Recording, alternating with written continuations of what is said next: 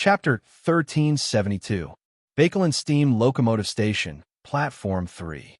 After chatting with his parents and sister for a while, Alfred seized the time before departure to leave the train. He came to the platform and said to a squire, "Give me an East Balham cigarette." If his experiences over the years had any negative effects on him, apart from the mental torment and pain, there were only a few bad habits.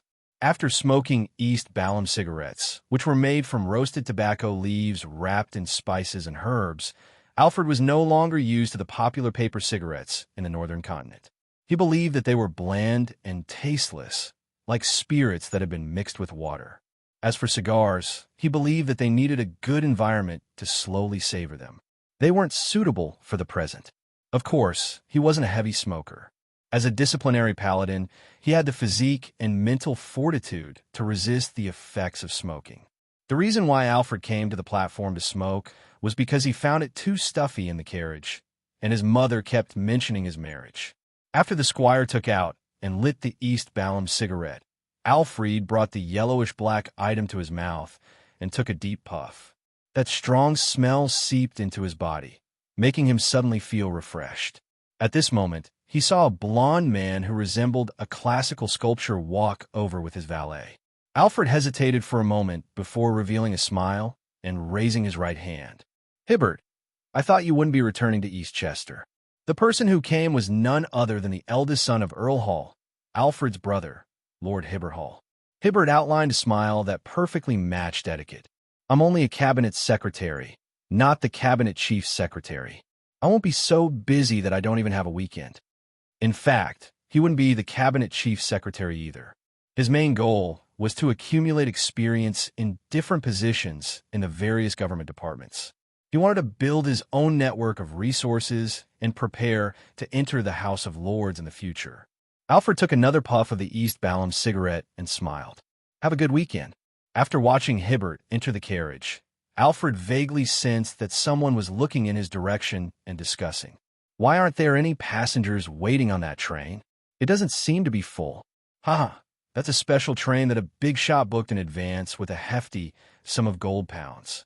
I know that you might not have seen something like this before, but you have to remember that this happens frequently in big cities like Bakelin and Constant. When those big shots bring their families out, they'll definitely have hundreds of servants with them. They might even have pets. How could they possibly squeeze into the same train as ordinary people? Is that so? I wonder who it is." Alfred turned his head and looked over. There were dozens of people in grayish-blue uniforms on the second platform. They were quietly sizing him up through the empty tracks. The distance between the two parties wasn't small. If it wasn't for Alfred's outstanding hearing, he definitely wouldn't have been able to figure out what those people were discussing. "Who are they?" Alfred tilted his head and asked his adjutant. All he could tell was that the uniforms they wore belonged to the railroad company. The adjutant immediately turned around and found the staff member in charge of the platform to question him. Soon, he jogged back and whispered to Alfred, "General, they're trained dispatchers from all over the kingdom. They're currently in Bakelin for a short-term training." Alfred nodded slightly and glanced at the second platform. The oldest of the train dispatchers had white hair, and the youngest looked to be in his early 20s. Most of them were middle-aged men in their 30s or 40s, and there was no lack of people with graying sideburns. Sonia C., City of Generosity, by him. Verdu carried his luggage that didn't contain anything valuable and boarded a small boat at night. He left the port and boarded a pirate ship. Sequence 7 of the Apprentice Pathway wasn't very good at combat. Although Verdu carried mystical items, he was rather afraid of the negative effects. He wasn't willing to use them unless it was necessary. Therefore, in order to avoid danger, he, who lacked trust in pirates, tried his best not to bring anything that could attract the greed of others. The pirate on the deck glanced at Verdu and chuckled. "Don't be afraid. We keep our promises. As long as you pay enough for the ticket, we definitely won't throw you into the sea. Here, you're even safer than taking a liner. At the very least, you don't have to worry about encountering pirates."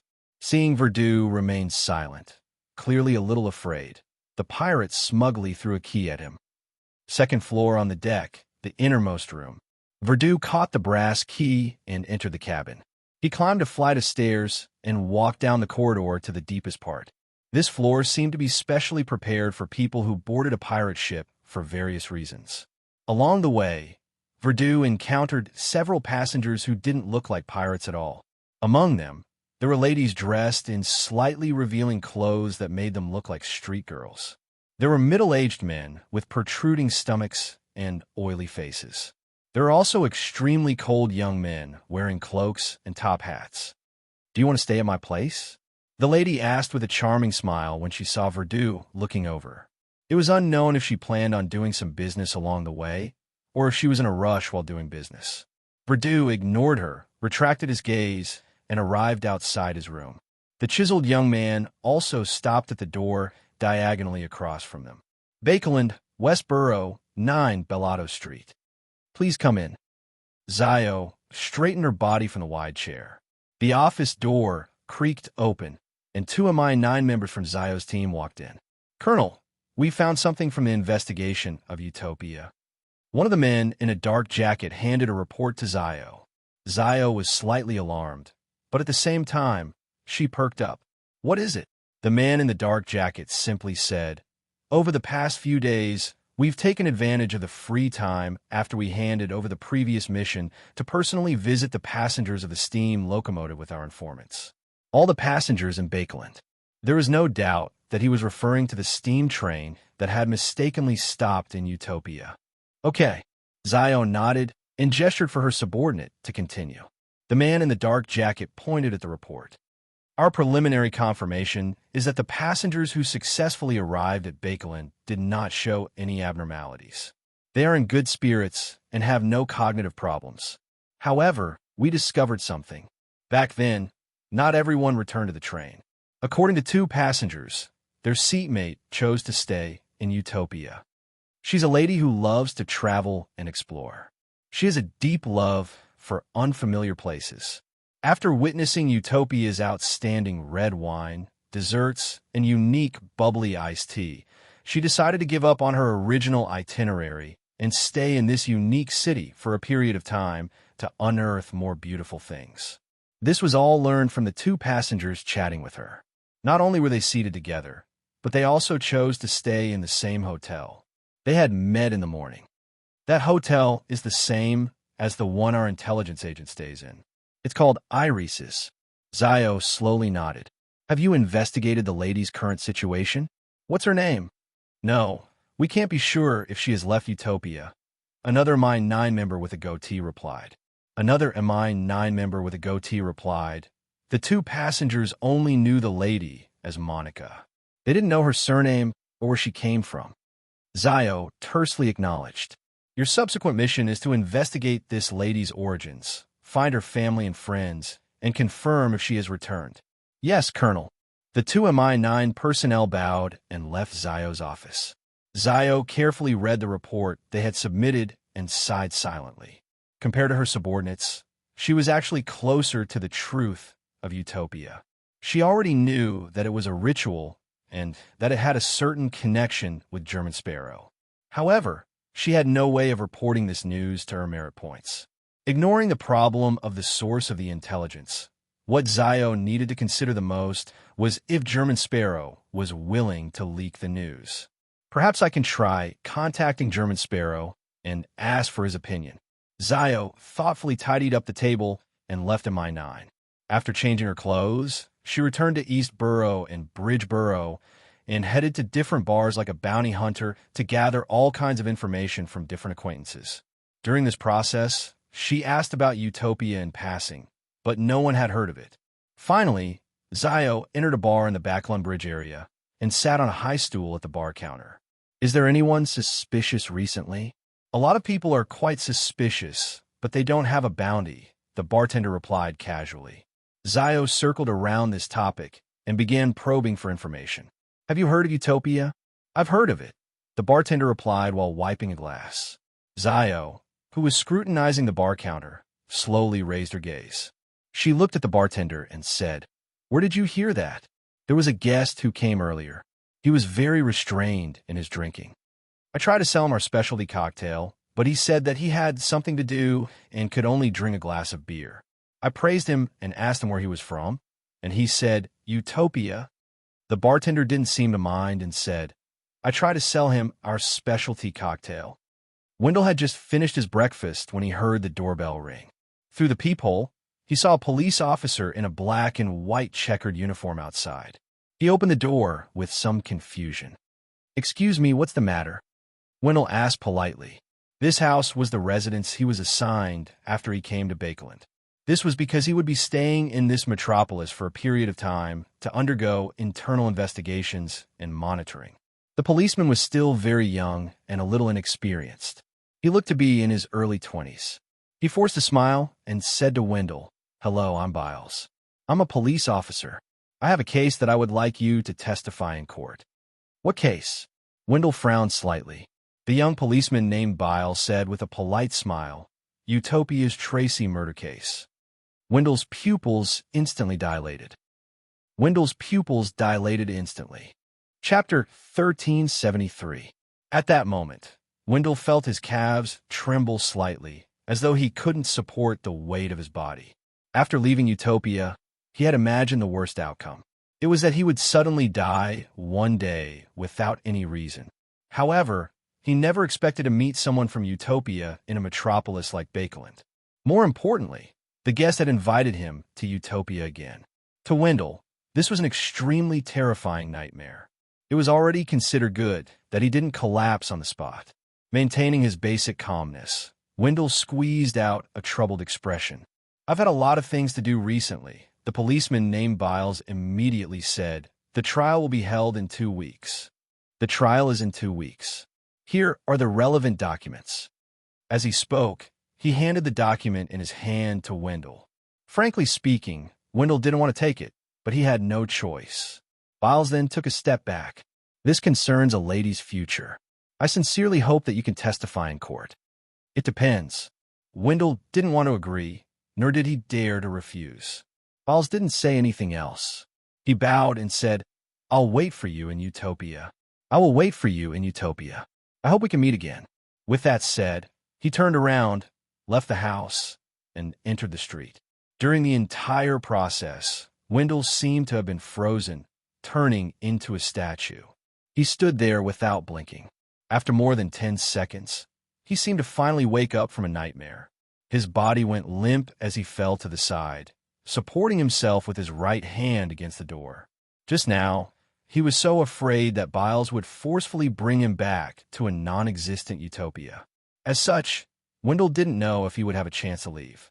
Perhaps he would disappear forever. Compared to a sudden death, this unpredictable but obviously bad ending terrified him even more. Hurry up and report this matter. Capture that policeman from Utopia and figure out the true situation of this strange town. Find a suitable solution to completely resolve the problem. After Wendell came to his senses, he forced himself to focus and prepared to inform the MI9 personnel who were secretly monitoring him. At this moment, he finally realized that there was a huge problem with his response. He didn't seize the opportunity to use the agreed gesture to inform his colleagues in the dark that there was something wrong with the visiting police officer. He also didn't try to stall for time and wait for the person monitoring him to discover that something was amiss. He also didn't use his former specialty as an intelligence officer to secretly ask which hotel Biles was staying at in Bakeland or which day and train number he had booked. He was so frightened that he could only subconsciously use the least unexpected response. With this in mind, Wendell walked out of the room and looked in the direction where Biles had left, but he didn't even see his back. The policeman from Utopia had blended into the carriages and pedestrians. Retracting his gaze, Wendell looked down at the document in his hand. He suddenly felt a little uneasy. What will happen if I don't go to Utopia to testify in court 2 weeks later? The more Wendell thought about it, the more afraid he became. His calves turned limp again. He hurriedly gestured to inform his colleagues who were hiding around him of his abnormality. Westboro, 9 Bellato Street. Upon learning that a resident of Utopia had come to Bakeland, Zio was shocked and confused.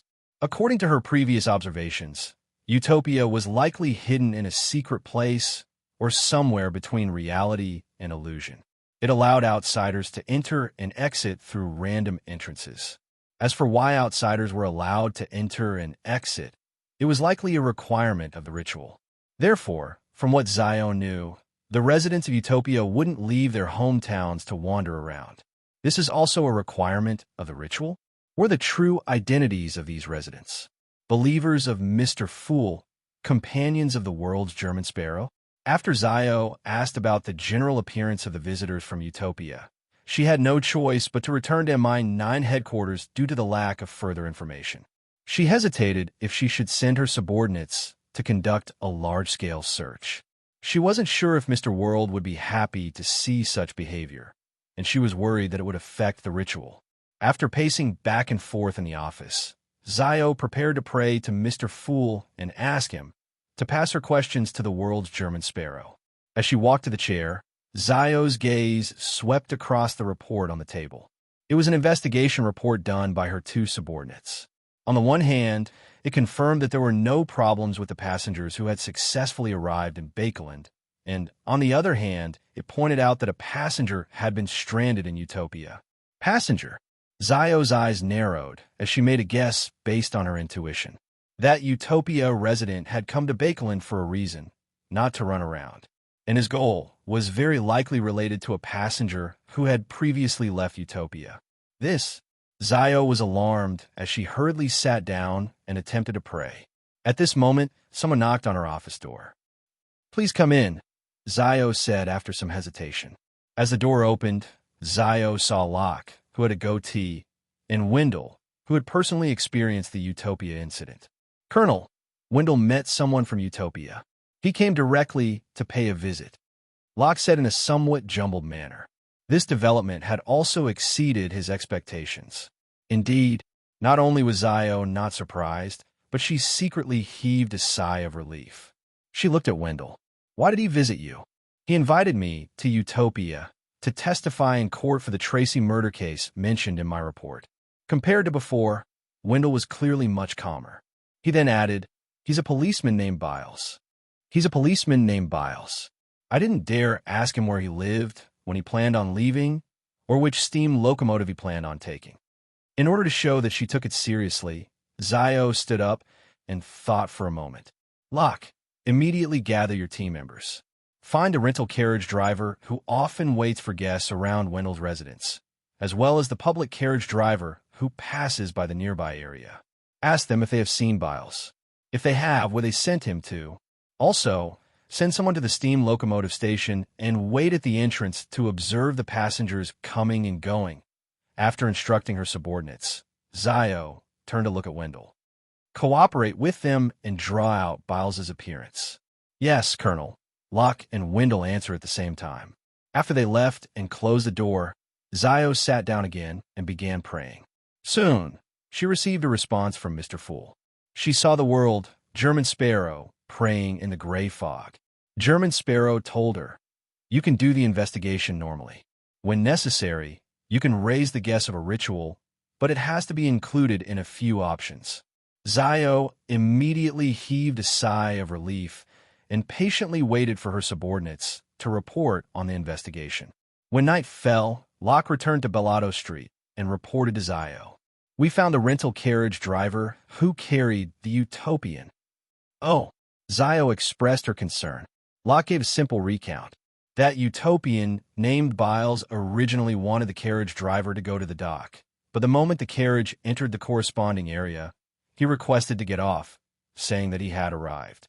That street was rather unfamiliar to the carriage driver, making him feel like he was lost. When he left that street, he realized that his surroundings had become familiar.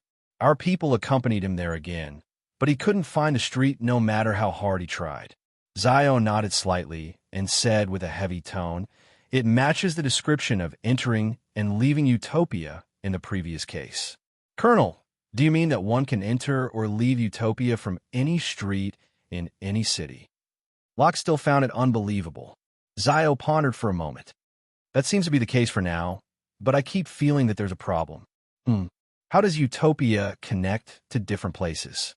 What does it rely on to locate them?" After her voice gradually softened, Zio said to Locke. "Tell Wendell that he'll be spending the next 2 weeks here until the document expires." "All right, Colonel." Locke immediately turned around and left Zio's office. Wendell had no objections to Colonel Derichaw's arrangements. It could even be said that he could only find a sense of security in the MI9 headquarters. His temporary quarters were a slightly modified night watch room, with windows that looked out over the lawn, garden, and trees. At a glance, Wendell saw a pitch-black crow. It stood on a branch and looked over quietly. Bancy at night was unusually gloomy, with the cries of crows or other seabirds echoing from time to time. Verdue stood by the window and looked at the dilapidated pier and the dead city that had been reduced to ruins. The pressure in his heart gradually increased. After a few days at sea, the ship he was on was about to arrive at Bancy Harbor. The captain had already told Verdue during the day that they would only wait for 2 hours. After that, Verdue could only wait on this uninhabited island for the next ship that would arrive at any time. Taking a deep breath, Verdue retracted his gaze and took off his coat. Then he opened his suitcase, took out a classic black robe, and put it on. The surface of the robe was embroidered with gold and silver threads, and it was embedded with many gemstones the size of rice grains. It was a sealed artifact that belonged to the House of Abraham. After making his preparations, Verdue left the pirate ship and entered Bancy Harbor. On the way, the classic robe tightened, causing his face to turn purple as he nearly fainted. As he walked, Verdue found the original Bancy telegraph office according to the map he had bought. He saw 2 bright blood-red marks in the middle of the collapsed building. It was as if 2 people had been crushed in a meat paste. Beside the 2 shadows was a dilapidated wall. There was an octopus-headed monster wearing armor, stepping on waves, and holding a trident. Verdue raised the lantern in his hand and was about to take a closer look when he suddenly felt a drop of cold liquid land on his neck. He was alarmed as he subconsciously reached out to touch it. He felt that it was sticky and didn't seem like rainwater. Furthermore, it was colorless and didn't belong to blood. "It's a little like saliva." Verdue's forehead twitched as he slowly looked up at the spot where the drop of liquid might have landed. It was a dark, moonless, starless night sky. Divine Emperor of the 9 Heavens. Chapter 1374. Verdue subconsciously gulped a mouthful of saliva as he felt an indescribable sense of fear. He didn't know what he was afraid of. There was clearly no actual danger, but a drop of unknown liquid that fell from above made his spine turn cold and his pores tighten. Perhaps the environment here is too gloomy and silent, or perhaps the identity and source of the liquid is unknown. Verdue cautiously took 2 steps out and patiently observed. In the next few minutes, nothing strange happened. No more liquid fell from the sky. This made Verdue reasonably suspect that a bird had passed by with a sea fish or freshwater fish from the island stream in its mouth. There was a slightly sticky liquid dripping from the surface of the fish. He calmed himself down and checked the situation of the telegraph office ruins. Nearly 10 minutes later, Verdue confirmed that there were only traces of blood and simple murals that were related to mysticism. They were worth studying. He didn't rashly pick up the blood-colored soil to copy the strange murals. Instead, he took out a pure, dreamy crystal ball from his pocket. As an astrologer, he naturally had to use his best method to confirm if he should take action. With his left hand holding the crystal ball and his right hand caressing it, Verdue entered an astrological state. In the next second, the crystal ball emitted a bright light. Bang! It exploded, scattering the fragments in all directions. Verdue's gaze froze as he stood rooted to the ground, ignoring the pain brought about by the fragments stabbing into his body. It exploded. It actually exploded. He muttered to himself in disbelief. The crystal ball fragments that had stabbed into his body didn't seem to have broken through the classical robe. At that moment, they fell down without being stained with any blood. Of course, there were a small number of crystal ball shards on Verdue's jaw and face, creating small wounds. "Who is it?" Verdue suddenly snapped to his senses and turned to look elsewhere. In the ruins opposite him, a figure walked out. It was the girl who was dressed in revealing clothes from the pirate ship. She had originally hidden herself well and hadn't been discovered by Verdu. However, the crystal ball's explosion had given her a fright, causing her to react excessively and obviously, causing her stealth to fail. Verdu's injured face immediately contorted. "Why are you here?" The girl curled up the corners of her mouth and put on a nonchalant look. "This is Bancy Harbor, not your home. Why can't I be here? I'm bored, so I'm going to take a walk. I hope I can pick up some jewelry from the ruins. Is that okay?" She asked twice in a row without any intention of distancing herself from Verdu. Verdu didn't argue with her. He took out the ointment and medical alcohol that he had prepared beforehand and treated the injuries on his face and jaw. He then placed all the crystal ball fragments back into his pocket. He did not want his blood to stay in such a strange place. Then, Verdu tugged at an ornament on the classical robe. It was a door-shaped pattern composed of 3 rubies, 3 emeralds, and 3 diamonds. Almost instantly, the robe tightened, causing the flesh on Verdu's body to protrude. Just as Verdu's bones were about to break, his figure gradually faded and disappeared. Then he teleported to the seaside peak outside Bancy Harbor. The mountain peak had also collapsed and turned into a pile of rubble. According to what Verdu knew, this was once the place where the residents of Bancy sacrificed to the god of weather. It was also a key target of the Church of the Storm. After the crystal ball self-destructed to remind him of the unknown danger hidden in the Bancy telegraph office, Verdu didn't dare to continue exploring the area and gather mysticism materials. He could only forcefully move to the next location, and this also allowed him to escape from the girl's pursuit. As soon as Verdu's figure appeared, he bent down and panted heavily. He felt as though he had finally recovered from his suffocating state. At the same time, Verdu felt a stabbing pain in his right rib, as though a bone had been broken. After taking a few deep breaths, he endured the pain and took a few steps forward with his forehead covered in sweat. He arrived at the altar marked on the map. Without a doubt, the altar had been destroyed. All that was left was a glassy, slightly charred crater. There were rubble of different shapes scattered around it. The rubble had more or less traces of being struck by lightning. After Verdu, Abraham surveyed the area. He raised his right hand and waved his sleeve. With a whistling sound, a portion of the small rubble was pushed away from the spot, revealing the ground that they had covered.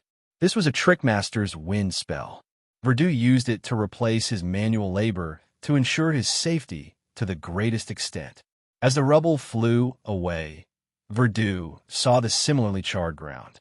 In some areas, there were a small number of extremely incomplete patterns, and symbols. Whoosh! The sound of the wind became more intense as it reverberated in Verdu's ears. It made him look up into the sky in surprise. At some point in time, the wind that could only blow away small rubble had turned into a hurricane, pushing him to the point that he was staggering. Verdu immediately saw thick, dark clouds gather in the sky, as though a storm was about to descend. Although he had heard that Bancy was a weather museum, he had never thought that the change would be so sudden. For a moment, Verdu suspected that his wind spell had attracted a storm, or that the cleaning up of the altar ruins had triggered some change. This guess made his forehead break out into a cold sweat. Amidst the raging storm, Verdu saw a pile of rubble fly up diagonally in front of him, revealing a boulder that had been buried beneath it. The surface of the boulder was crisscrossed with deep cracks, giving off the feeling that it would crack with just a touch.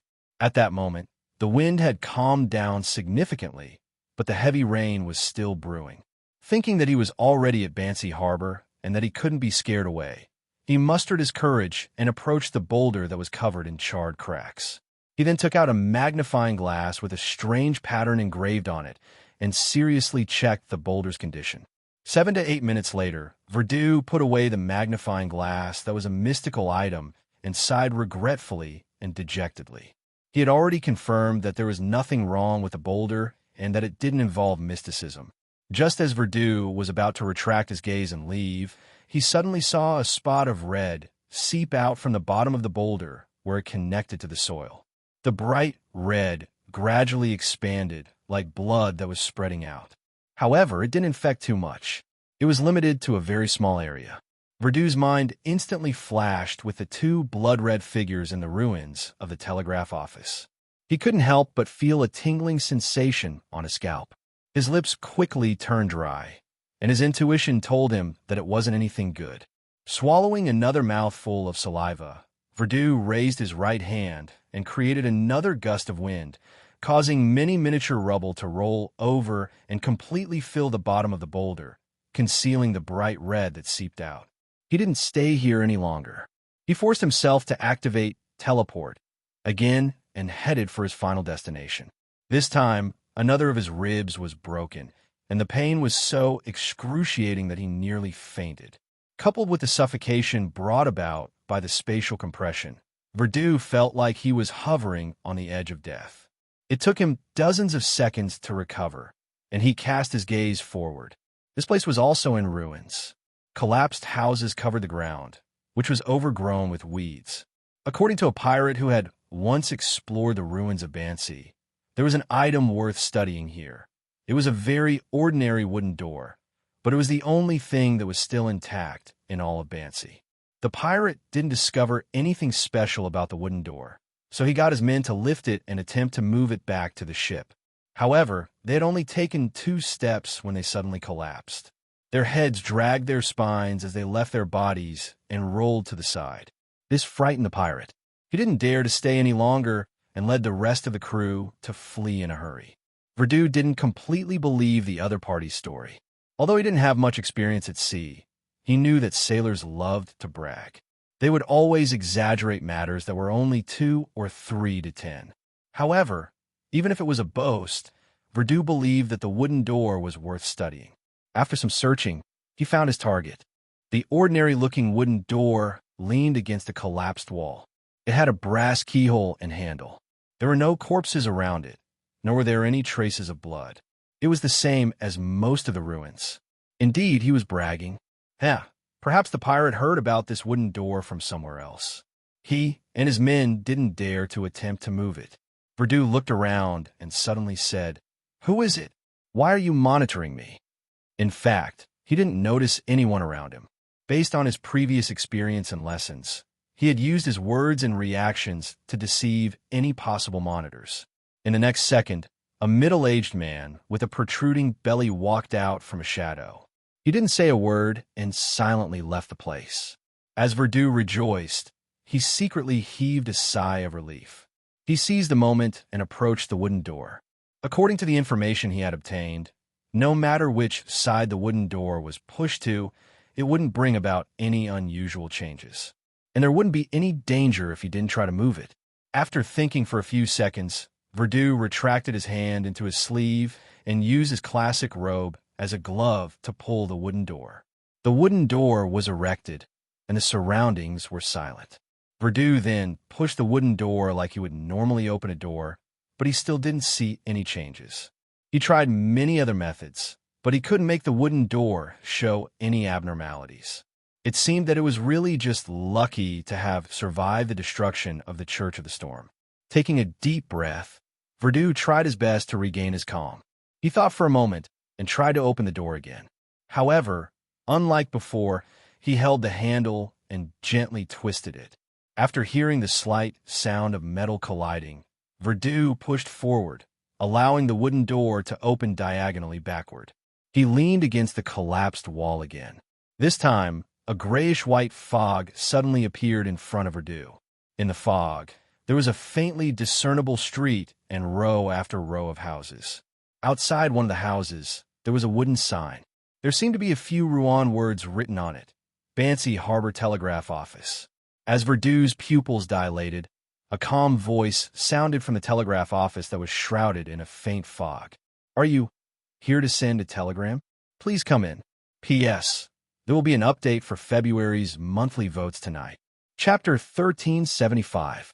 Although there was nothing special about the voice coming from the telegraph office, it was just a little intermittent and lacked obvious intonation. It normally wouldn't make one feel terrified. However, Verdoux's heart suddenly surged with fear. It was as if a bullet with flames had shot into an arsenal and accurately hit a barrel of easily ignited gunpowder. It instantly detonated the fear that Verdu had accumulated and forcefully suppressed. The horror that swept through every corner of his body was like a palm that grabbed Verdu's heart and wiped away his brain. It made him turn around abruptly and frantically flee towards the ruined dock where the pirate ship was. During this process, Verdu completely forgot to think. He didn't remember that he was wearing a classical robe that could teleport. He only relied on his feet as he stumbled through the ruins. From time to time, he would trip over some junk and fall heavily. At other times, his face would turn purple from the tightness of his clothes. He had no choice but to stop and take deep breaths. However, every time he relaxed a little, Verdu would get up and continue running. It was as if he had lost his mind and was only left with pure instinct. Without the strength he provided, the wooden door couldn't maintain its balance. After sliding along the collapsed wall for a while, it fell to the ground covered in bricks. The grayish-white fog and the indistinct houses in the fog disappeared. 5 to 6 minutes later, Verdu ran back to the dock under the storm. His eyes stared straight ahead, filled with panic and loss. He didn't notice that there was a figure standing on the deck of the pirate's ship, quietly looking down at him. It was the cold-looking young man wearing a half-top hat and a long black trench coat. Without even thinking, Verdu immediately used the gangway to return to the pirate's ship.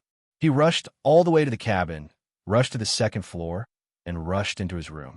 Bang! He slammed the door and shrank into the narrow bed. He wrapped himself tightly in the blanket and trembled. When another rib broke, the pain assaulted his mind. Only then did Verdu recover. He realized that his limbs were sore and his body was hot. Every breath he took sounded like thunder. He struggled and worked hard. Finally, he took off the classical robe and fell back onto the bed. He felt dizzy and nauseous. There wasn't enough air. Outside the cabin, the cold-faced man suddenly raised his hand, took out a human-skin glove from the air, and put it on his left hand. Suddenly, the man disappeared into thin air and appeared in a corner of the ruins, next to the ordinary-looking wooden door. He then bent down and pulled up the wooden door, allowing it to stand in front of a half-damaged wall. Right on the heels of that, the man in the black trench coat mimicked Verdu's actions. He reached out to grab the handle and twisted it down. Then he pushed the wooden door forward and let it fall back against the wall. Almost at the same time, he saw a grayish-white mist and faintly discernible streets and houses in the faint mist. Among the buildings, the one that stood out the most clearly was the Bancy Harbor Telegraph office. The rest were more or less blurry. At this moment, the calm voice in the telegraph office asked through the door, "Who are you?" "I'm Gehrman, Sparrow," the young man in the half-top hat replied in the same staccato voice. The interior of the Bancy Harbor Telegraph office suddenly fell silent, as though someone was silently walking towards the door. At this moment, German Sparrow turned his head to the other side. In the depths of the shadowy street, a figure walked over. He was wearing a straw hat and had a towel hanging around his neck. He was bending over to pull something. As the figure approached, the outline of the object behind him gradually outlined itself. It was a small black carriage with 2 wheels. It had a roof that could block out the scorching sun and rain. Sitting in the carriage was a lady in a waist-length dress with a round fan painted with flowers and birds. She and the person pulling the carriage were covered by a relatively thick fog, making it impossible to see their exact appearances. When they passed by German Sparrow, the latter barely managed to see a few details through the fog. The face of the man who was bending over to pull the carriage was rotten to the bone, with pale yellow pus flowing out of it. The parts of the lady that weren't covered by the fan and her clothes had swollen skin that was glistening, embedded with many green and black spots. With a ding, a bell rang, and a blue train with only 2 carriages sped out in front of German Sparrow. It was only at this moment that German Sparrow realized that the streets were paved with iron-black tracks. Above them were long lines, and at the top of the train, there was a slightly complicated metal frame that slid over the long lines. Through the train's glass window, German Sparrow saw the passengers inside. They were facing the street, but only their heads were left. Each head was dragging a blood-stained spine. German Sparrow's pupils dilated slightly as he silently watched this scene without moving for a long time. After nearly a minute, he took a step forward in an attempt to enter the blurry street shrouded in grayish-white fog. However, the fog blocked him. No matter what method he used, he couldn't pass through it. 15 minutes later, German Sparrow stopped his attempts. He closed the wooden door and eliminated the fog. Then, he dragged the wooden door and teleported directly to the pirate's ship. He wasn't worried about being cursed at all. He then placed the wooden door on the deck and reached out with his left hand to grab the door handle. Suddenly, there was a cracking sound from German Sparrow's neck. His head seemed to be lifted up by an invisible hand and dragged out his bloody spine. German Sparrow's expression didn't change. He coldly raised his right hand and pressed down on the top of his head, pressing his head back to its original position. Then, as if he wasn't affected, he turned the handle and pushed open the wooden door again, allowing it to lean against the side of the ship. But this time, there was no grayish-white fog, nor were there any shadowy streets, houses, or trains. It could be said that there was nothing unusual. In the next second, the wooden door rapidly rotted and turned into a pool of mud, as if it was escaping the fate of being experimented on. German Sparrow didn't stop him. He first took out a golden ruby ring from the air and wore it for nearly 10 seconds. After making the ring disappear, German Sparrow reached out with his right hand and pulled out the ordinary wooden door from the void. He continued making various attempts. After confirming that the wooden door would lose its effects once it left Bansi, German Sparrow casually waved his hand and made it disappear in midair. 2 hours later, the dark clouds in the sky gradually dissipated. The storm that had been brewing for a long time finally didn't descend. After the pirate ship left Bansi Harbor, Verdu, who had treated his injuries, consumed a bottle of medicine and quickly fell asleep to adjust his mental state. In the gray world of dreams, he ran through the desolate wilderness, frantically searching for something, but to no avail. Suddenly, Verdu heard a slightly intermittent voice coming from the depths of the wilderness. "Great God of War, Iron, the symbol of blood, the ruler of chaos and strife." This sentence was repeated over and over again, but it didn't disturb Verdu or wake him up from his dream. After an unknown period of time, Verdu naturally woke up and opened his eyes. At that moment, the morning sun shone into the cabin, bringing with it a slightly hazy light. Verdu slowly sat up and realized that he didn't need to use the powers of an astrologer to recall the 3-paragraph honorific name he had heard in his dream. And his rather rich knowledge of mysticism told him that it pointed to a hidden existence at the level of a deity. Was this caused by the incomplete symbols and symbols around the altar, or was it caused by the street I saw in the grayish-white fog? Verdu frowned slightly and fell into deep thought. He didn't rashly attempt to recite the honorific name because he knew how quickly and tragically people who had done such things would die. God of War. Verdu vaguely remembered that he had seen this deity's name in one of his family's books. He decided to do some research before considering what to do next. Bansi Harbor, on a collapsed mountain peak by the sea. Scarlet, blazing white, or orange flames emerged from the cracks in the rubble, forming a figure. This figure wore a black blood-stained armor and had a head of fiery red hair. He was young and handsome. There was a blood-colored mark between his eyebrows, and there were faint signs of decay on his face. He was none other than the red angel evil spirit, Sauron Einhorn Medici. If he didn't rely on Sapphira Castle and the attendant of mystery's characteristics to make marionettes run all over the world without considering the limitations of distance, I wouldn't have needed to take such a roundabout route. The red angel evil spirit sked. It was unknown who he was talking to. In midair, a crow landed and stopped at the top of a boulder. There was a circle of white around its right eye, and a human voice sounded from its mouth. "You actually used him, and not him. This doesn't seem like your style." The red angel evil spirit chuckled, because he wishes for others to address him, and not him. As he spoke, Sauron Einhorn Medici glanced at the crow. "Compared to your true appearance, your current appearance is cuter, isn't it, little crow?" The white-eyed crow replied without any anger. Your mockery is just like you. Your mockery and your people are still living in the previous era. The red angel evil spirit smiled and said, "Things are progressing quite smoothly. I've already fooled him. However, I believe that even if he discovers it, he will likely pretend not to see it.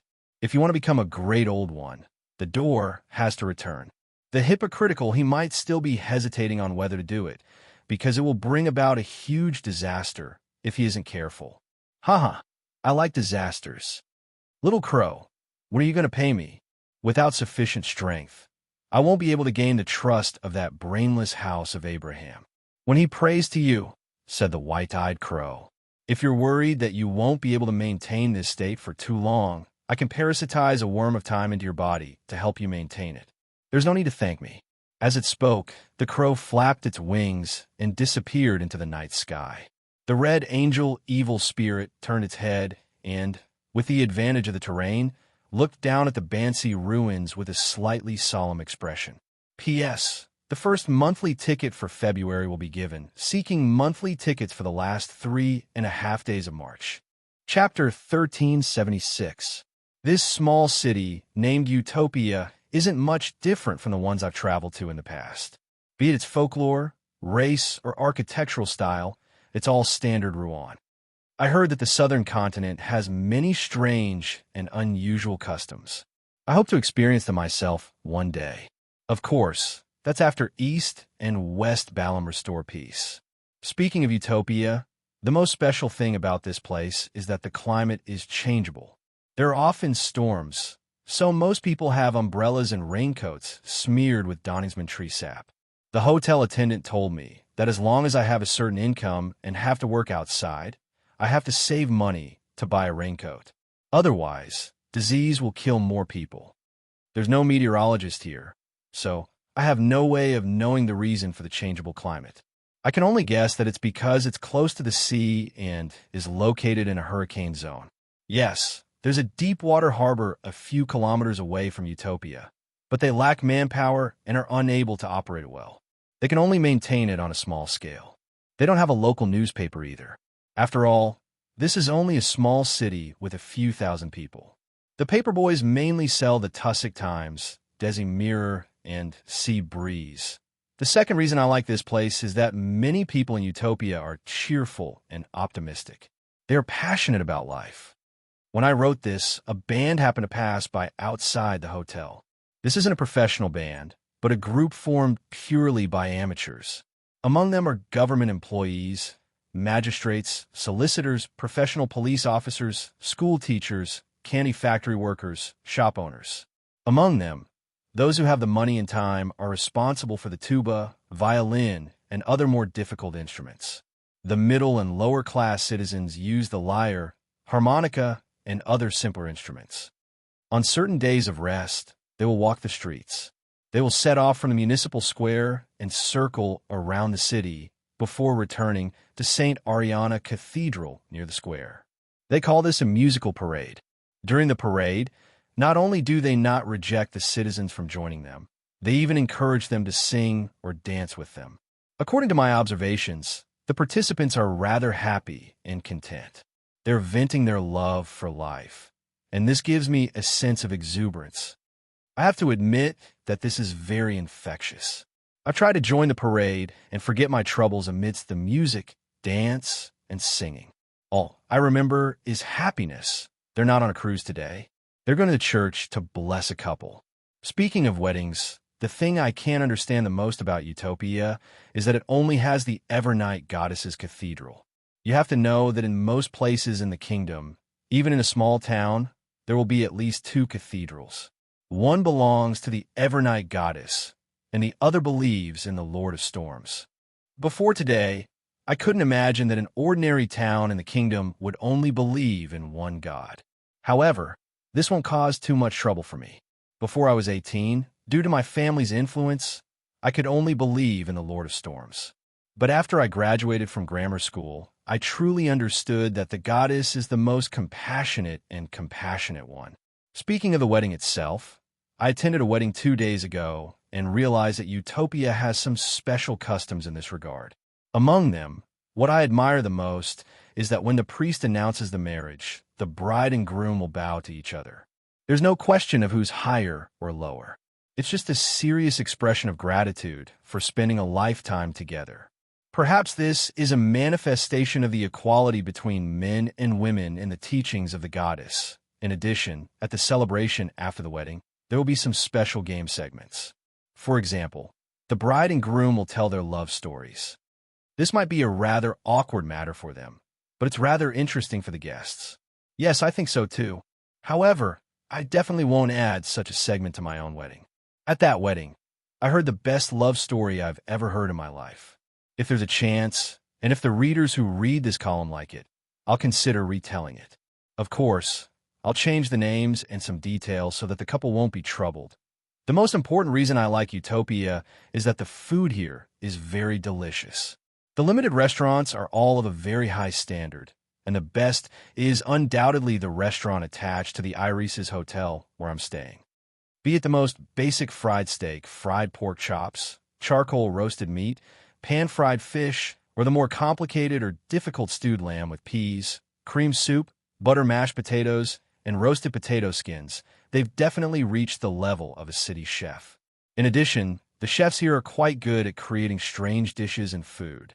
There's sweet and sour meat cubes, and there's grilled fish that's repeatedly smeared with all kinds of condiments. The chefs in Utopia haven't given up on the staple food that doesn't seem to have any tricks up their sleeves.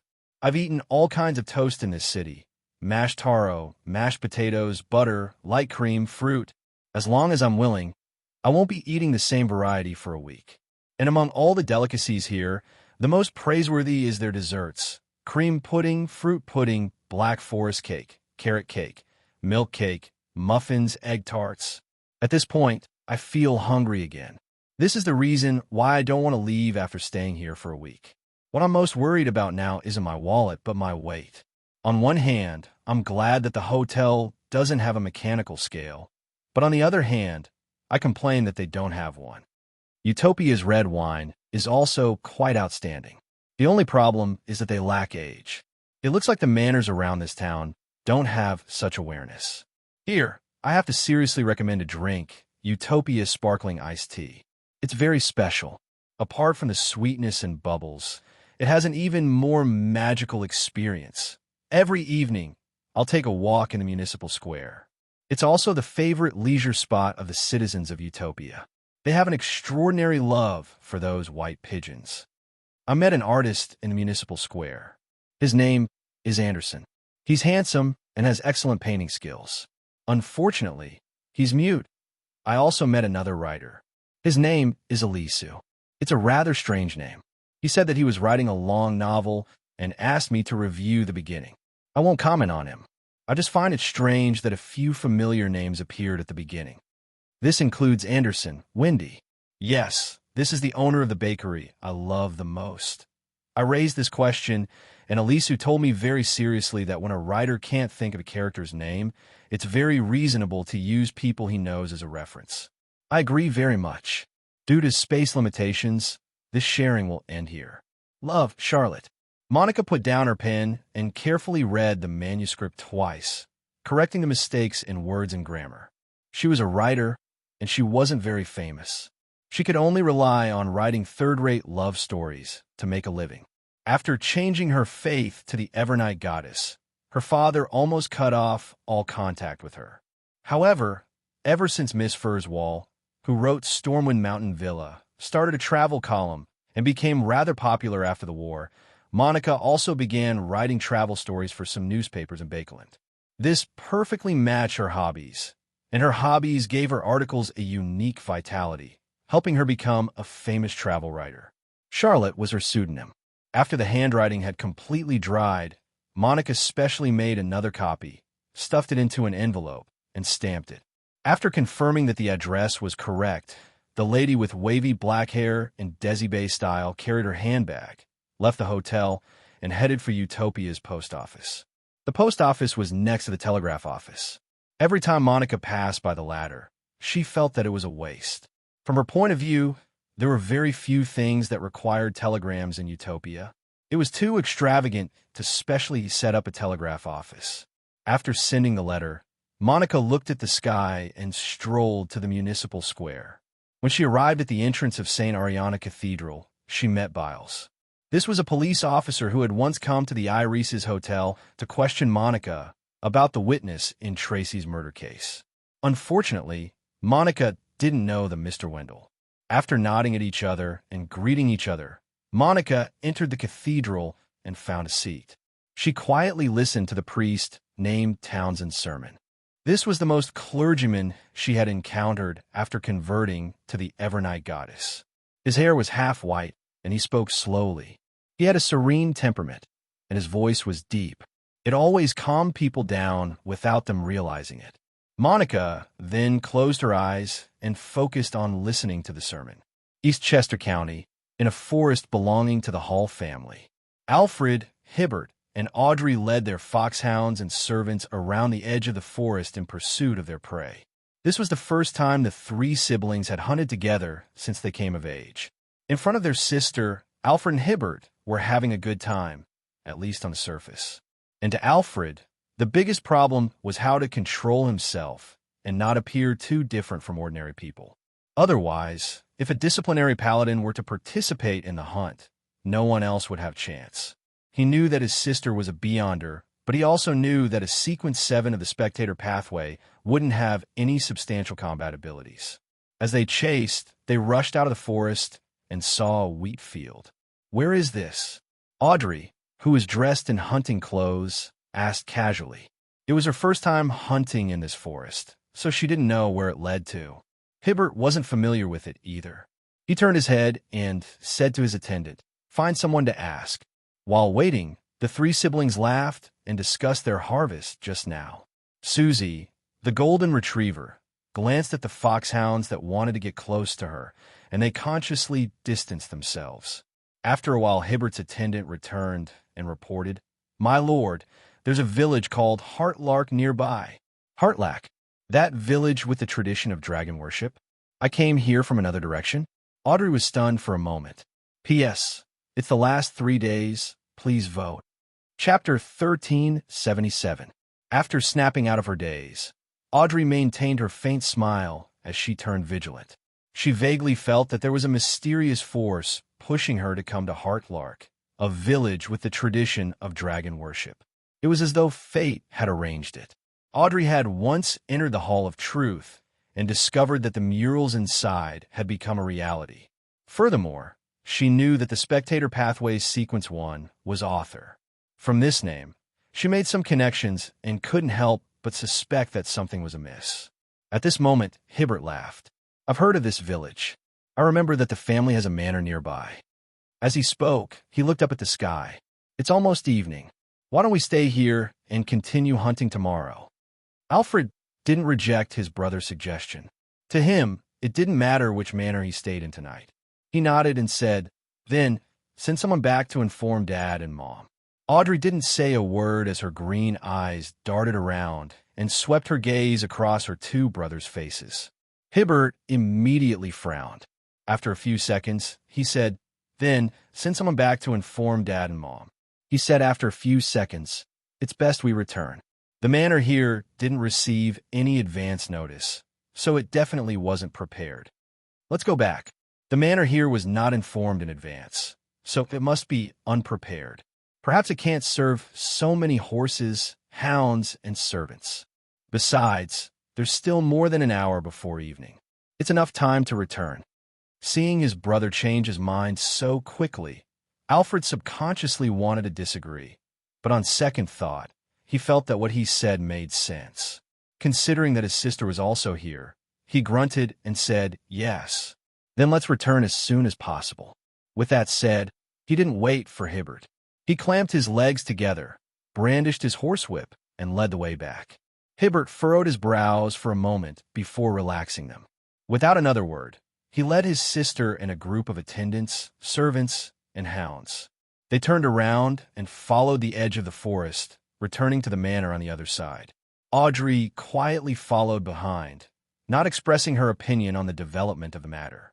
Late at night, in a manor in Eastchester County, after using her manipulator powers to change her two brothers' minds and prevent them from approaching Heartlark Village, Audrey lifted the velvet blanket, lay down, and fell asleep. In a daze, she suddenly sat up.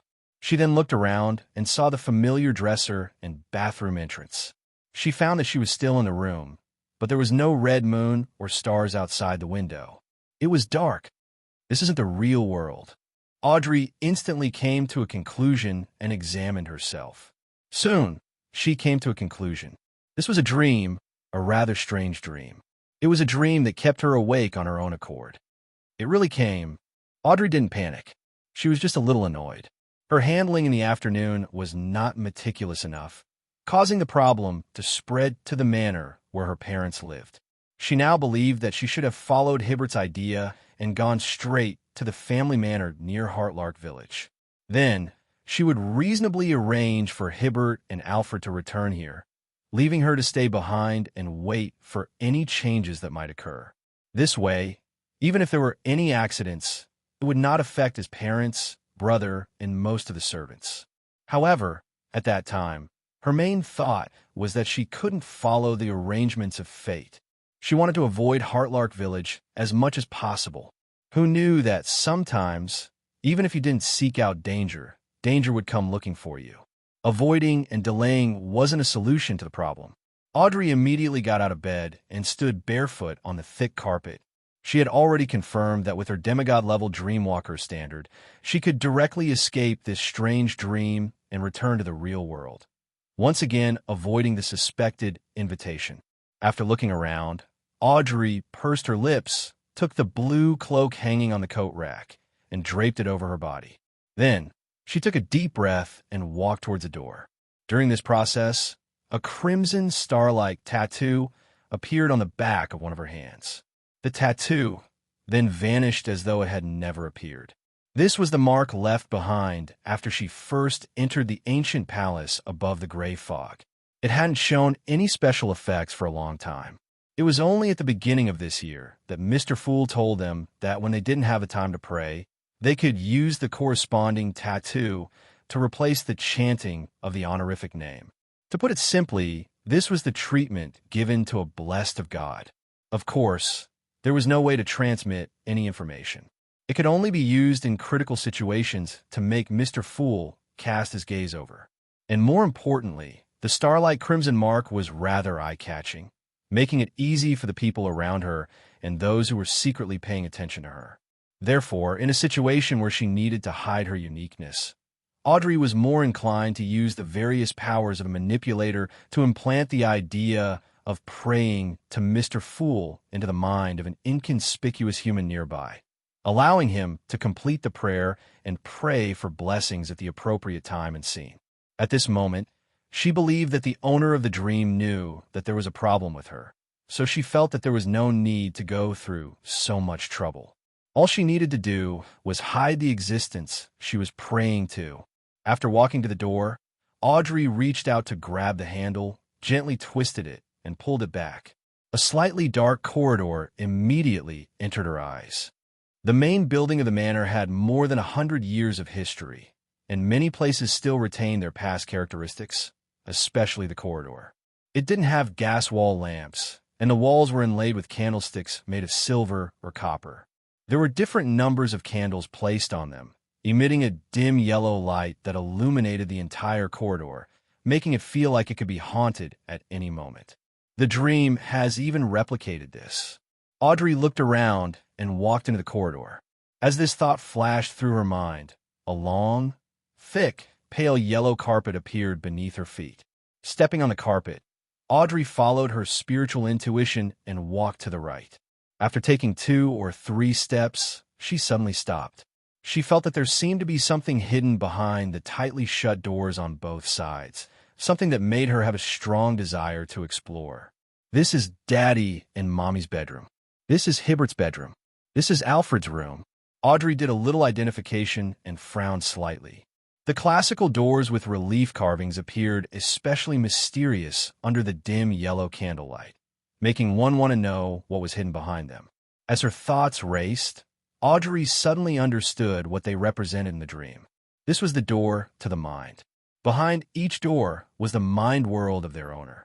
In other words, After Audrey pushed open the door to Alfred's room, she would see the various secrets hidden deep in his heart. By the same logic, she could also pry into the true hearts of Earl Hall and Lady Caitlin. Slowly retracting her gaze, Audrey closed her eyes and continued walking forward, not allowing herself to be affected.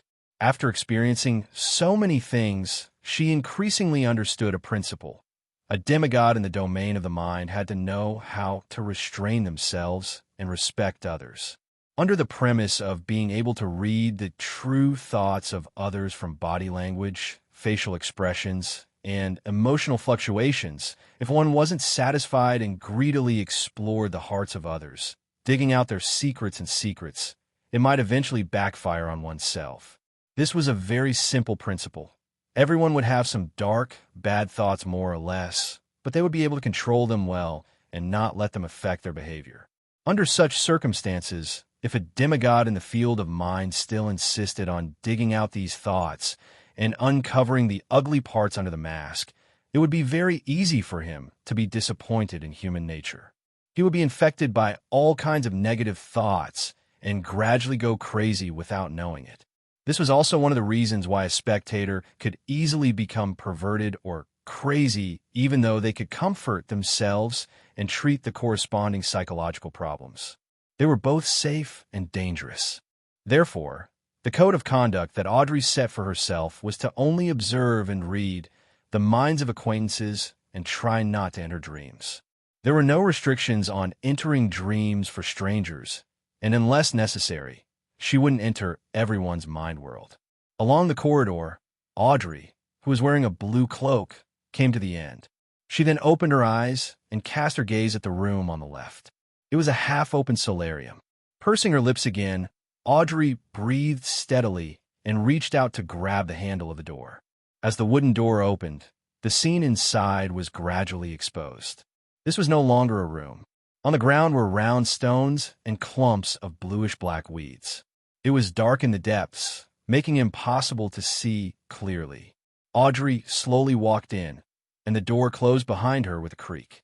In the darkness, the outline of some objects quickly outlined themselves. A huge stone pillar that was dozens of meters tall stood tall, and on top of it was a tall lizard-like monster. This monster squatted at the top of the stone pillar like a small mountain. Its body was covered in grayish-white scales, and its eyes were pale, golden, and vertical. This was a mind dragon from myths and legends.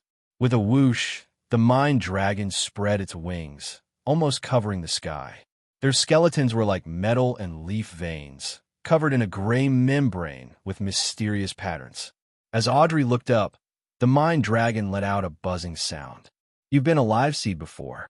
It was undoubtedly speaking in dragon speak. "City of Miracles, live seed."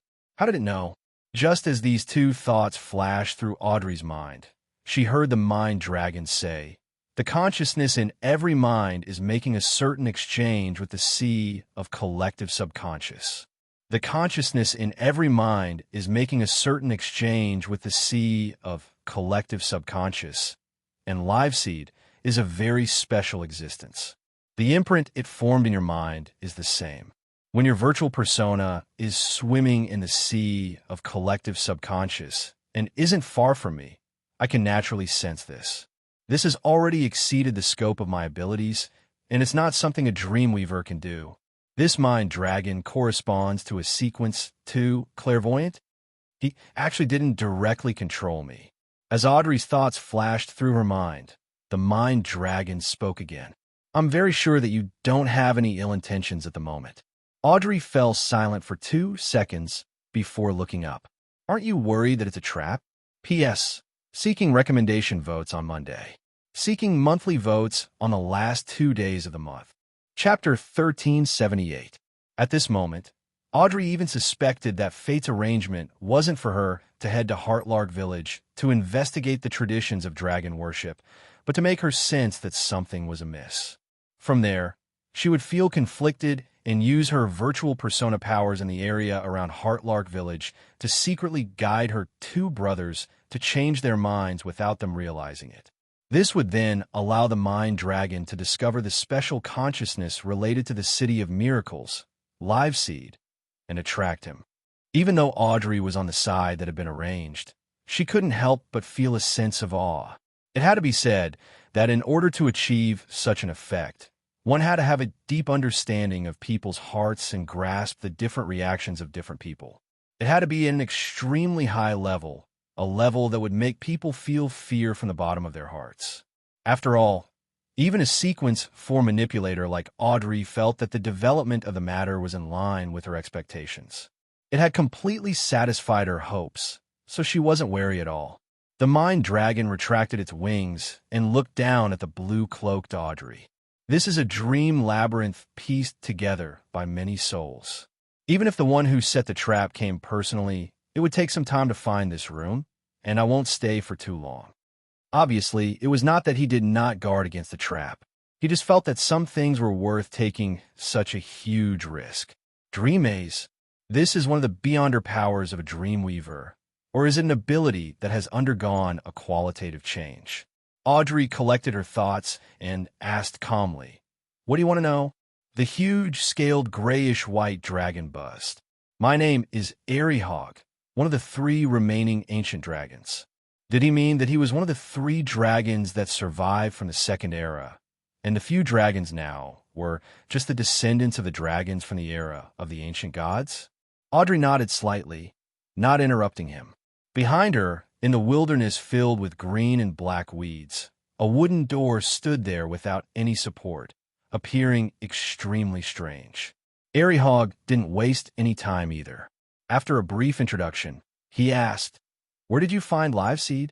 Audrey was already prepared and calmly replied, "In a book called Roselle's Travels. It is rumored that it was personally made by the great dragon, King Anquelt." Roselle. Hog had never heard of this name before. He repeated it and asked, "What kind of book is that?" Audrey, with her soft blonde hair draped over her shoulders, gave a simple description. There's an almost real world in that book. At the same time, it can absorb people who meet the requirements or offer their blood into the book, allowing them to live in that world. Hog was silent for 2 seconds. Does the world in the book have a sea of collective subconscious? Yes. Audrey gave an answer with great certainty. The City of Miracles Liveseed that I saw is deep in the sea of collective subconscious of the world in the book. Hog's breathing suddenly became heavier. What did you see at Liveseed? Audrey thought for a moment and said, "A city filled with giant pillars and majestic palaces. In addition, I also entered the residence of the great Dragon King. That place allows the inner voice of every living being to resound in the surroundings. I call it the Hall of Truth. At the end of the Hall of Truth, behind the throne of the great Dragon King, there's an ancient and mysterious bronze door. I don't know what's sealed inside. In short, it's very dangerous. I don't dare approach it." Audrey was speaking the complete truth, but she didn't mention Mr. World, Mr. Star, or her guesses. The ancient dragon, Hog, fell completely silent. It was unknown if he had recalled something or if he was analyzing Liveseed's current situation. During this process, his head drooped down bit by bit, as though he was about to bring his body from the top of the 100-meter-tall pillar to the ground. Just as Audrey tensed up from this strange scene and was about to ask, Hog suddenly raised his head. His pale golden vertical eyes turned colder as his voice echoed in the wilderness once again.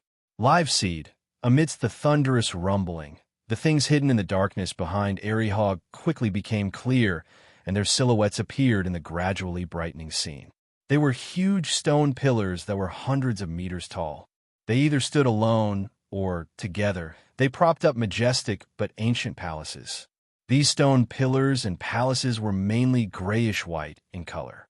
They landed on an island-like foundation, identical to the City of Miracles, Liveseed, that Audrey had just described. No, this seemed to be the City of Miracles, Liveseed. It was only at this moment that Audrey realized that the ancient mind dragon, Hog, was squatting at the top of the tallest and thickest stone pillar in Liveseed.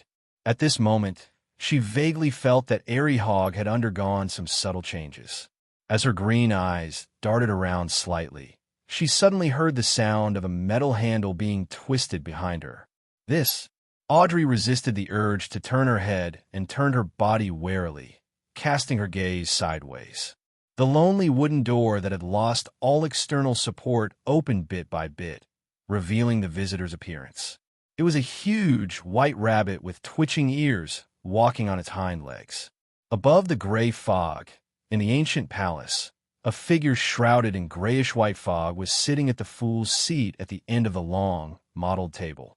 He was silently watching the crimson star that represented justice. Bakeland, Westboro, 9 Bellotto Street. Seeing that the 2-week deadline was approaching, Wendell gradually felt insomnia. He had to rely on medicine to help him sleep. After waking up, he was equally restless and extremely anxious. He had completely lost interest in food. It was only to maintain his stamina that he forced himself to eat the 3 meals sent by his colleagues. He didn't know what would happen after the deadline for the upper court arrived, nor did he know if there would be any irreversible changes to his body. This fear of the unknown often made him feel suffocated. It was especially torturous. Sometimes, Wendell would even think that resisting returning to Utopia might not be a wise choice. With his limited experience there, if he were to return to Utopia obediently and testify for Tracy in court, there was a high chance that he would be able to leave safely. At least up to now, Wendell hadn't heard of anyone dying or going crazy because of Utopia. Apart from being a little strange, the people there were rather friendly. I'm only going to help. They should be grateful to me and not deal with me. The more Wendell thought about it, the more he felt that compared to suffering here, facing danger might make him feel more comfortable. Of course, he had no doubts about the protection capabilities of MI9 headquarters. If this didn't work, he felt that he could only consider meeting the Lord of Storms as soon as possible. Phew! Wendell exhaled and sat on a chair. He casually picked up a book, hoping to pass the time. However, his vexed mood made him unable to enter the plot of the story. He flipped the pages more and more frequently before finally closing the book.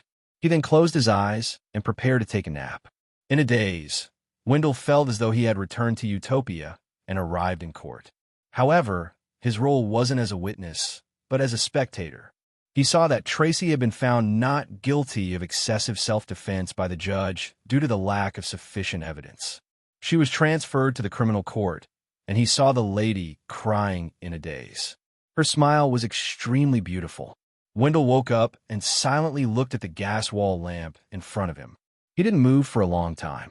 If the problem is with Utopia and not the residents of Utopia, then my escape might have caused the death of a poor lady. Wendell retracted his gaze and wavered slightly, but he couldn't defeat the fear in his heart. He propped his hand on the table and stood up. He walked to the door, planning to walk around MI9 headquarters to ease his emotions. After leaving the room and taking a few steps along the corridor, Wendell suddenly heard a colleague in the office beside him discussing a case related to Utopia. Did you hear? The person who recently entered Utopia was a carriage driver.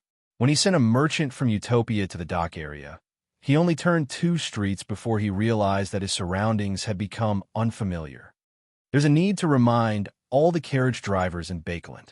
Yes, it's best to equate Utopia with spies to make it easier for them to understand. The way to enter and exit Utopia is really terrifying. That's right. Sometimes, I even suspect that the entrance to Utopia can appear anywhere. There must be a certain limit to this. It's not as omnipotent as we think. Otherwise, I would have just gone to the bathroom and found myself in Utopia. From the rules that we've concluded so far, this is theoretically possible. The blood vessels on Wendell's forehead throbbed when he heard that. He suddenly felt that even though he was at MI9 headquarters, it wasn't that safe. Unless there's a demigod watching me, it's very difficult for me to avoid the fate of returning to Utopia. Perhaps, after I wash my hands and open the bathroom door, I'll find Utopia's Iris's hotel outside. No, an ordinary demigod might not be able to stop this. This doesn't seem like something a human can do. It's already extremely close to a deity. Wendell instantly panicked, unable to suppress the fear in his heart. He followed the fluke that suddenly occupied his mind and returned to his room. He took out the document from the Utopia court from the drawer. Right on the heels of that, Wendell entered the bathroom. As he held the document, he whispered in fear, "I'm willing to testify in court. I'm willing to testify in court." After repeating it a few times, he reached out and grabbed the handle of the bathroom door. At this moment, a pitch-black crow flew in through the window like a ghost and landed in a corner of the bathroom that no one was paying attention to. In the next second, Wendell twisted the handle, pulled it back, and opened the bathroom door. What appeared in front of him was no longer the familiar bedroom, but an unfamiliar hall. P.S. Requesting recommendation votes on Monday, requesting monthly votes on the last day and a half of the month. It would be a waste if you didn't vote Divine King of the Nine Heavens. Chapter 1379. I've really returned to Utopia. Upon seeing the scene outside, Wendell felt an inexplicable sense of relief and relaxation. He no longer had any doubts about his choice to testify in court. One had to know that he had been in the bathroom of MI9's headquarters. Even a fully armed army wouldn't be able to break in. After slowly exhaling, Wendell walked out of the bathroom and walked towards the entrance of the hall. Behind him, in a corner of the bathroom that no one paid attention to, the pitch-black crow was draped in a shadowy veil. It had lost its physical presence, and it was difficult to discover it even if one looked at it directly. Following that, its body became more and more transparent, quickly dissipating until it disappeared. At this moment, Wendell had already walked a few meters into the hall and saw a policeman in a black and white checkered uniform enter the entrance. It was the young officer, Biles, who had invited him to testify in court. "I knew you would definitely come because you're a kind person." Biles smiled as he welcomed Wendell. Upon hearing this praise, Wendell's heart finally returned to its original position. Then, he instinctively looked back and saw that the bathroom he had come out of had changed. It no longer looked familiar to him. In the dream maze formed by many minds, the gigantic white rabbit that walked upright forcefully squeezed through the open door and entered the wilderness with grayish-white pillars and magnificent palaces. Mr. Wrath. Although he wasn't wearing the persona mask, his unforgettable characteristics still helped Audrey recognize him at a glance. This was somewhat out of her expectations, but it didn't surprise her too much. From her point of view, to deal with an ancient mind dragon like Arihog, just Mr. Wrath alone wouldn't be enough, even if Mr. Fool had warned her to be wary of him. After all, the leader behind psychological alchemy, the former king of angels, had already become a Sequence Zero true god. According to the knowledge shared in the tarot, there shouldn't be another author in the real world. This way, no matter how powerful Mr. Wrath was, as long as he was still in the spectator pathway, he would at most be on the same level as Arihog. He would only be superior in terms of combat experience, psychological research, and self-cultivation. At this moment, as the giant white rabbit entered, Arihog, whose scales were huge and grayish-white, spread his wings that were covered with skin with a whoosh, instantly shrouding the surrounding area with a layer of shadow. The white rabbit stomped on the ground and suddenly became extremely huge, like a small hill. At the same time, right above him, the dark sky suddenly brightened, and under his feet, the ground cracked open one after another, spewing out crimson magma. Then, a blurry and distorted figure appeared behind it. This figure was wearing a simple white robe. His face was hard to see, and his age could not be determined. He could only vaguely tell that he was a male. Behind his head hung a halo that emitted a brilliant glow like a miniature sundae. Beneath his feet was an illusory clock that was divided into 12 segments. Each segment had a symbol that symbolized a different time. Behind him hung a shadow that resembled a curtain. In the shadow, there seemed to be an eye silently peeking out. Just as the figure's silhouette appeared, the entire dream maze shook violently. Gray fragments constantly fell from the void. Depravity and pure sunlight, two completely opposite feelings, quickly spread around the giant white rabbit, eroding or assimilating the area. However, the figure in the simple white robe was unable to truly take form. It was unable to walk out of history and illusion into reality. Every time his silhouette was about to become clear, his figure would distort, like a machine that had its signal disrupted. At this moment, Audrey instinctively retracted her gaze, not daring to look straight at the giant white rabbit. Perhaps it was because she was in a dream and was closely connected to the island of the mind and the sea of collective subconscious. She directly knew what Mr. Wrath was doing without anyone's explanation. The other party had seen through the hidden mental problems of the ancient dragon, Aerihog, and knew what he was most afraid of. Then he weaved a nightmare that contained a specific image. In a battle between high-sequence beyonders of the spectator pathway, if both parties were at the same level, it would be difficult for any means to have any real effect. One could infiltrate the island of the mind and carry out a deep hypnosis. The other could guard the door to the body of heart and mind, preventing any external consciousness from entering. The other could spread mental plague, using the sea of collective subconscious to unknowingly corrupt the enemy. The other could placate himself, treat mental illnesses, and maintain mental health. Therefore, battles between spectator saints of the same sequence would often have three fixed styles. First, they would set up a trap in advance and make all sorts of preparations. Then, they would stealthily lure the other party in and destroy their mental defenses, completing the hypnosis. Second, they would focus on defense and support, relying on powerful sealed artifacts to defeat the enemy.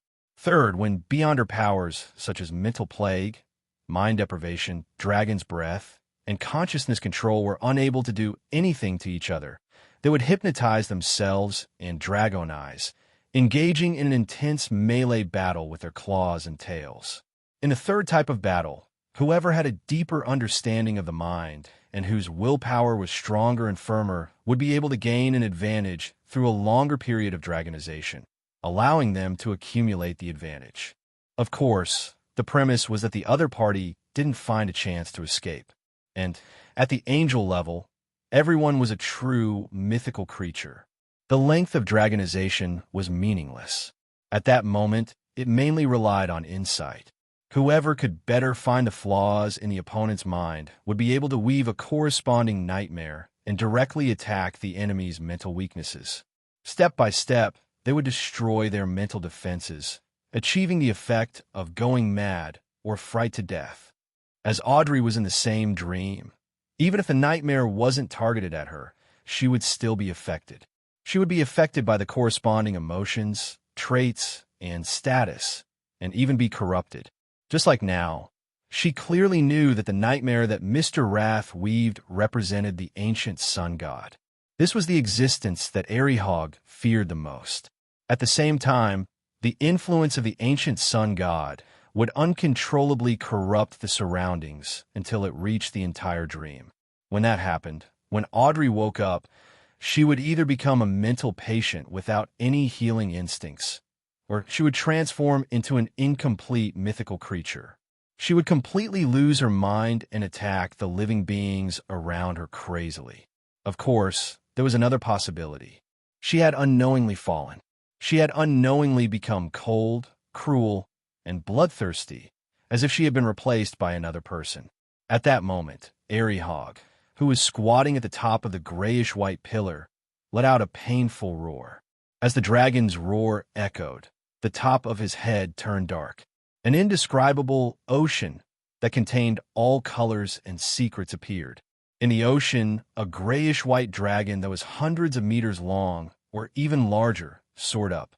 His vertical eyes were pale gold and bright red. On the dragon's forehead, there was a third eye that seemed to hide a thick shadow. Similarly, without anyone's explanation, Audrey immediately knew what the nightmare that Aerihog had weaved represented with the help of the special state she was in. This was something that had left a deep shadow in the giant white rabbit's heart. This was Anquel that had been eroded by underground. This was a virtual persona that had been sealed behind the bronze door by the ancient god, a piece of mental corruption. At that moment, Audrey was in between two indescribably terrifying nightmares. Although she hadn't been eroded, her mental state had already fluctuated, as if she had been shocked. She immediately gave herself a placate, and without any hesitation, she relied on her lucidity to forcefully escape the dream maze. During this process, because she wasn't the target of Aerihog and Mr. Wrath, she wasn't stopped. Furthermore, She had reached sequence 4 and possessed a certain level of godhood. Therefore, she quickly woke up from her dream.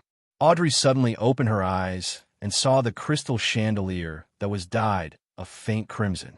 She saw the deep night that filled the room. Without any delay, she got out of bed, ran to the window, and looked outside. The entire manor was silent, as if it was in deep sleep. There was nothing unusual. Audrey frowned and immediately split out a virtual persona, allowing it to enter the mind island of a patroller. She remembered very clearly that the dream maze was pieced together by many minds. Once the corruption of the two nightmares spread, the outcome would be unimaginable. Therefore, she had to wake everyone in the manor before that happened. In the next second, the patrolling guard suddenly raised his hand, removed the grenade hanging from his belt, pulled out the fuse, and threw it into the uninhabited garden. Boom! The sound of the explosion spread out violently, alarming the sleeping people. Right on the heels of that, the guard shouted at the top of his lungs, "Enemy attack! Enemy attack! Enemy attack!" Earl Hall and his wife were already in their 50s, so they were light sleepers to begin with. At that moment, they were jolted awake. No matter how good Hibbert's sleep quality was, he woke up in a daze from the explosion. Alfred had automatically opened his eyes when the grenade was thrown. The other butlers, maids, servants, bodyguards, and guards woke up one after another. Their expressions were blank and alarmed, unsure of what had happened. And at the spot furthest from the manor's main building, a few servants heard the commotion and failed to wake up in time. In just a few seconds, they struggled in pain on the bed, like snakes shedding their skin. They shed all their outer skin, turning into hideous bloody figures. And they didn't wake up until they died. At that moment, Audrey saw a grayish-white dragon spread its wings in the sea of collective subconscious and rapidly fly away. A giant white rabbit followed closely behind. In the blink of an eye, the dragon's voice echoed in the illusory sea. Adam might not be Adam, just like I might not be Airy Hog. The giant white rabbit's figure suddenly slowed down and gradually stopped. All the abnormalities were cut off, and the entire area returned to normal. Above the gray fog in the ancient palace, Adam didn't take action. The fool Klein frowned slightly and focused his attention back on Utopia, replacing the instinctive monitoring of the worms of spirit. He carefully examined his marionette town and didn't find anything abnormal. P.S. Requesting for monthly votes on the last day of March. Chapter 1380. Seeing that there was nothing unusual about the marionette town, Klein began to think about Miss Justice's encounter. The operation against the mind dragon, Airy Hog, wasn't arranged by Adam, but by Hermes? Otherwise, it's impossible for Adam not to descend, and it's impossible for Airy Hog to escape so easily.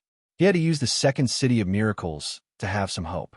If it was led by Hermes, the development of the entire matter is rather logical. Hermes had no intention of capturing or killing Airy Hog. He only hoped to obtain some information from this ancient mind dragon. When Airy Hog said that Adam isn't necessarily Adam, the operation naturally came to an end. Yes, from the looks of it, Hermes had long suspected Adam's true state.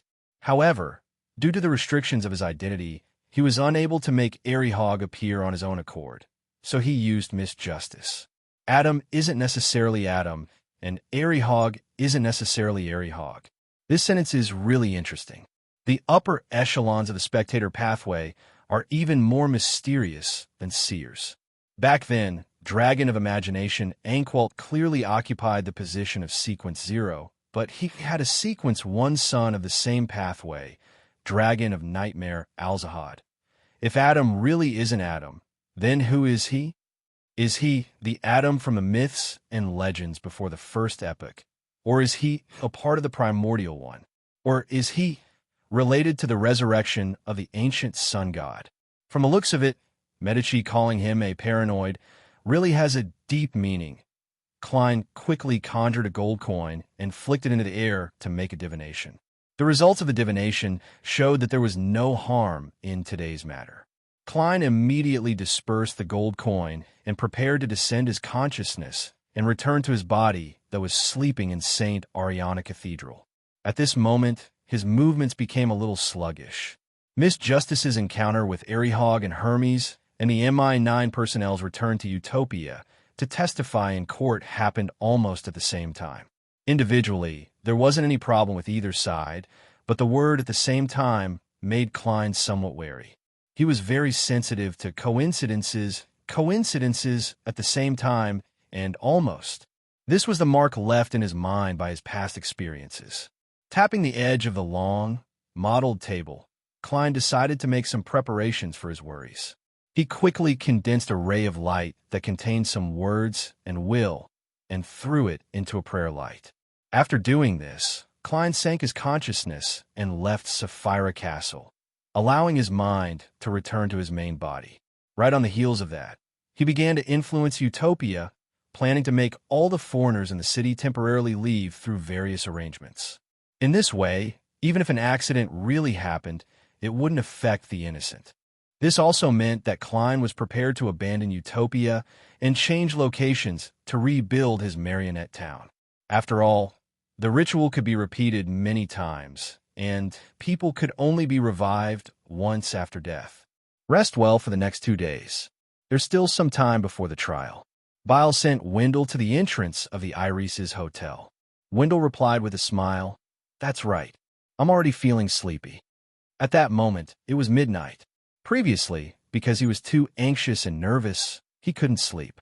That was why he wanted to wander around MI9 headquarters to ease his mood.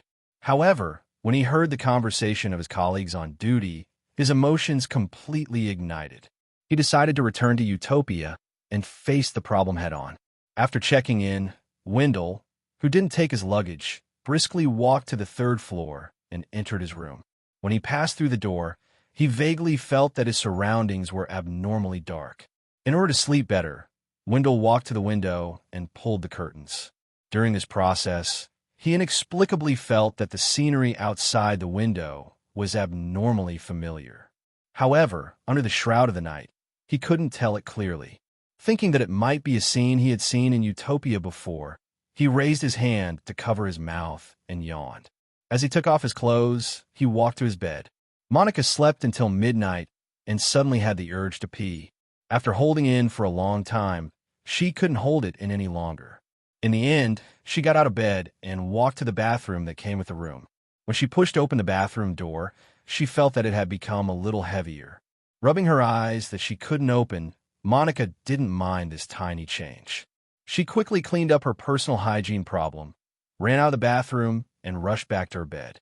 When she crawled into bed, she felt that the temperature inside had dropped significantly. All she could do was wrap herself tightly in layers. It didn't take long for her to fall asleep again. About 15 minutes later, Biles, who was patrolling the streets, rubbed his hands and turned to the street where the police station was, preparing to hand over his work to his colleagues. Suddenly, his body froze at the alley's entrance.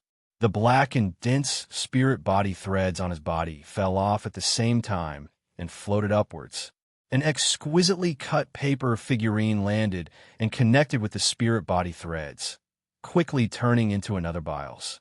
At the same time, a huge amount of knowledge turned into a torrent of information, surging over and reassembling into a man in luxurious clothes with long maroon hair. This man had blue eyes, a high-nosed bridge, and thin lips.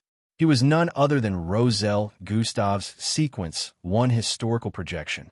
Right on the heels of that, the projection grabbed and gathered all the surrounding information into his palm, condensing into an illusory ball of light. This information included the details of what had happened to Biles. In the next second, Roselle Gustav's historical projection forged a piece of information that was completely normal, allowing it to travel along the spirit body threads connected to the paper figurine to St. Ariana Cathedral in Municipal Square and into the cathedral's basement. After this series of actions, another torrent of information surged over in midair. With Roselle's help, it reformed into 3 figures. One was an old man wearing a black robe and a hood, with a long and dense white beard on his face. The other was a middle-aged man with black hair and blue eyes, a rather square face, and a dignified aura. The third was a huge tree that seemed to have been doused with oil. Above the tree, There were arms that protruded with all sorts of strange things.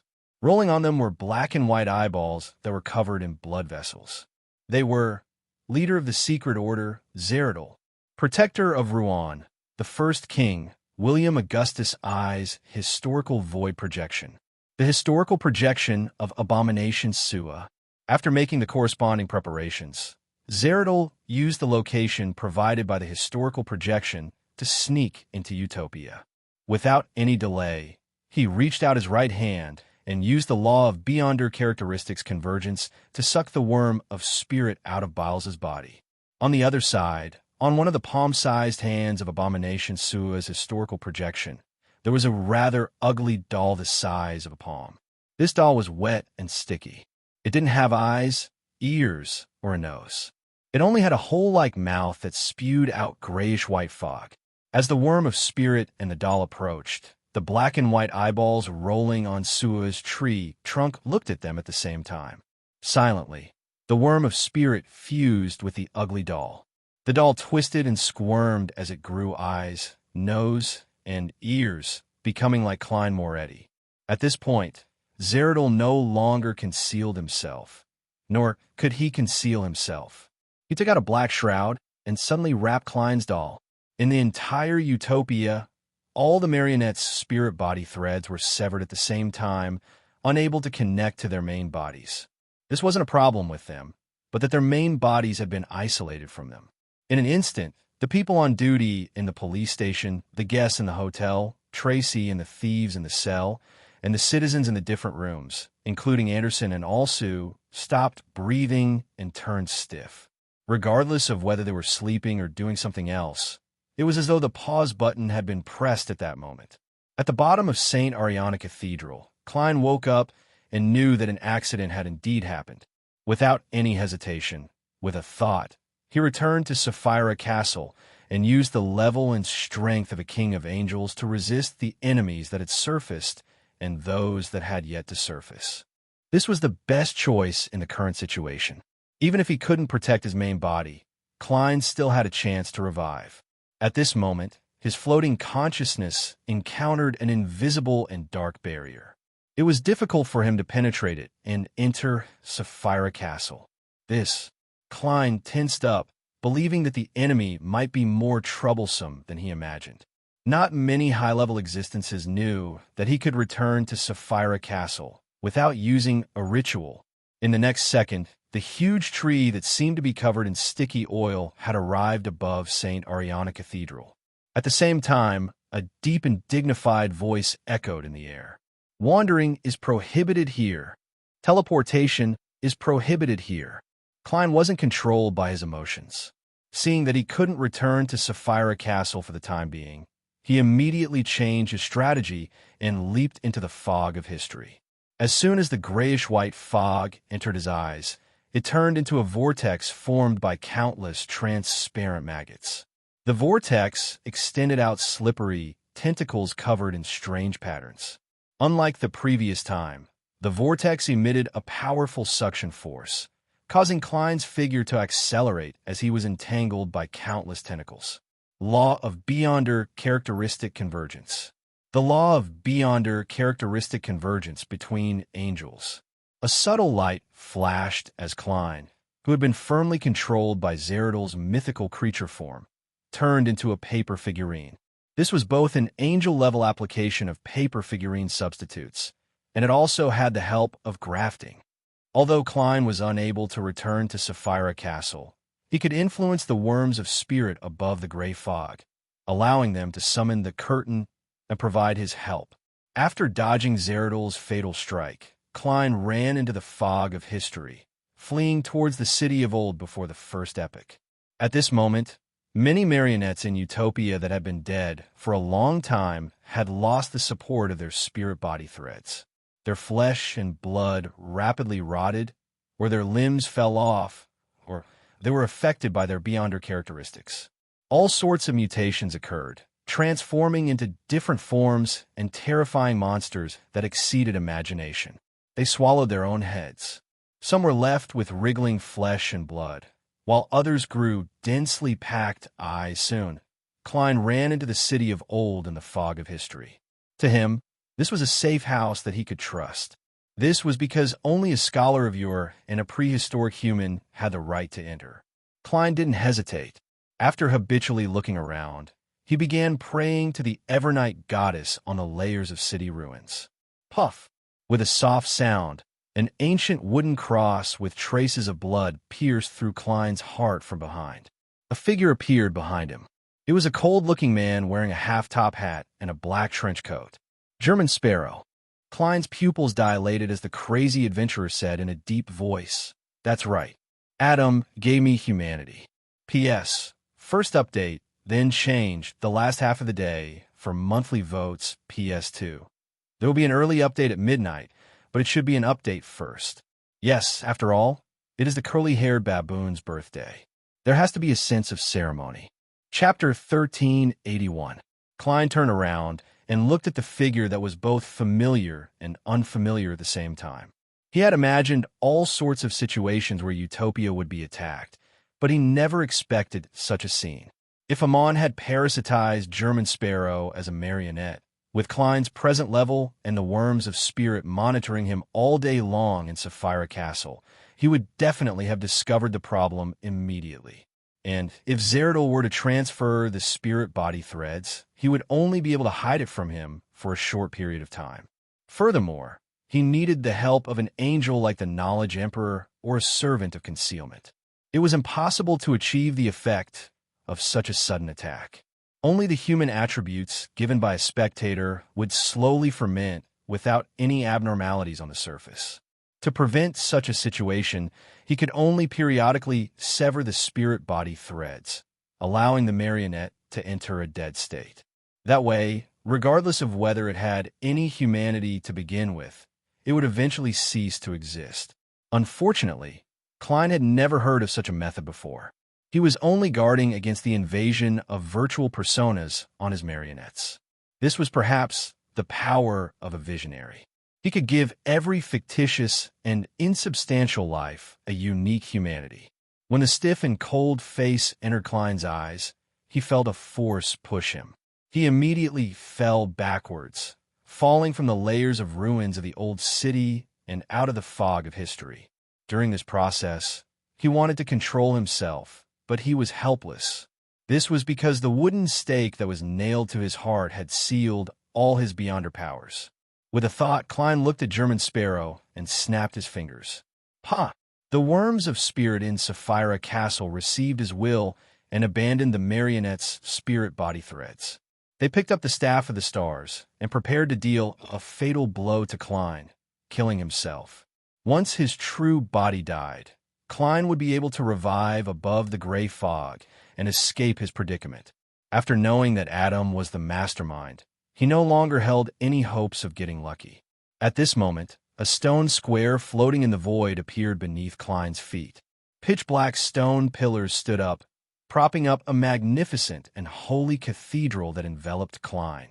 The Corpse Cathedral, Adam's Corpse Cathedral, the divine kingdom of a visionary. Rumble. Countless silver bolts of lightning descended from Sapphira Castle, piercing through the fog of history and striking the cathedral, but they failed to shake it at all. At the same time, in the ancient palace, the figure sitting at the fool's seat suddenly collapsed to the side, collapsing into a vortex formed from transparent maggots. The vortex extended out slippery and strange tentacles that slapped the surroundings crazily, overturning the junk pile and destroying the long-modeled table. Klein's avatars had their connections severed, and since his main body wasn't truly dead, they had lost control and gone crazy, just like Zeradol. Of Klein's expression.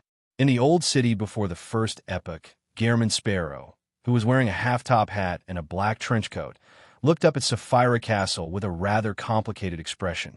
In essence, he was a corpse. After the spirit body threads were abandoned, he naturally couldn't maintain his existence. Adam of the god. He was a of. German Sparrow slowly collapsed as he cast his gaze at the rooms in the old city. He had died in the ruins. Klein landed on the ground and stood in the middle of the cathedral. He saw that every pillar, arch, and dome was embedded with skulls of different races. Most of them were pale white, and they were densely packed together, staring at outsiders with empty eyes. On the walls, windows, and doors of the cathedral, transparent, distorted, and pained faces appeared, completely separating the interior from the outside world. And at the very front of the cathedral stood a cross that was more than 100 meters tall. In front of the cross, there were rows of black seats with backrests. Dressed in a simple white robe, with a pale golden beard and a silver cross pendant hanging from his neck, Adam stood under the cross and faced the rows of seats like a priest who was about to preach to his believers. His expression was warm and his eyes were clear, as though he was inviting Klein to listen to the scriptures. Klein looked down at the wooden stake that was stuck in his chest. He slowly walked to the first row of seats and sat in the middle without a care in the world. To a true mythical creature formed from many worms of spirit, a chest injury wasn't fatal. The main purpose of the ancient blood-stained cross-shaped stake was to seal beyonder powers. If not for a true god standing in front of him, Klein could have used his physical strength to pull out the cross-shaped stake and remove the seal. At that moment, he didn't make the attempt because he was afraid that not daring would turn into not wanting to not doing. I never expected you to directly interfere in this matter. If you wanted to deal with me, you didn't need to wait until today. Klein looked at his blood-stained shirt and seriously voiced his puzzlement. He wasn't afraid at all, as though he was certain that Adam wouldn't kill him. Adam held the silver cross pendant with one hand and calmly said, "Before this, you were able to play a significant role in many areas. You took 2 steps forward and continued with a clear gaze. He took 2 steps forward and continued with clear eyes. When Amon came to steal the corpse cathedral, I made a deal with him. He helped me obtain the first blasphemy slate, and I helped him capture you. Is that so?" Klein suddenly understood. On the one hand, Adam didn't wish to be obstructed by the true creator and other existences when he became a god, and on the other hand, he wanted to obtain the first blasphemy slate. Therefore, he used the unshadowed crucifix and other methods to push Klein to head to the giant king's court and open the door to Sasra's slumber, attracting the attention of the true creator and other existences. At the same time, he stole the first blasphemy slate at the critical moment through his brother, Amon, and to capture Klein, who was about to gain initial control of Sapphira Castle, it was definitely best for the visionary to arrange it. Although Amon and Adam are usually estranged, it's easier for brothers to work together than others. Klein nodded slightly and turned his head to look at the stained glass that protruded a distorted face. "I also didn't expect Zeradol to cooperate with you. Isn't he afraid of becoming food for Amon? When Klein created Utopia, he had expected Amon to attack and Zeradol to destroy it, but he never expected him to cooperate in a certain sense. From his point of view, the chances of Zeradol completely relying on the Mother Tree of Desire was higher than this, unless Adam had unknowingly arranged for him. Adam's clear eyes were filled with pity. To him, you becoming a great old one means that he will definitely perish. But if Amon becomes a great old one, he only needs to show his loyalty and his status and level can still be maintained. The Lord of the Mysteries will always need an attendant of the mysteries. Therefore, he chose to cooperate with me. During this process, if he can seize the opportunity to turn you into a marionette before me and use you to enter Sapphira Castle and become the owner of that Sapphira, he will have the right to request a chance to face Antigonus from Evernight and have a final competition with Amon. Otherwise, he will completely admit defeat and be loyal to Amon. On this point, he is very decisive. It's not your style to explain so much. Klein replied casually before asking with a frown, "Becoming a great old one doesn't require all the sequence one beyonder characteristics of the corresponding pathway." He had deduced this from the relationship between the ancient god of the sun and the 8 archangel kings. However, he believed that he had to become a great old one or a quasi-blade old one first before dividing the characteristics. Adam replied with a gentle expression, "For neighboring pathways, all he needs is a uniqueness and a sequence one beyonder characteristic. Forcefully occupying more will easily result in losing control. Therefore, after Zeradal pledges allegiance to Amon, he has a chance of becoming a king of angels. As for he has no way of pledging allegiance to you because he can't split a sequence 2 avatar like the Marauder pathway. He can use him to steal the main body's spirit body, consciousness, and psyche, turning him into the main body. A Seer's marionette avatar and a Marauder's Worm of Time avatar were fundamentally different in this aspect. The former involved spirit body threads, while the latter only relied on themselves. Furthermore, the reason why a Marauder angel could do this was because their Sequence 2 was the Trojan horse of destiny. Just as Klein nodded, he suddenly saw Adam turn his body, revealing something beneath the cross. It was a gray stone slab with mottled marks on its surface, making it look rather ancient. It was very similar to the first blasphemy slate, but it didn't have the abnormally ancient feeling. On it were words that seemed to be the source of all languages. Written on it were sequence names and potion formulas. The second blasphemy slate? Klein asked in surprise. His gaze quickly swept across the stone slab, and he didn't decipher the words in front. Instead, he looked at the last few lines. His intuition told him that there was very important information there. There's no rush. Amon will wait until he completes the ritual and becomes Sequence 0 before stealing your fate. Otherwise, he won't be able to withstand the identity of the owner of Sapphira Castle. And before that, letting you continue staying in my divine kingdom is the best choice. Adam seemed to be consoling a repentant believer. Kill me, Klein mumbled inwardly. At this moment, he had already deciphered the last few lines. God, Creator, Creator, Omniscient and Omnipotent, Lord of the astral world. Chaos C plus Visionary Uniqueness plus Sun Uniqueness plus Tyrant Uniqueness plus White Tower Uniqueness plus the Hanging Man Uniqueness plus 1 Author Beyonder Characteristic plus 1 White Angel Beyonder Characteristic plus 1 Thunder God Beyonder Characteristic plus 1 Omniscient Beyonder Characteristic plus 1 Dark Angel Beyonder Characteristic Lord of the Mysteries, King of Space-Time. Beacon of Destiny, Sapphira Castle Embodiment, Ruler of the Spirit World. Sapphira Castle plus the Fool Uniqueness, plus Error Uniqueness, plus Door Uniqueness, plus 1 Attendant of Mysteries Beyonder Characteristic, plus 1 Worm of Time Beyonder Characteristic, plus 1 Key of Stars Beyonder Characteristic. Upon seeing this, Klein turned to look at Visionary Adam and asked in puzzlement, "Why are you showing me this? Wouldn't it be safer to directly hypnotize me and let me sleep until Amon becomes a god?" Adam's eyes were clear as he said with a gentle expression, "Why are you showing me this?" Adam's eyes were clear as he said with a gentle expression, "To be honest, if the other side isn't Amon, I'd be more willing to help you become the ruler of the spirit world. We have too many similarities. In a sense, we're old friends who have met once." At this point, he smiled and said, "We meet again, Mysteries. PS1, update first.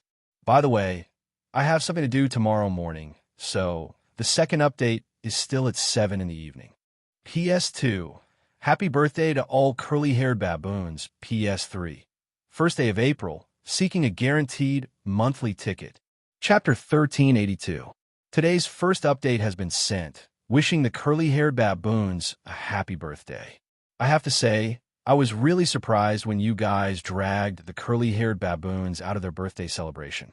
Then, I set the 1st of April, which was also the day Mysteries opened. 2 years had passed unknowingly, and the curly-haired baboons were getting better and better. Of course, I would call you guys that when I teased you. In serious situations, I still prefer to call you guys book buddies and readers. This way, we were all on the same level. Initially, I had planned to write Mysteries for 1.5 to 2 years. But when I started writing, I knew that 1.5 years was definitely not enough. There were too many details and stories that could be told. If I was too hasty, I would lose the charm and feeling that I wanted. This was the book that I had the longest writing cycle. But because I always kept at least one draft, and I had one day off every week, it was not as tiring and impatient as writing martial arts in the later stages of my first life. Yes, when I wrote Arcana and Luck Destruction, I was still young and energetic, so I did not feel much. But when I wrote Arcana and Luck Destruction, I felt very tired. After all, I had already finished the book and wanted to rest. I did not want to write at all. Here, I solemnly thank everyone for their support and companionship. Your reading gave me money, your laughter, your comments, your communication, and your various attempts gave me spiritual happiness and satisfaction. So, I really want to congratulate the curly-haired baboons on their second birthday. Back to the writing in March, because I slowed down the pace and wrote some details and some side stories, it felt better. As expected, writing needed to be relaxed. Constantly rushing for progress and keeping the pace tight might not be a good thing. Of course, writing details and side stories was also a very painful thing. After all, it was already more than 4 million words. Many things that should be written had already been written. If I repeated it again, it would lose its interest and readability. This forced me to constantly use my brain to find new entry points or new writing techniques, striving to give you guys a different reading experience. To me, this was also a stage of experimentation and harvest because I really experienced a new view of the world. Some new structures and new stories could directly lead to new segments and extend new narrative techniques. This was a very good thing. Routines were unavoidable, but we had to work hard to create new routines and use better narrative techniques to better express what we wanted to express. Regarding this, I will elaborate more on it after I finish writing mysteries, so I will not go into it here. From the feedback of the subscription chasers, the effect was not bad. Just 1 or 2 of the chasers increasing the number of subscriptions was not enough to explain the problem, as there might be a gimmick to watch. However, the fact that the subscription chasers maintained a high standard proved that the content in March was still very popular. Most of the time, the subscription chasers fluctuated between 59,000 and 2,000, and many times they even stabilized above 60,000. On average, it was much higher than the 6th novel. Of course, it wasn't like there weren't any problems. Because of racking one's brain to think about the plot and the angle of the narrative, many times the writing was done in a hurry. There wasn't enough elaboration, and some of the excessive writing didn't manage to hold up the tension of the plot. Yes, it was April. A new month, a new beginning for the 2nd anniversary, curly-haired baboon's birthday. Please guarantee the monthly tickets. All right, I have something on tomorrow morning. The second update will still be at 7 p.m. Thank you for your support. Chapter 1383, Mysterious. The last time Klein heard this term was from the consciousness of the true creator that descended. The last time he heard it was from the ancient god of the sun, the City of Silver's creator.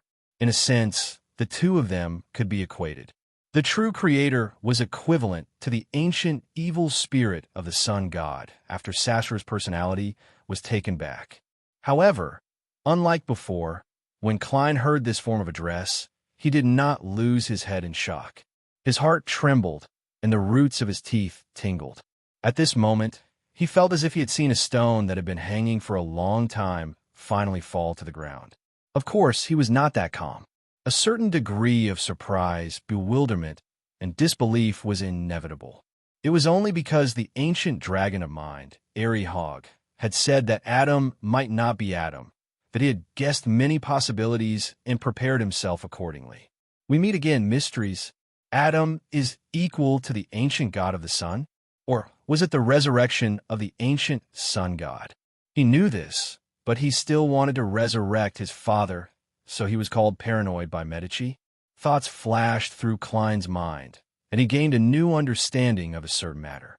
No wonder Adam never preached his own doctrine and only spread the legacy of the ancient sun god. Klein originally believed that it was because visionaries were special enough that they could use their uniqueness to create a bunch of seemingly real believers as anchors. There was no need for them to gather additional faith, but from the looks of it, this might only be one of the reasons. After 2 seconds of silence, he looked into Adam's eyes that didn't seem to have any impurities. "You are the ancient god of the sun." Adam maintained the genial clergyman's smile and said in an enlightening tone, "Don't you think that among the 8 kings of angels, I'm the most special one?" After reading the contents of the second blasphemy slate regarding the great old ones, you should be able to clearly understand this point. Indeed, Klein nodded, indicating that he could see it. Among the 5 kings of angels related to omniscience and omnipotence, you are the only one with a uniqueness. According to Klein's current knowledge of mysticism, when the City of Silver's creator was still alive, the states of the 8 kings of angels were like this. Dark Angel Sassurer had digested 2 sequence 1 beyonders of the Hanging Man pathway, and he had grasped the first blasphemy slate. He could partially use the power of Chaos C, so he was Heaven's deputy, the left hand of God, the King of Angels. White Angel Oscus contained 2 sequence 1s of the Sun pathway. Wind Angel Leodoro, Angel of Wisdom Heraburgen, and Angel of Fate Ouroboros also had 2 sequence 1 bonder characteristics of their pathway. Angel of Time Amon and Red Angel Medici were the uniqueness of their own pathway and a corresponding sequence 1 beyonder characteristic.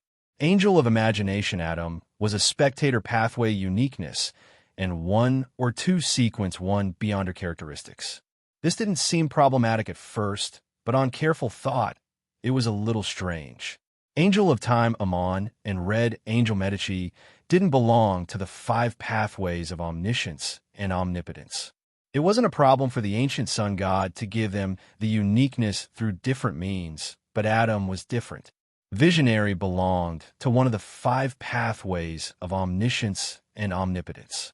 The corresponding uniqueness was one of the cornerstones for the ancient sun god to become a great old one. In other words, this was equivalent to one of the 3 sequence 1 beyonder characteristics that formed a sequence 0. How could it be easily separated? After all, as the deputy of heaven, the left hand of God, Sassurer hadn't obtained the uniqueness of the Hanging Man pathway, much less Wind Angel Leodoro, Angel of Wisdom Heraburgen, and White Angel Oscus. In the beginning, he believed that the ancient sun god had sensed the awakening of the primordial one, so he had deliberately used the method of giving birth to separate one of the 5 uniquenesses. He had taken the initiative to lower his level to resist the corruption and corruption.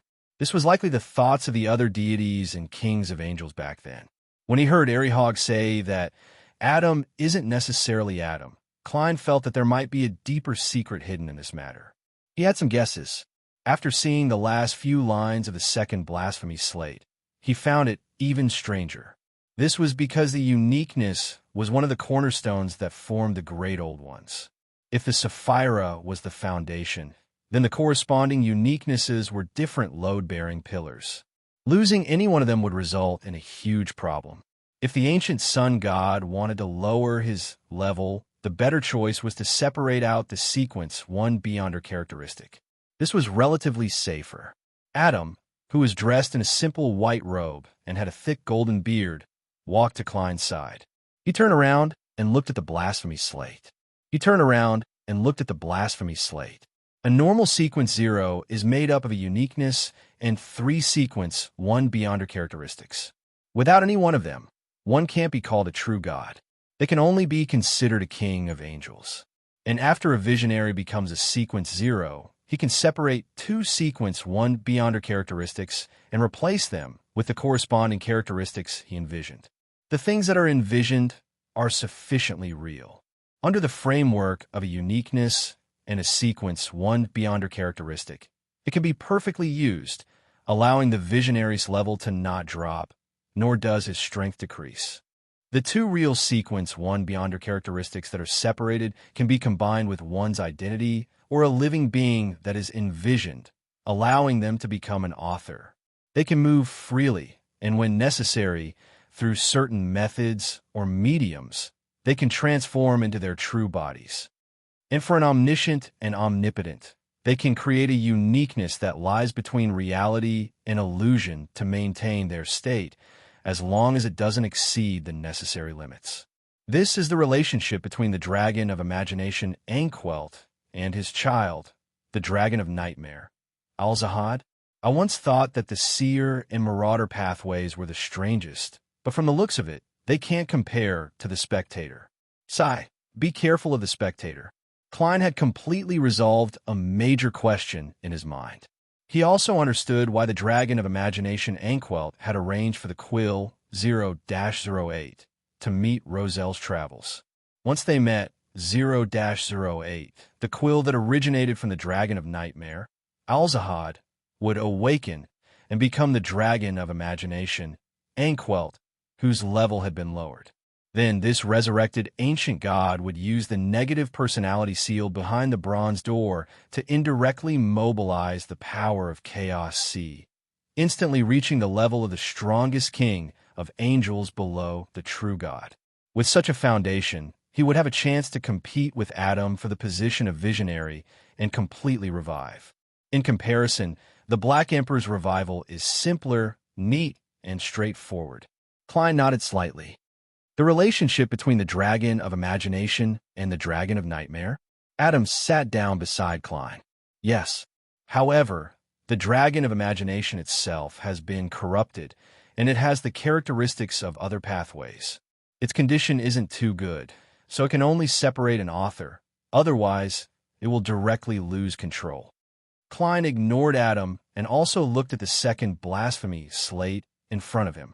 What's the difference between this and a marauder's avatar? If Amon can become an error, he can also create at least 2 sequence 1 avatars. Adam leaned forward slightly and simply explained, the avatar and the main body are still one entity. The doppelganger and the main body are still one entity, just located in different places. Does this mean that the sequence 1 that envisioned is completely separated from the main body and can be treated as another person? Only through certain methods or with the help of certain mediums can it be awakened. Klein asked thoughtfully, did you awaken when you became a visionary? Did you awaken when you became a visionary? No. Adam looked ahead and replied with a gentle expression. When I perished and truth was born. Klein asked in surprise why. Is there no one who suspects it? If the gods knew that the ancient god of the sun had been resurrected in Adam's body, the history of the 4th epoch would probably be the siege of the Solomon Empire, the Twilight Hermit Order, and the Amon family.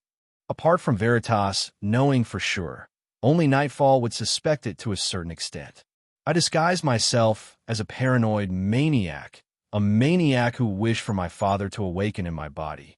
This isn't difficult for a king of angels of the visionary pathway. Then Medici. Klein suddenly felt a little sympathetic. Red Angel. Thinking of this, he looked down at the blood-stained wooden stake in his chest and felt that he deserved more sympathy. Adam said calmly, this is a necessary sacrifice.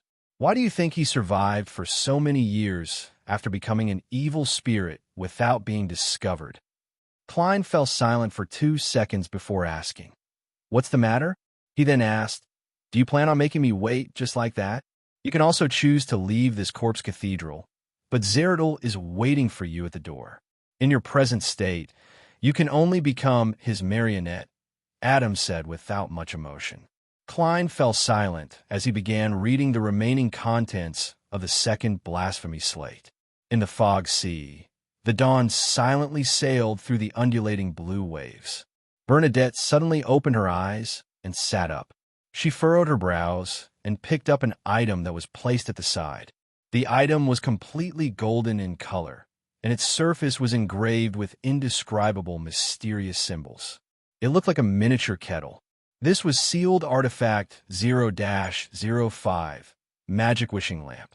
Bernadette held the magic lamp, lowered her head slightly, and chanted an honorific name. The fool that doesn't belong to this era. The mysterious ruler above the gray fog. The king of yellow and black who wields good luck? P.S.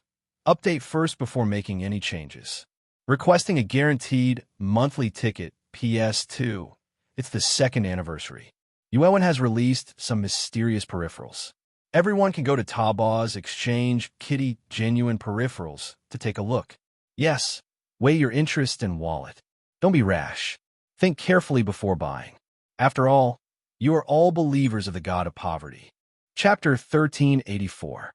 Above the gray fog, in the ancient palace, beside the fool's seat, a prayer point of light expanded, sending out halos one after another. It was as though in a closed room, the curtains had suddenly been pulled open, allowing sunlight to shine in and pierce into the eyes of a sleeper.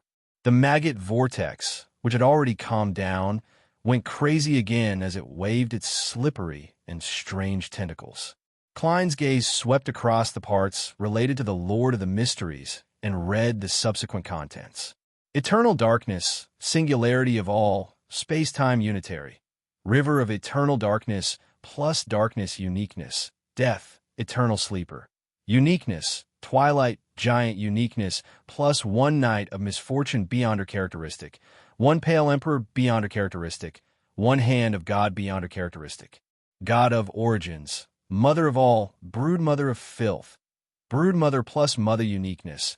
Moon uniqueness plus one naturalist beyond her characteristic. One beauty goddess beyond her characteristic. Disorder, shadow of order. Nation of disorder plus black emperor uniqueness. Judge uniqueness plus one prince of disorder beyond her characteristic. One hand of order beyond her characteristic. Calamity of destruction, root calamity. City of calamity plus demoness. Chaos demoness. Primordial demoness. Uniqueness, red priest uniqueness plus one apocalypse beyond her characteristic. One conqueror beyond her characteristic. Father of devils, lord of anomalies, source of curses. World of shadows plus abyss uniqueness. Bound uniqueness plus one king of filth beyond her characteristic. One abomination beyond her characteristic. Demon of knowledge, mystery of madness. Knowledge more plus the hermit uniqueness. Perfectionist uniqueness plus one knowledge emperor beyond her characteristic. One enlightener beyond her characteristic. Key of light, endless chaos. Incarnation of fate. Key of light, wheel of fortune's uniqueness, and one non-characteristic of giant serpent. These are the great old one titles corresponding to all 9 Sphirot. After reading it, Klein sighed inwardly. If he and Roselle the Great had understood this aspect of mysticism earlier, neither of them would have fallen into their current predicament. At certain times, even if one doesn't use beyond her powers, knowledge is completely equivalent to power. The combined titles of the Earth and Moon pathways are somewhat different from the Mother Goddess of Depravity. From the looks of it, it's indeed only a part of her. In other words, the remaining titles and authorities of the outer deity on the moon are Mother Goddess of Depravity, beginning of evil, immortal. By the same logic, the Mother Tree's full name should be Mother Tree of Desire, God of Solace, Eternal Roarer. I'm not too sure about the Son of Chaos. He seems to have disappeared. No one can understand him in depth. Klein nodded indiscernibly. He immediately asked, "It seems that the omniscient and omnipotent one is the strongest. The Lord of the Mysteries and the space-time harmonizer are ranked second, and the rest are at the third level. This was based on the number of beyonder pathways required, and it didn't include the outer deities." Adam looked at the blasphemy slate and said calmly and soothingly, "That's not the case. The number of authorities has a certain relationship with one's status and level, but it's not everything. The corresponding characteristics, might, and symbolism are equally important. After the original creator split apart, there were 3 pillars at the top of all the great old ones.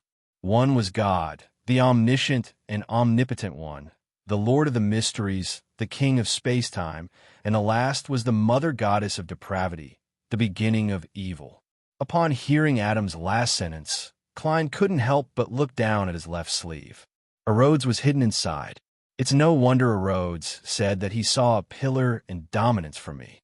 He was immediately enlightened as he believed visionary Adam's words a little more. At this moment, Adam added unhurriedly, "At present, the first 2 pillars only exist in the form of Sphirot. At present, the first 2 pillars only exist in the form of Sphirot. As for the Mother Goddess of Depravity, after she separates the brood mother in 2 beyonder pathways, she isn't much different from the other outer deities. Only the symbol of the pillar remains. If it wasn't for the blood-stained wooden stake in his chest, Klein definitely would have felt that the current atmosphere was pretty good.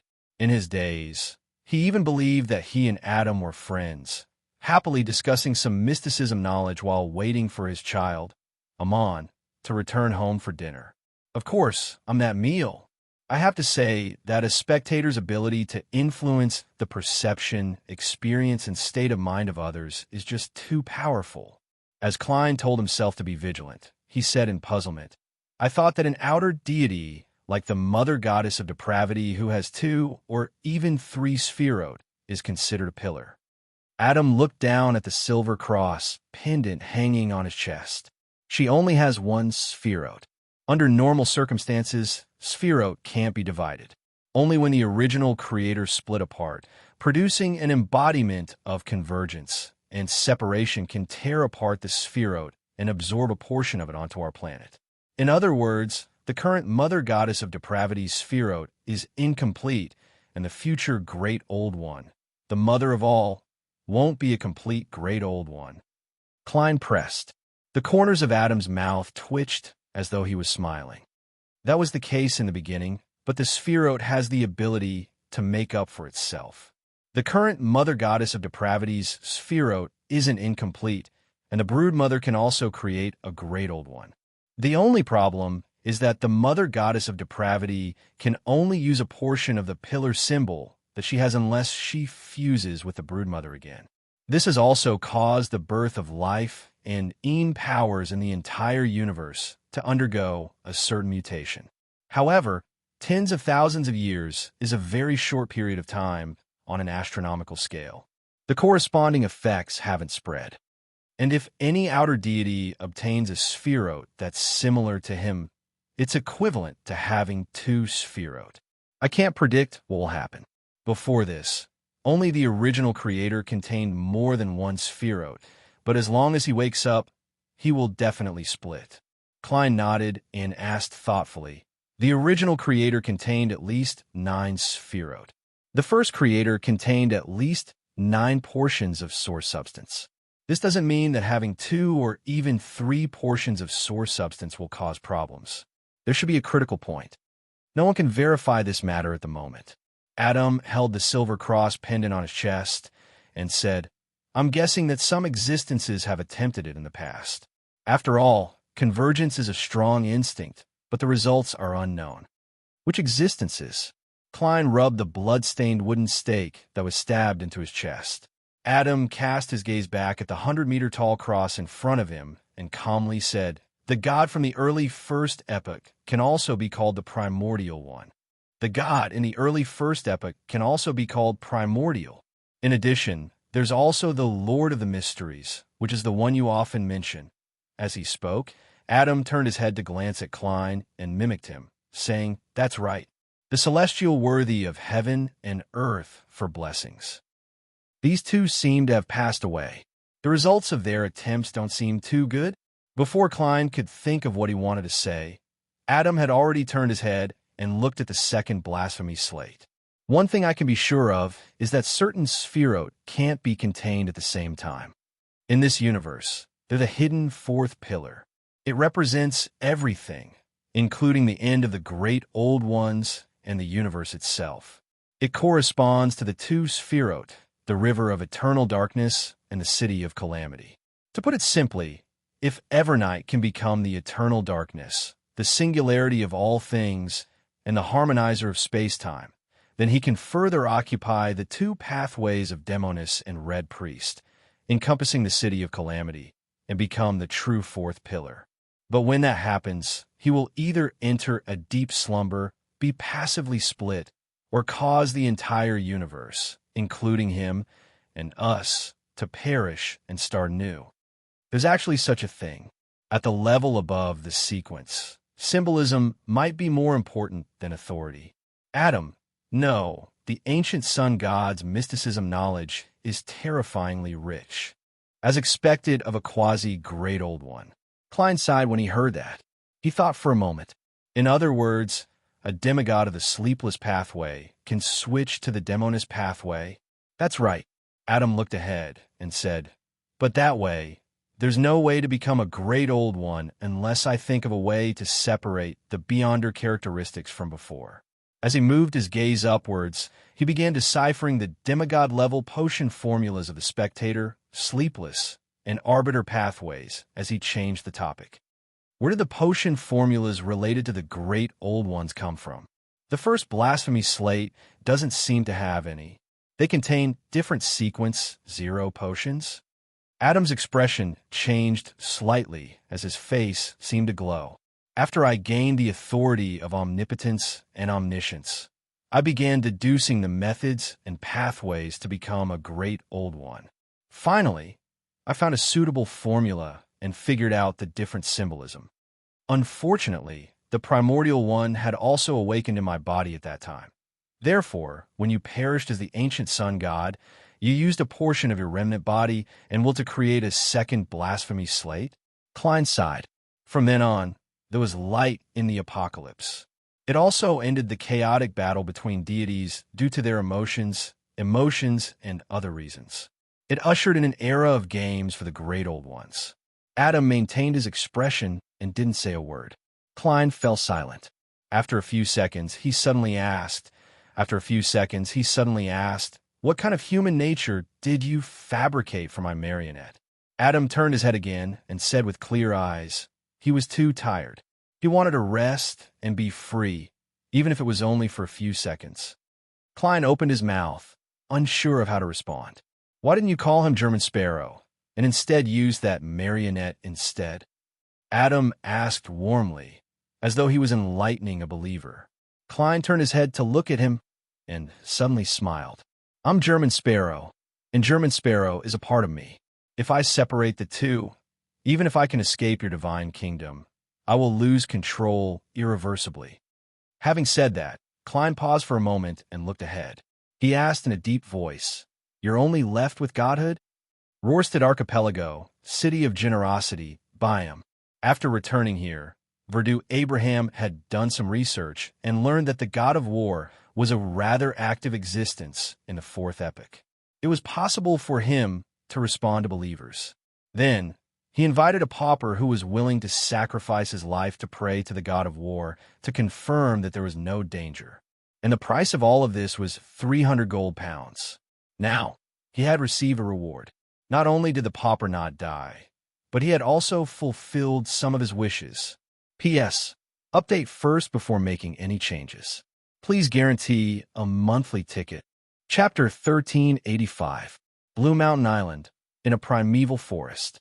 Verdu Abraham, who was prepared, was worried that he would be discovered by the official Beyonders if he held a ritual outside the city. Hence, he used a sealed artifact to teleport out of Biome and arrived at this uninhabited place.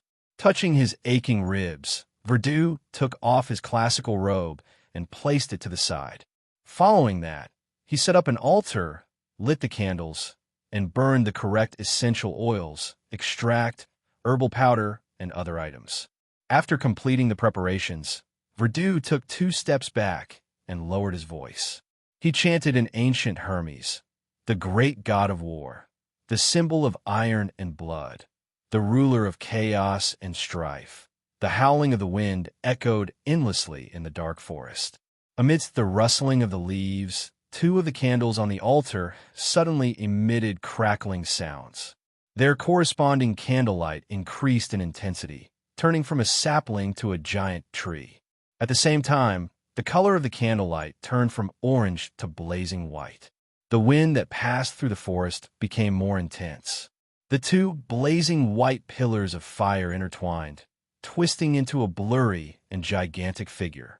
At that instant, Verdu Abraham felt an indescribable gaze land on him from above. He hurriedly lowered his head and said, "Great God of war, a lowly believer wishes to pray for your help." As he spoke, Verdu kept adjusting his state of mind and tried his best to remain calm. He knew from a certain ancient book in his family that the most important thing to do when praying to the god of war was to tell himself not to be angry. The gigantic figure formed by blazing white flames constantly spewed out flames to the side. It spoke in a language that Verdu could understand but didn't know what it was. Lowly mortal, deities aren't used to fulfill your wishes. Speak, tell me your prayer. In the end, it's up to me to decide whether to help you. Verdu had already thought of script. After some thought, he said, "Great god of war, how can I let my ancestor, Mr. Door, return to the real world?" A ritual to sacrifice a Bizarro sorcerer, a secret sorcerer, and a parasite. You should already be aware of it, the flame giant said in a deep and authoritative voice. It's the same answer given by Dorian's student. Verdú sighed. Great god of war, if I want you to help me complete this ritual, what do I have to pay? The flame giant looked down at the astrologer. The corresponding price isn't something you can pay. Your pale and insignificant soul isn't even qualified to be embers. Just as Verdú was feeling disappointed and depressed, the flame giant continued. But Mr. Door can. Besides, I'm in a good mood today. Sacrifice a portion of your blood to me as a mark of the contract. I will demand the corresponding price from Mr. Door. You can do that? Verdú subconsciously felt a little suspicious, but after some thought, he felt that there wasn't a problem. Indeed, only his ancestor, Bethel Abraham, had the right to make a deal with the hidden existence of the god of war. As for whether Mr. Door was willing to make this deal, Verdú had never considered it. From his point of view, anyone who was in an exiled and sealed state would undoubtedly want to escape, even if they had to pay a sizable price. Yes, great god of war. After some thought, Verdú agreed on a moment of impulse. He then changed the ritual and added the sacrifice and bestowment portion. He then used an iron dagger to pierce his arm and let out some dark red blood. When his blood turned into red pearls and passed through the door of sacrifice and bestowment, it became extremely dark, as though there were countless monsters lurking inside. In the next second, a blob of something was spat out from behind the illusory door. It was a translucent meat blob with slippery tentacles. On the meat blob, twisted maggots crawled in and out. Just seeing this item made Verdú's head spin, as though someone had injected a large amount of paste into him. At this moment, a speck of fire descended and enveloped his body, dyeing his vision with a layer of bright red. With the help of this layer of red, Verdú no longer had any abnormalities from looking directly at the blob of meat. Right on the heels of that, another blob of something was spat out by the door of sacrifice and bestowment. This was a bird with a deformed head. Every feather shimmered with a faint starlight, and there were insect-like beams of light that drilled in and emanated from its body. Worm of Star. This is a monster with the secret's sorcerer beyonder characteristic. The one from before corresponded to Bizarro sorcerer. Indeed, secret sorcerer and Bizarro sorcerer are only potion names. They don't just refer to humans. It's the same for demigods, unless the term demigod is specially added. Verdú had a deeper understanding of his pathway, so he understood the current situation. And this meant that the ritual to help Mr. Door escape could use the corresponding monster demigods of Seer, Apprentice, and Marauder as sacrifices. Furthermore, there was no need for Verdú to do it himself. The great god of war had already prepared everything. This made it difficult for Verdú to suppress the joy in his heart. He looked at the door of sacrifice and bestowment with great anticipation, waiting for the third sacrifice to be spat out. In just a second, a blob of something flew out from the darkness behind the door and landed on the altar. It was an unconscious crow. Of course, it only looked like a crow. There was a black circle around its right eye, and every feather on its body was nearly transparent. There were rings on it, a monster corresponding to a parasite. Verdú was delighted as he sincerely praised the great god of war. Inside the corpse cathedral, you only have godhood left. Klein looked at the huge cross in front of him and asked in a deep voice. He felt that there was definitely a problem with relying on a certain identity or personality to revive. Even if that identity or personality had a real body, a real beyonder characteristic, and a certain level of self-awareness, wouldn't be close to perfection. And Adam's various actions had deepened his suspicions in this regard. Sitting beside him, Adam, who was dressed in a simple white robe, didn't have a change in expression. He still maintained his preaching state. Yes, only by fusing with the true will I be complete. Indeed, Klein sighed. Although the true creator is the embodiment of negative personalities and extreme emotions, he has also inherited human nature. That's why he went mad. Adam sounded as though he was talking about a stranger. Klein thought for a moment and read the remaining contents of the second blasphemy slate. If the two of you really fuse into one, which one of you will be in charge? This is what we've been competing over ever since we woke up. Adam released his grip on the silver cross pendant. That's why you obtained the first blasphemy slate through him on, hoping to use it to control Chaos C and gain the initiative? Klein was enlightened as he frowned and nodded. On this matter, the two of you seem to have a tacit understanding. The true creator has never used your identity to make a fuss and use external forces to deal with you. This is between us, Adam replied calmly. After a few seconds of silence, Klein turned to stare at the blasphemy slate. I have a nagging feeling that the death of the Red Angel and many things in the fourth epoch aren't that simple. Klein kept asking and probing. Apart from wanting to understand more secrets and obtain more knowledge, he was also stalling for time and maintaining the current state of interaction. Compared to being hypnotized by Adam and becoming muddle-headed or falling asleep, he preferred to remain awake. With this in mind, Klein looked down at the blood-stained wooden stake that was stabbed into his chest. He felt that the stabbing pain it brought was very real.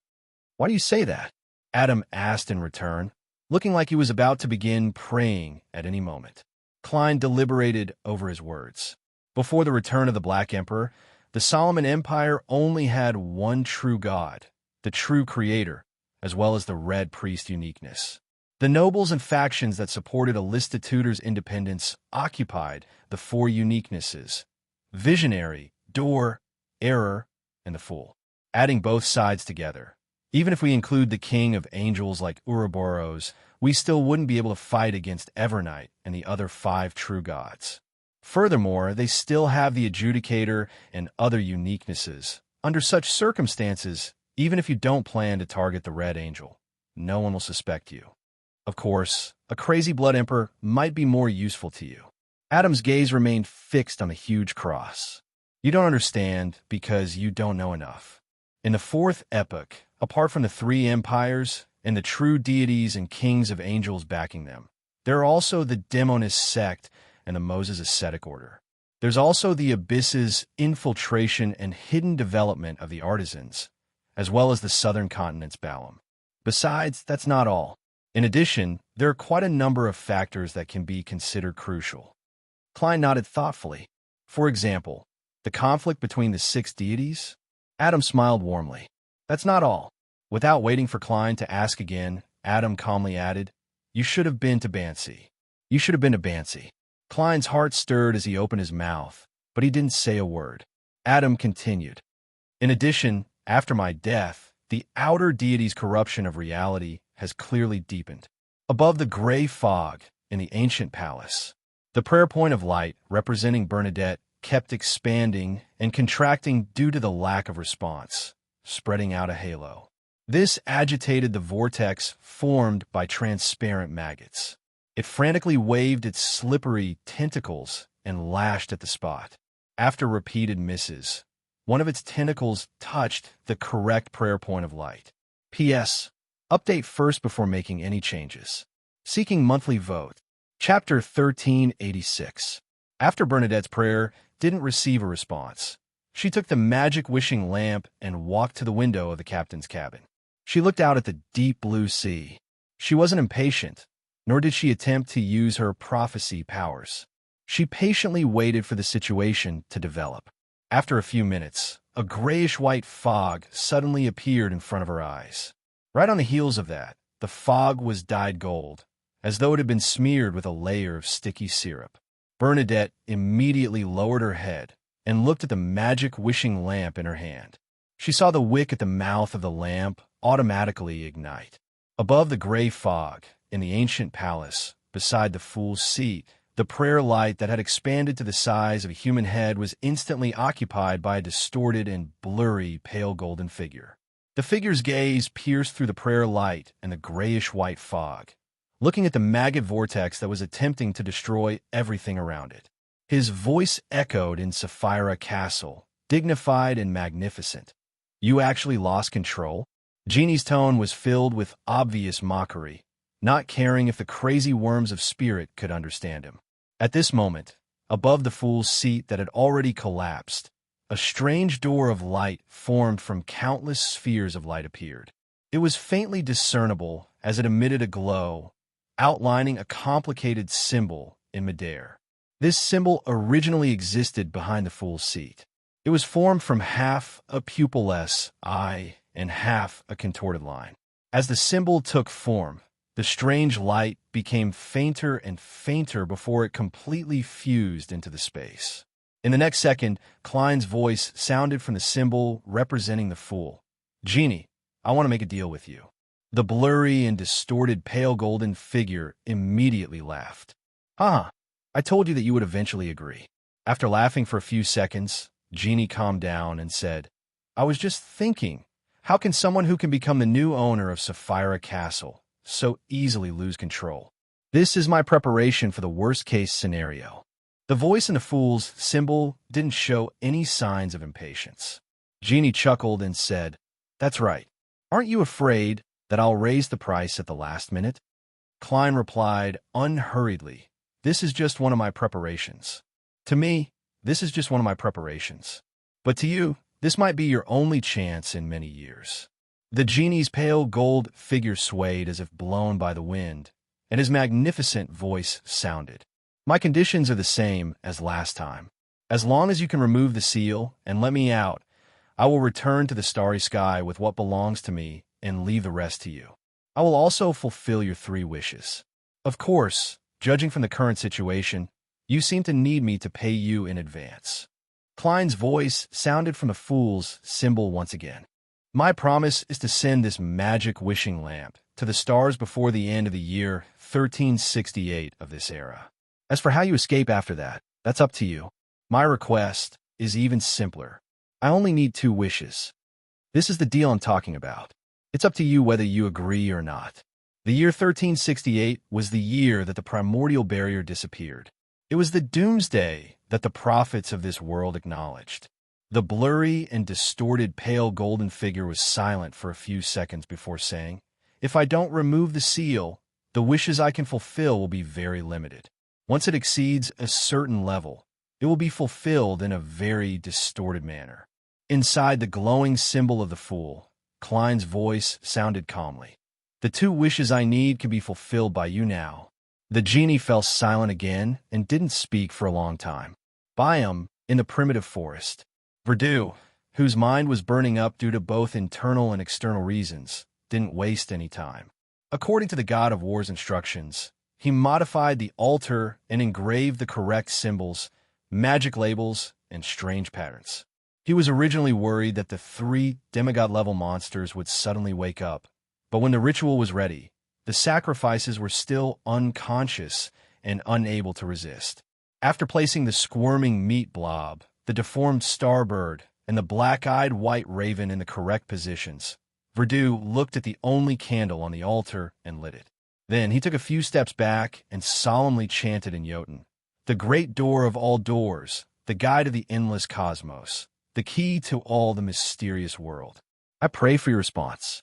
I pray for you to descend upon this world." Before he could finish his sentence, 3 bangs sounded from the altar. The 3 demigod-level monsters that corresponded to the Bizarro sorcerer, secret sorcerer, and parasite seemed to be pinched by an invisible hand.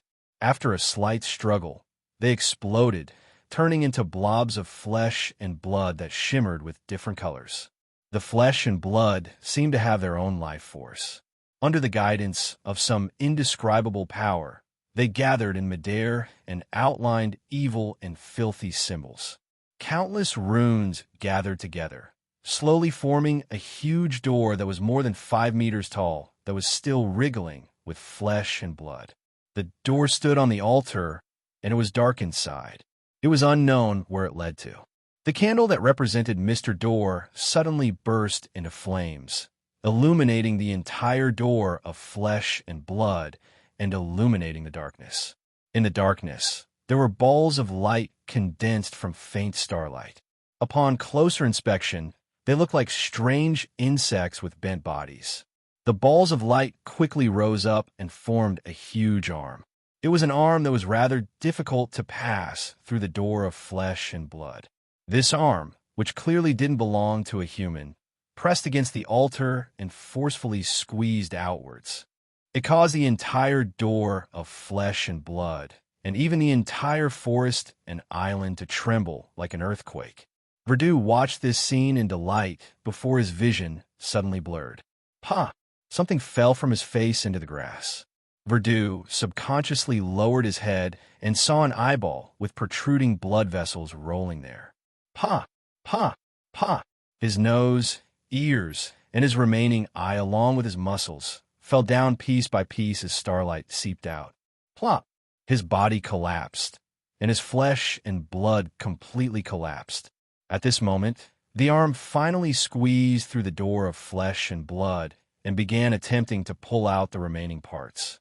Rumble! In the illuminated darkness behind the door, thick bolts of lightning formed a storm and descended, but they were suddenly engulfed by the blood-colored tide. Finally, a huge figure formed from pure balls of light passed through the door of flesh and blood. In the next second, the balls of light began to collapse and stack up as if they were about to undergo a qualitative transformation. Dark rifts that came from the void appeared in the surrounding forest. These rifts directly devoured different parts of the trees, turning them into strange shapes. At the same time, a hurricane of unknown origin blew out from the rift and swept in all directions. The entire Blue Mountain Island where Byam was located shook as if it was about to sink. In the Cathedral of Waves, Alger Wilson, who was vexed over Verdu's teleportation away and unable to monitor it, suddenly heard the sound of doors opening one after another. Every door in different parts of the city opened automatically at this moment. Alger turned his head to look at the forest outside the city, which seemed to be the source of the anomaly. Creak! The moment the door opened, in the new city of Silver, Derek, who had long woken up from the earthquake, frowned. Creak! Creak! Creak! In Bakeland, Trier, St. Millum, and other cities, everything that could be called a door had opened. Above the gray fog, in the half-collapsed ancient palace, the crazy maggot vortex instinctively attacked the pale golden figure and the fool symbol, but it failed. Nearly a minute later, the genie suddenly chuckled and said, "You are indeed not him. Otherwise, I would have already distorted your promise and made the seal him set up be automatically removed. Only the original owner's distorted words can achieve such an effect. Did you rely on this method to recognize that I'm not the Lord of the Mysteries?" Klein's voice sounded from the fool symbol. The genie chuckled. "I have at least 10 ways to identify him." Without waiting for Klein's response, the pale golden figure smiled and said, "You don't seem to be able to maintain this state for long. You don't seem to be able to maintain your current state for too long. All right, we have a deal. After I fulfill your 2 wishes, you must send the magic wishing lamp to the stars before 1368 of this era ends." The genie's voice gradually became solemn, as if he was announcing a law. At this moment, he seemed to have established a certain rule based on this deal. He didn't need to worry that Klein would go back on his word in the future. If you can't fulfill this promise, even if you have become the Lord of the Mysteries, you will perish and split apart. The genie warned and asked, "Tell me your 2 wishes. Take note, don't involve high-level beyonder characteristics, and don't exceed the limits of my current abilities. Otherwise, the wish will be fulfilled in a distorted manner. This is a rule that has already been set. I can't violate it now." Inside the symbol of the fool outlined by the light, Klein's calm voice sounded. "The first wish, put the 2 wishes made by Bernadette Gustave under my name. This should be very simple for you." The genie immediately smiled. "As expected, you want to use the rule that something bad will happen to you if you make a 3rd wish to resist your current predicament. That's right. This is based on my own level. I will satisfy you and let you die in pain." Klein's voice rang out again. "Second wish. Let my utopia give birth to a corresponding region in the spirit world. This doesn't involve the advancement of a sequence, nor does it have anything to do with higher-level beyonder characteristics. You can definitely do it." The genie's pale golden figure swayed a little and said with a smile, "You're right. Your wish shall be granted." Inside the corpse church, Klein touched the blood-stained wooden stake on his chest, seemingly considering how to get it out. During this process, he casually asked Adam, "Did you not attempt to become a god in the fourth epoch because you did not obtain 0-08? That was one of the factors. More importantly, there were still many hidden dangers that had not been resolved at that time." Adam gazed warmly at the huge cross in front of him. Klein turned his head and looked at the visionary. For example, back then, the primordial's remnant was still very strong. Before he finished speaking, a large amount of blood suddenly flowed down from Klein's head, but the corners of his mouth curled up slightly. P.S. Asking for monthly votes. Chapter 1387. Adam turned his head and looked at Klein. His clear, light-colored eyes reflected the face that was bleeding red. His expression didn't change at all. There was a tinge of pity in his geniality, as if he was a god watching over the mortals. Klein looked at him with a smile as his head cracked inch by inch. This trend then spread to his body, causing him to collapse into a pool of blood. Shirts, coats, and other items were floating in the blood. Submerged in them was the blood-stained wooden stake and an ancient mirror. In the corpse cathedral, in visionary Adam's divine kingdom, Klein died in such a strange manner. Adam, who was dressed in a simple white robe, watched this scene with a gentle and calm expression. It was unknown whether it was because he had expected this or because he had suppressed his own emotions. Above the fog, in the ancient palace, the crazy maggot vortex instantly stopped moving and disintegrated into dead worms of spirit. In the next second, these worms of spirit turned illusory and were dyed grayish-white, as though they had fused into the fog of history. Then, they came back to life, flickering with a deep light as they wriggled and gathered together. In just a few seconds, the worms of spirit reformed into a figure. It was none other than the black-haired, brown-eyed Klein Moretti in a formal shirt.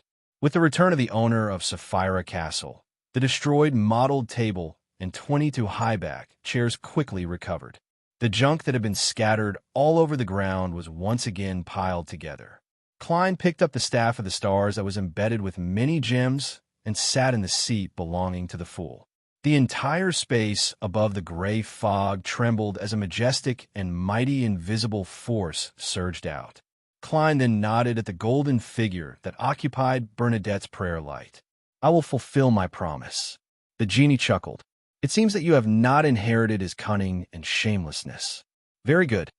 Just as she said that, the blurry and distorted golden figure rapidly retreated, no longer projecting itself onto Bernadette's prayer light. "Well done."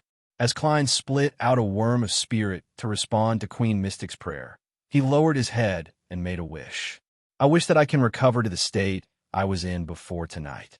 When his true body died, he only took away the core portion of the miracle invoker beyond her characteristic. The rest was isolated by Adam's corpse cathedral and couldn't be retrieved. Of course, a large portion of Klein's characteristics were in the bodies of the worms of spirit above the gray fog, as well as the remaining marionettes in Utopia. Zeradol didn't need additional beyonder characteristics, nor did he wish for it to affect his condition. Therefore, he didn't directly use the law of beyonder characteristic convergence to suck away the characteristics of the same pathway in Utopia. Instead, he used other methods to gather them. It was relatively slow and required a certain amount of time. After making this wish, Klein summoned the curtain, draped it behind him, and snapped his fingers. In the junk pile, the sequence 9 to sequence 3 beyonder characteristics of the seer pathway that had been separated from the curtain floated up at the same time, turning into pure points of light that drilled into Klein's body. His state instantly returned to the time when he was almost done digesting the miracle invoker potion. Apart from not having a physical body, he was no different from when he was attacked. Right on the heels of that, Klein cast his gaze at Utopia, which was closely related to him. In Utopia, the hooded Zeradol, whose face was covered with a white beard, stood on the roof of St. Ariana Cathedral. Beside him were the historical projections of Roselle Gustave, William Augustus, and Abomination Sua. He patiently waited for the door to the corpse cathedral to open and for German Sparrow to walk out. Under his control, A portion of his marionettes were dealing with a small number of Utopia marionettes that were beginning to mutate, leaving the marionettes that temporarily remained normal until the end. At this moment, on the motionless Utopia marionettes, illusory and dense spirit body threads suddenly floated up and rapidly floated towards an infinite height. They instantly came alive as they turned around and looked at Zeradol and his historical projections. The pairs of eyes shimmered in the darkness. At the same time, a huge shadow descended from the grayish-white fog, enveloping the entire Utopia. Zeradol and his historical projections instinctively raised their heads and looked at the sky that was filled with a faint gray fog. In the next second, William Augustus's historical projection raised the sword in his right hand and solemnly announced, "This place is not to be sealed." The shadow that enveloped Utopia immediately shook as many gaps appeared. It was unable to completely isolate the marionette city from the outside world. Roselle Gustav's historical projection immediately transformed into a chaotic torrent of information that surged towards Klein's remaining marionettes in a bid to interfere with their actions. Abomination Sua's historical void projection attacked the curtain-like shadow and expanded the corresponding gap. Zeradol then extended his hand and connected the void in front of him with another island in the Berserk Sea that he had previously located. Following that, as long as he took a step forward, he would be able to leave Utopia.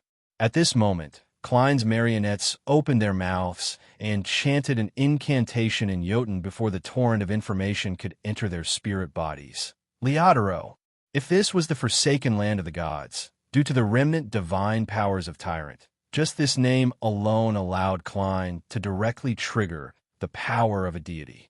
However, that wasn't the case in the outside world. As for whether to punish the fellow who shouted out his true name, it was up to the Lord of Storms to decide. Klein made the marionettes recite this honorific name at the same time. The only purpose was to make the Lord of Storms cast his gaze here. And, as one of the 5 pathways of omniscience and omnipotence, the Lord of Storms was probably one of the true deities who didn't wish to see Adam's scheme succeed the most. If Amon became the Lord of the Mysteries or the King of Space-Time, this tyrant would be in an extremely dangerous situation. He was constantly worried that the Son of the Creator would deal with him and help Adam or the true Creator ascend to the position of Lord of the astral world. Therefore, compared to the Evernight Goddess and Earth Mother, the Lord of Storms, the eternal blazing sun, and the God of knowledge and wisdom were probably existences who didn't wish to see Adam and Amon succeed.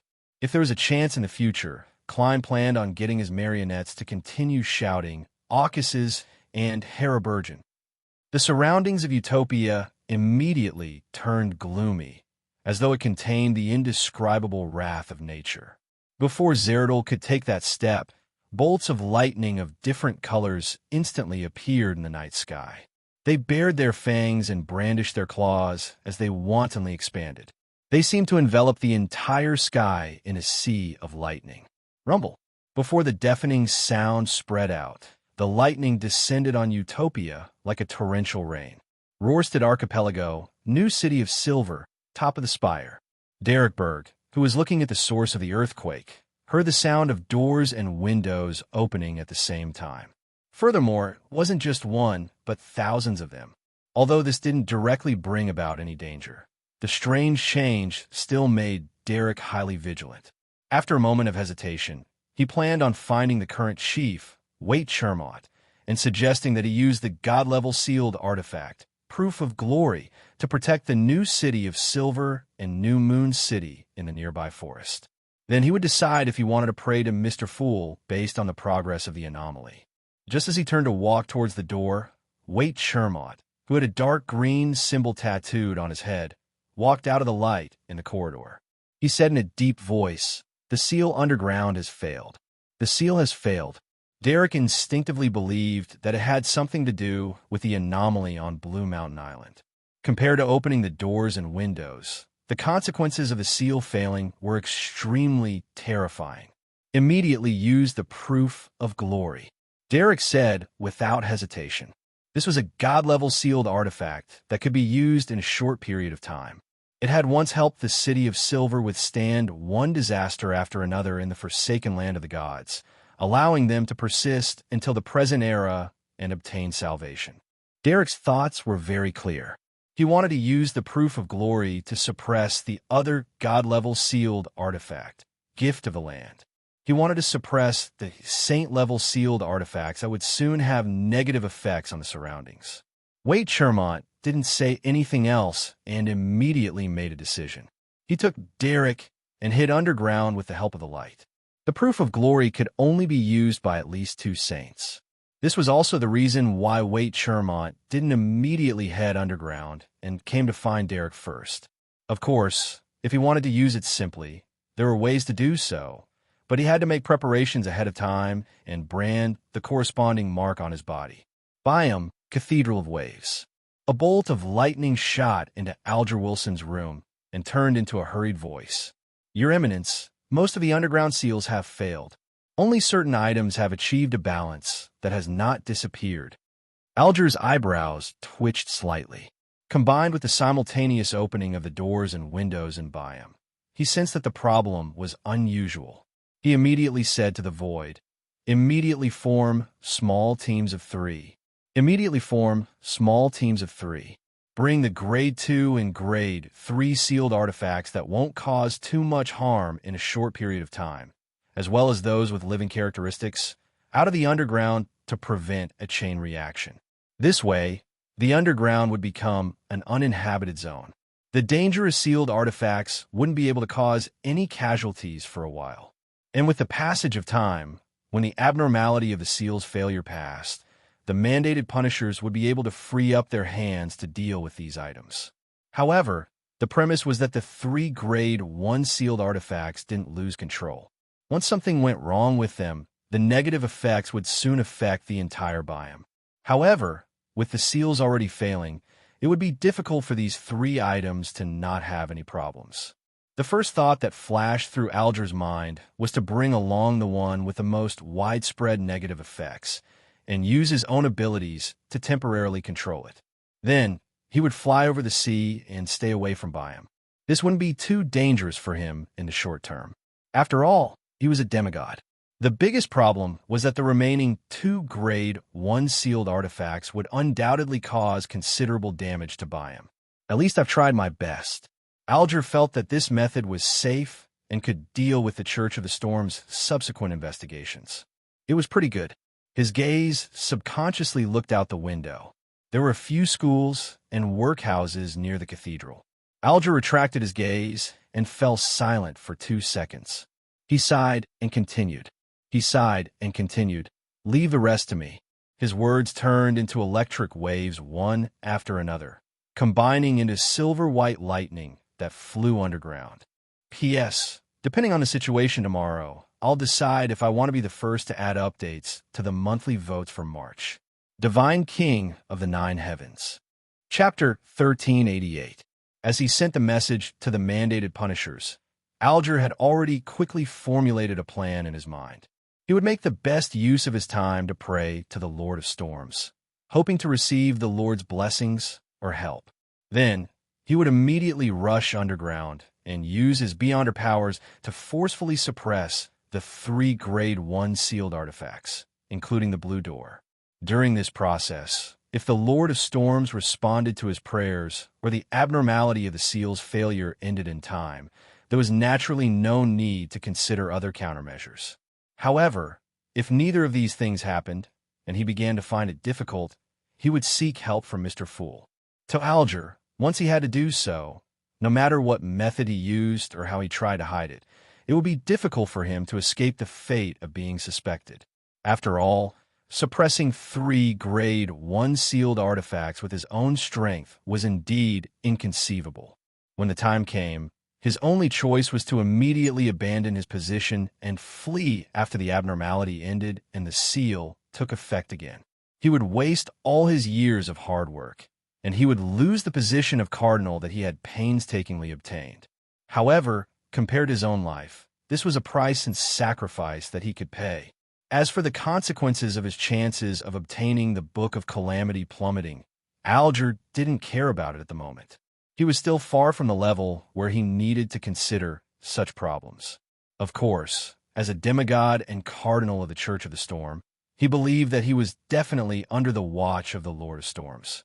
After abandoning his position and fleeing, he had to obtain the blessings of other existences to survive.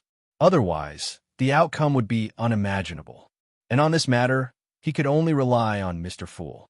Taking a deep breath, Alger quickly chanted, "The king who rules the sky, the emperor who rules the sea, the great god of storms, I pray for your attention and your blessings."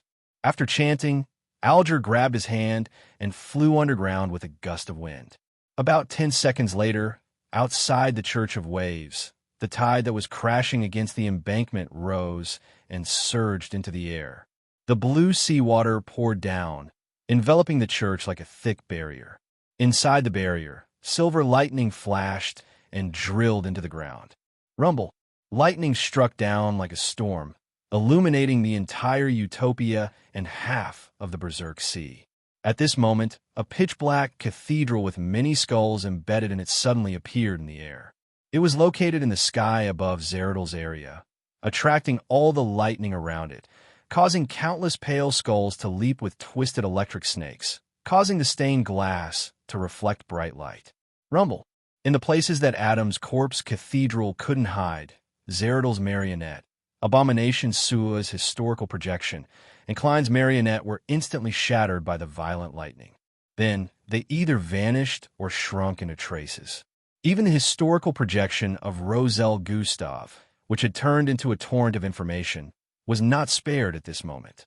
A strong electromagnetic storm wreaked havoc in the city, destroying all information structures. While the visionary was blocking the tyrant, Zeradol took a step forward and walked into the void in front of him. And this void was connected by him, using the beyonder powers of an attendant of mysteries, to another island in the Berserk Sea that he had located ahead of time. The distance between the two was reduced to 0. Zeradol's black-robed, hooded figure quickly disappeared into the void illuminated by lightning. But in the next second, he didn't appear on the distant island, but above Utopia's Iris's hotel.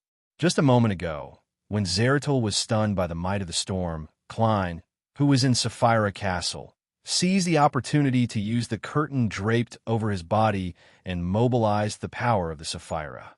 He forcefully grafted the void in front of the target to Iris's hotel, silently changing Zeradol's key setup. This was the suppression of a king of angels of the same pathway against the sequence one angel. Rumble! The never-ending lightning struck down, enveloping Zeradol, who had a long and dense white beard. Zeradol's pitch-black eyes didn't show any change in expression. His body rapidly faded and disappeared amidst the bolts of lightning. It had only come as a historical void projection. His true body was hiding in a certain fragment in the fog of history. Sitting in the fool's seat, Klein immediately cast his gaze at the grayish-white fog below, at the countless spots of light in the fog. He was temporarily unable to find Zeradol because he definitely had a secret history that only him or a few existences knew. However, being unable to find him didn't mean that Klein could only watch and patiently wait for him to reach his limits, making it difficult for him to remain in the fog of history. As the owner of Sapphira Castle, an existence that had reached the level of a king of angels, even if Klein could only make initial use of the Sapphira, he could still accomplish many things. In the next second, Klein opened the box, summoned the Fool card, and contained it in his body. In an instant, he turned into the Fool, who was dressed in colorful clothes and a gorgeous headdress. Amidst his deep and terrifying aura, he exuded a comical and absurd feeling. The entire Sapphira Castle shook gently. Thud! The Fool Klein used the end of the staff of the stars in his right hand to prop it against the edge of the long, mottled table. In the real world, the grayish-white fog appeared. An ancient palace stood above it, faintly discernible. In the ancient and majestic palace, a strange light formed from countless balls of light rapidly outlined itself, emitting an invisible and terrifying suction force. The fog of history immediately boiled. In a spot that Klein didn't light up, Zeradol's figure quickly appeared, uncontrollably cast towards an infinite height. The law of Beyonder characteristics convergence. With the help of Sapphira Castle, Klein projected the convergence power of Beyonder characteristics into the fog of history. At this moment, Zeradol's black-robed and hooded figure collapsed, thinning into a pale paper figurine. His true body then appeared on another island in the Berserk Sea. He quickly used the Beyonder powers of an attendant of mysteries to connect the convergence tendency to the paper figurines. Seizing the opportunity created by the paper figurines, Zeradol quickly made a wish. I wish for my Beyonder characteristic to temporarily calm down. Just as he said that, he clasped his palms together. He had already made his wish. This allowed him to escape the suction force from Sapphira Castle, the Fool card, and the attendant of mysteries Beyonder characteristic. At the same time, he took a step back and accurately stepped on a milky white stone. And this stone had long been connected to a certain spot by him and had been solidified to a certain extent. With Zeradol's stomp, his figure instantly vanished. It was unknown where he had gone, but the stone seemed to be weathered as it disintegrated. The Fool Klein cast his gaze down from an infinite height and scanned his surroundings, but he couldn't find Zeradol's figure. This meant that he had left his line of sight. Without any hesitation, Klein immediately focused on another matter. He had already made the various gems on the staff of the stars light up, simulating the Marauder Pathway's ability to deceive the rules. He changed the location of his body's resurrection to a marionette that wasn't in Utopia. Previously, a few residents of Utopia had gone to other cities and other places for various reasons, so as to further deepen their interaction with the real world. Klein had now chosen a travel enthusiast, and he was now in a certain mountain range. As the second half of his resurrection progressed, Klein took out the Fool card and summoned the 9 spirit world specialties that he had previously prepared. He then stored them in the curtain into his body. Right on the heels of that, he used the Staff of the Stars to mobilize the power of Sapphira Castle, and once again simulated the Marauder Pathway's ability to deceive the rules. He made the 9 spirit world specialties and the curtain become a part of his body. In the next second, countless fragments of light appeared around the marionette that was halfway up the mountain. And inside the marionette's body, a worm of spirit flew out and constantly disintegrated, fusing with the fragments of light. Soon, the fragments of light condensed into a ball of light. The ball of light stretched and solidified into Klein's figure. Just as Klein's figure finished outlining, he transformed into transparent and twisted maggots that spread out in all directions, causing the curtain and the 9 spirit world specialties to fall to the ground. Then, the worms of spirit completed their reorganization. A portion of them transformed into a half-top hat, a shirt, a vest, a formal suit, and trousers. Klein didn't waste any time. He immediately picked up the curtain and the spirit world specialties and seriously concocted the potion. To him, this was the best opportunity to advance to Attendant of Mysteries. On the one hand, the ritual's effects had already been completed with the help of the genie, and it wouldn't be maintained forever. It would gradually disappear. On the other hand, Adam, who was most likely to destroy his ritual, was being suppressed by the Lord of Storms, preventing him from interfering. If he were to consume the potion and advance to sequence 1 normally, Klein was really worried that Visionary Adam would use the sea of collective subconscious to secretly give him negative emotions at the critical moment. If that happened, losing control was inevitable. The main goal of him shouting Leotaro wasn't to deal with Zeradol, but to hold back a true god like Adam. When holding the Attendant of Mysteries ritual, there was no way to use the power of Sapphira Castle to distort a nascent divine kingdom in advance to isolate it from the outside world, allowing Klein to advance inside. This was because it would cause the ritual to be unable to establish a connection with the corresponding region of the spirit world, causing it to fail. In less than 10 seconds, a potion that was as dark as the night sea appeared in Klein's palm. At the same time, The figure he left behind in Sapphira Castle snapped his fingers, satisfying the prayer light and the small number of wishes accumulated in the Crimson Star, allowing the last bit of the miracle invoker potion to be completely digested. The figure in Sapphira Castle then faded away, allowing Klein's body to become complete, allowing him to consume the potion in his best state. When the lightning illuminated the sea once again, Klein raised his right hand and brought the bottle from his marionette to his mouth. He gulped down the potion that was as light as air. P.S. Deep condolences PS2. Update first before modification. Chapter 1389. As the attendant of Mystery's potion entered his body, Klein immediately felt like he was swelling up. In the blink of an eye, he lost his sense of his body and the worms of spirit. He watched helplessly as they dissipated, fusing into the spirit world that couldn't be described with normal words or understood with normal logic. It was as though they were about to disintegrate into abstract, messy information. At that moment, Klein only barely retained his consciousness and self-awareness. He floated in the spirit world that was filled with countless strange figures.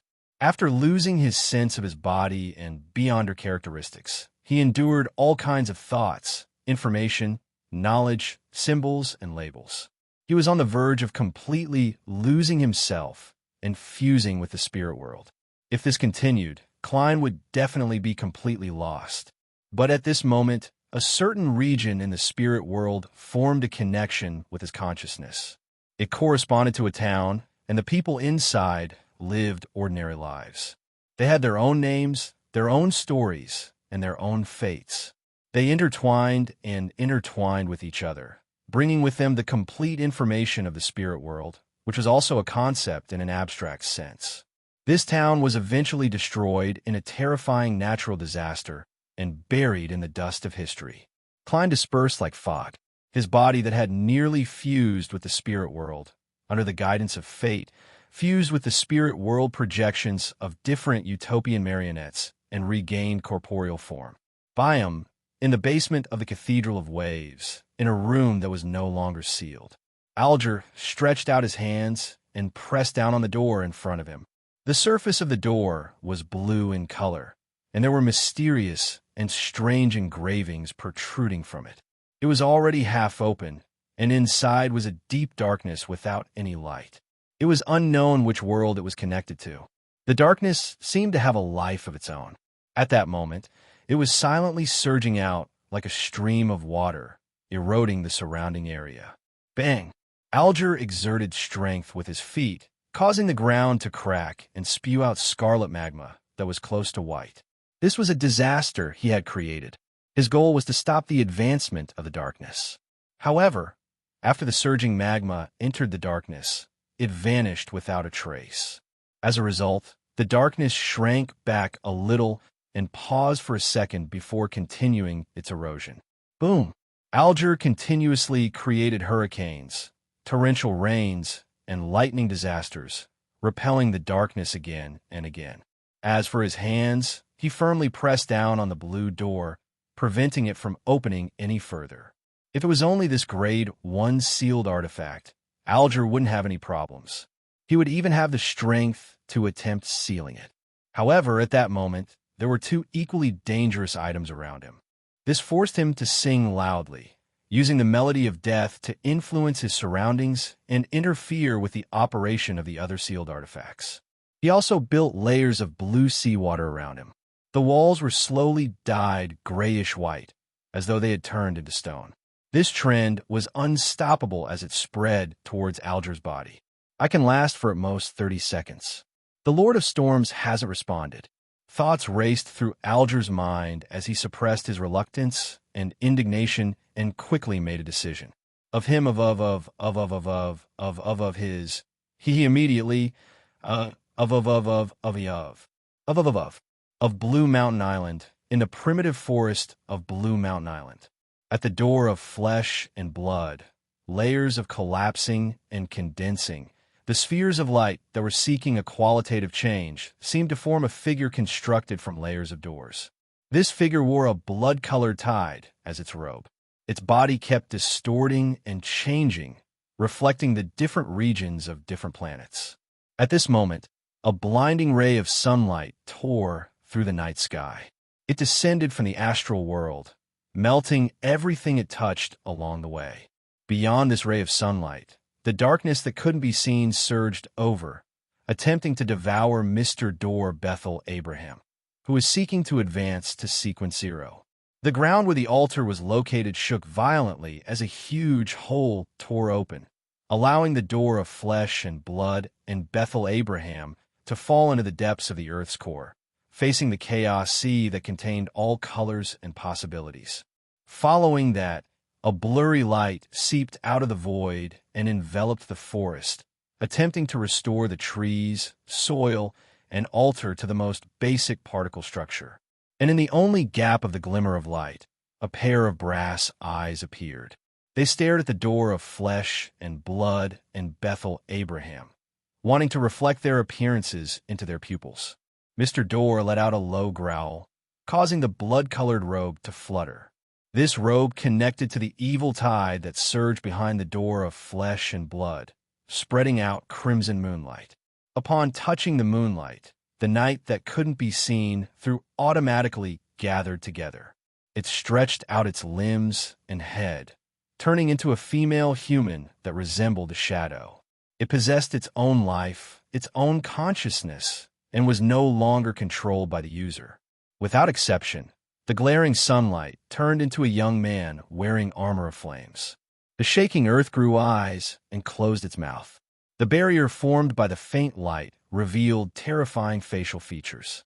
Around the brass-colored eyes, eyelashes drilled out and turned into wings. These obstructions and disturbances fell into chaos at the same time, giving Mr. Door a chance to catch his breath. Seizing this opportunity, he entered the final step of becoming a god. At this moment, the door of flesh and blood suddenly collapsed and covered the surface of Mr. Door's body, making him seem to turn into another person. Klein's body seemed to split into countless people. They had their own preferences, their own personalities, their own perseverance, and their own fate. They lived in a town called Utopia. These people quickly lived through their short lives. Amidst the torrential lightning, they woke up and realized what their most intrinsic identity was. They were Zhou Mingrue, Klein Moretti, Sherlock Moriarty, German Sparrow, Don Dantes, and Merlin Hermes. A thing could have many names, but its essence wouldn't change. These people raised their heads and looked up at the illusory city in the spirit world. They saw illusory and dense spirit-body threads, a symbol formed from a portion of the pupilless eye and a portion of the contorted lines. With this symbol as the core, Klein's figure was outlined with his eyes tightly closed. Worms of spirit, bits of beyonder characteristics, and pieces of self-awareness flew up from the corresponding spirit world region of Utopia. They were cast towards Klein's slightly illusory body, allowing it to gradually become corporeal. At this stage, there was no clear boundary between Klein's spirit body and his body of flesh and blood. It was both one and separate in a rather subtle state. In other words, a spirit body could be equivalent to a body of flesh and blood, and a body of flesh and blood could also fuse with a spirit body. As long as Klein was willing, he could switch between these two states at any time. Of course, he could also separate his body of flesh and blood from his spirit body.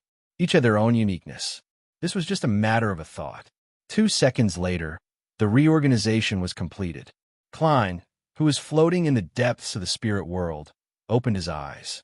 His pupils were only deep black without any light. He had already advanced to Sequence 1 and become an attendant of mysteries. Silently, a grayish-white fog appeared behind him. Above the fog was an ancient palace. Inside the palace stood a door that was stained with bluish-black colors. It was formed from countless spheres of light. This door of light appeared rather clearly in the spirit world. It separated out a rather blurry phantom and cast itself towards Klein's body. As the phantom transformed into a complicated symbol and imprinted itself on Klein's glabella, the entire spirit world and the real world outside began to tremble gently as though they had encountered an earthquake that came from an extremely distant place. At that moment, Klein's surroundings turned dark.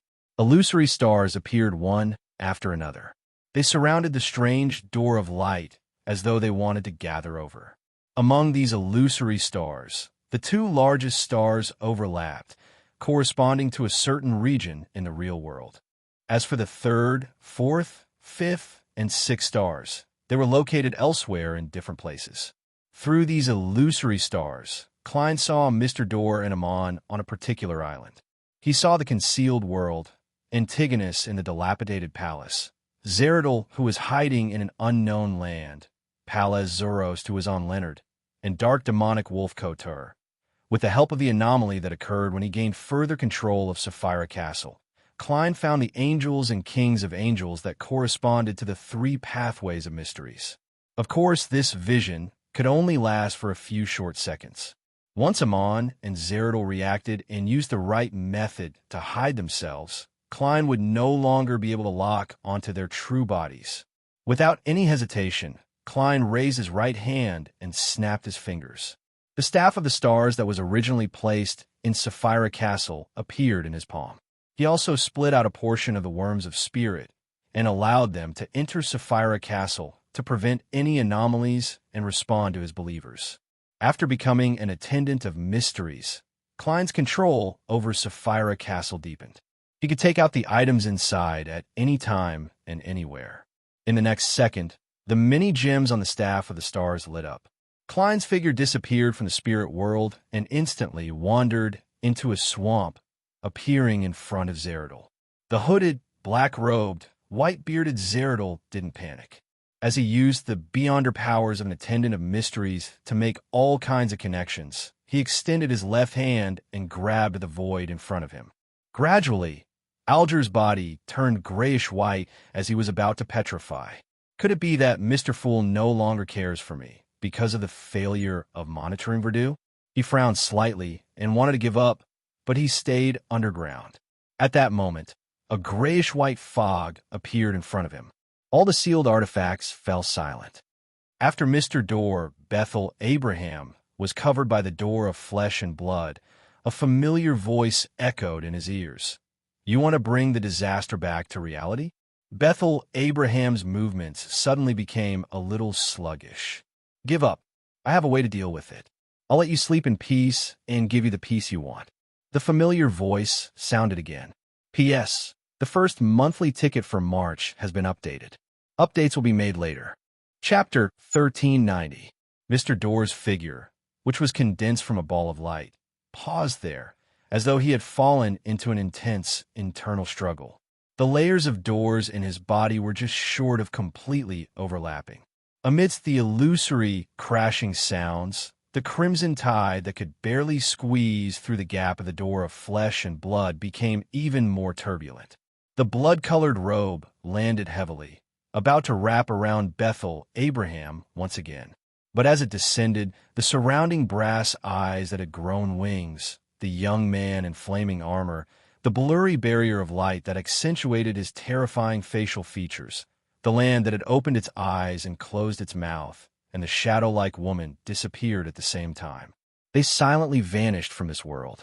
In an instant, a blinding sun appeared above the forest.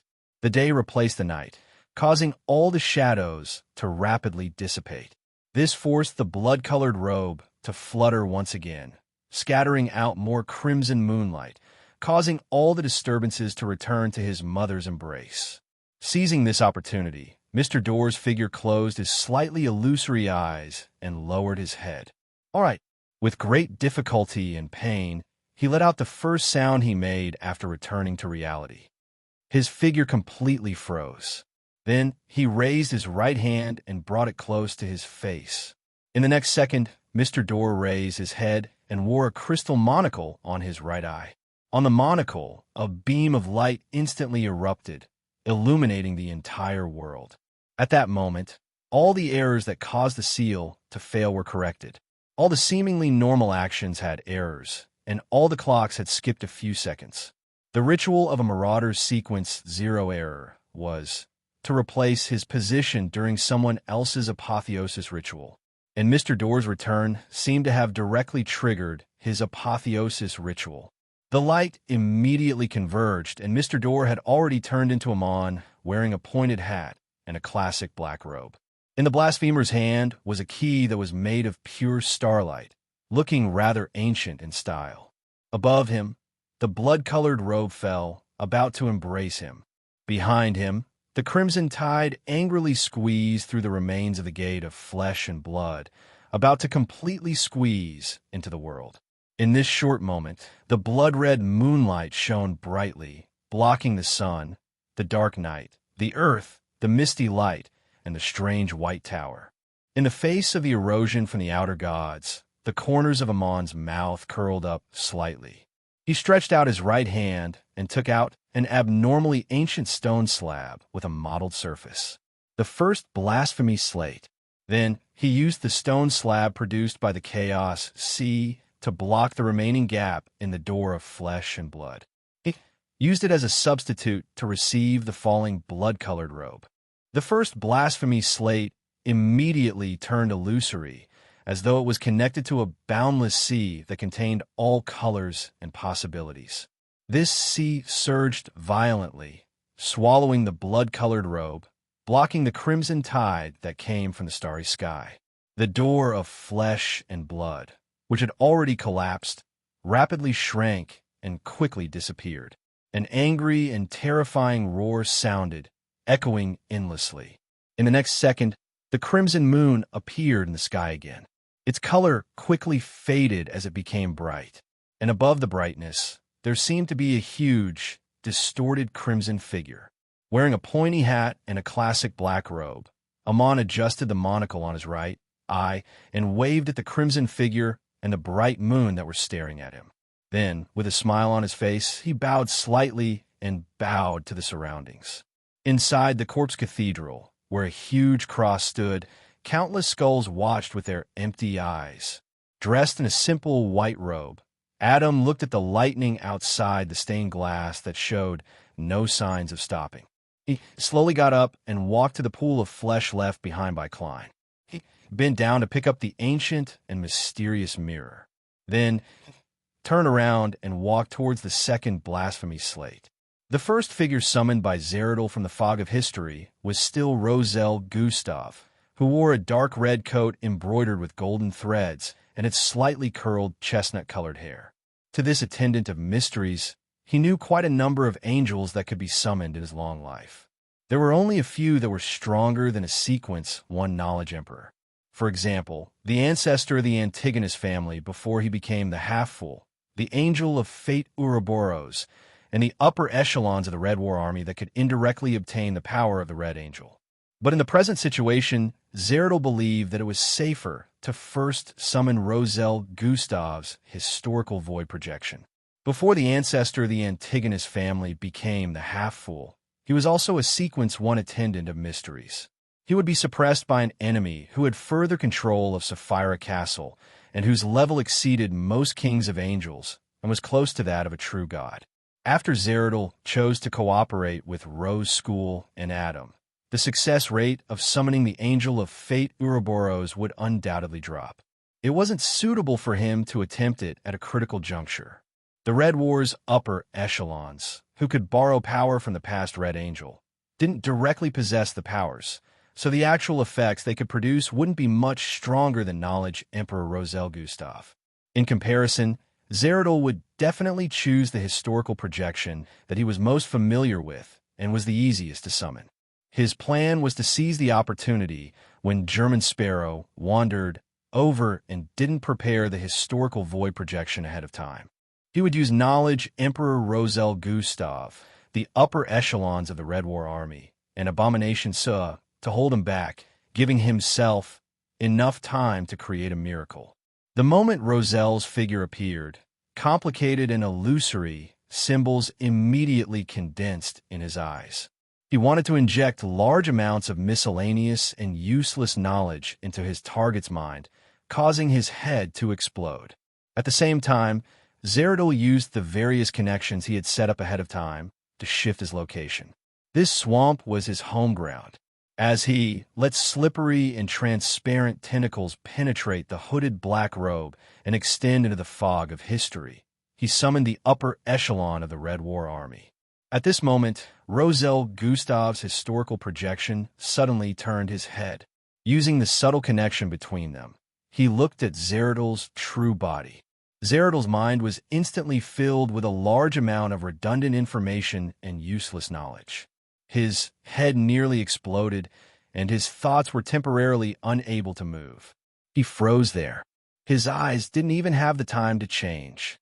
The historical projection of knowledge Emperor Roselle Gustav that he summoned had betrayed him. Klein was both surprised and unsurprised by such an outcome. What wasn't surprising was that this was something he was in charge of. His worms of spirit in Sapphira Castle had already grafted Roselle's current state with the concealed state that Klein had experienced. What was surprising was that Adam hadn't warned Zeratul to be careful of Roselle Gustav. After Klein had previously sensed that there were some coincidences, his preparations were to use the connection between the Fool's symbol and Roselle Gustav's seal. Through the corresponding prayer point of light, he had transformed a worm of spirit that carried certain words and will into light and threw it to his fellow countryman who was sleeping, awakening him. And with the help of a miracle, him was given some power to temporarily suppress the corruption of the mother goddess of depravity. At that time, the worst situation that Klein could prevent was that something had happened to him, and he was unable to contact Sapphira Castle.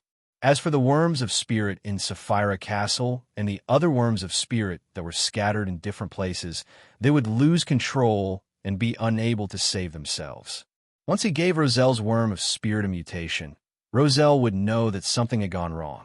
He would use the Black Emperor's ability to distort order to make the worm of spirit remain lucid for a certain period of time. As for the method that the worm of spirit and Roselle would discuss to save himself, Klein didn't know either. This was the true reason why he could hide it from Adam. With his experience in the Hall of Truth, he knew that he wouldn't have any secrets when facing a visionary. Any method he thought of to save himself, regardless of whether it was something he had accumulated in the past or something that had just occurred to him, would be clearly seen and heard by Adam. At his level, the only way to avoid it was that even he didn't know how he would save himself. Of course, visionary Adam knew, without a doubt, that Klein had a worm of spirit in Roselle Gustav's Black Emperor Mausoleum. He knew that his backup plan definitely came from there, but he couldn't pry into it because it was a place corrupted by the mother goddess of depravity. It was a deity that had been corrupted by the cosmos. Prying into Roselle Gustav's thoughts was akin to prying into an outer deity. This was the difference in level. It was precisely because of this that Klein could calmly ask about all kinds of secrets and decipher the second blasphemy slate. On the one hand, the knowledge was indeed tempting.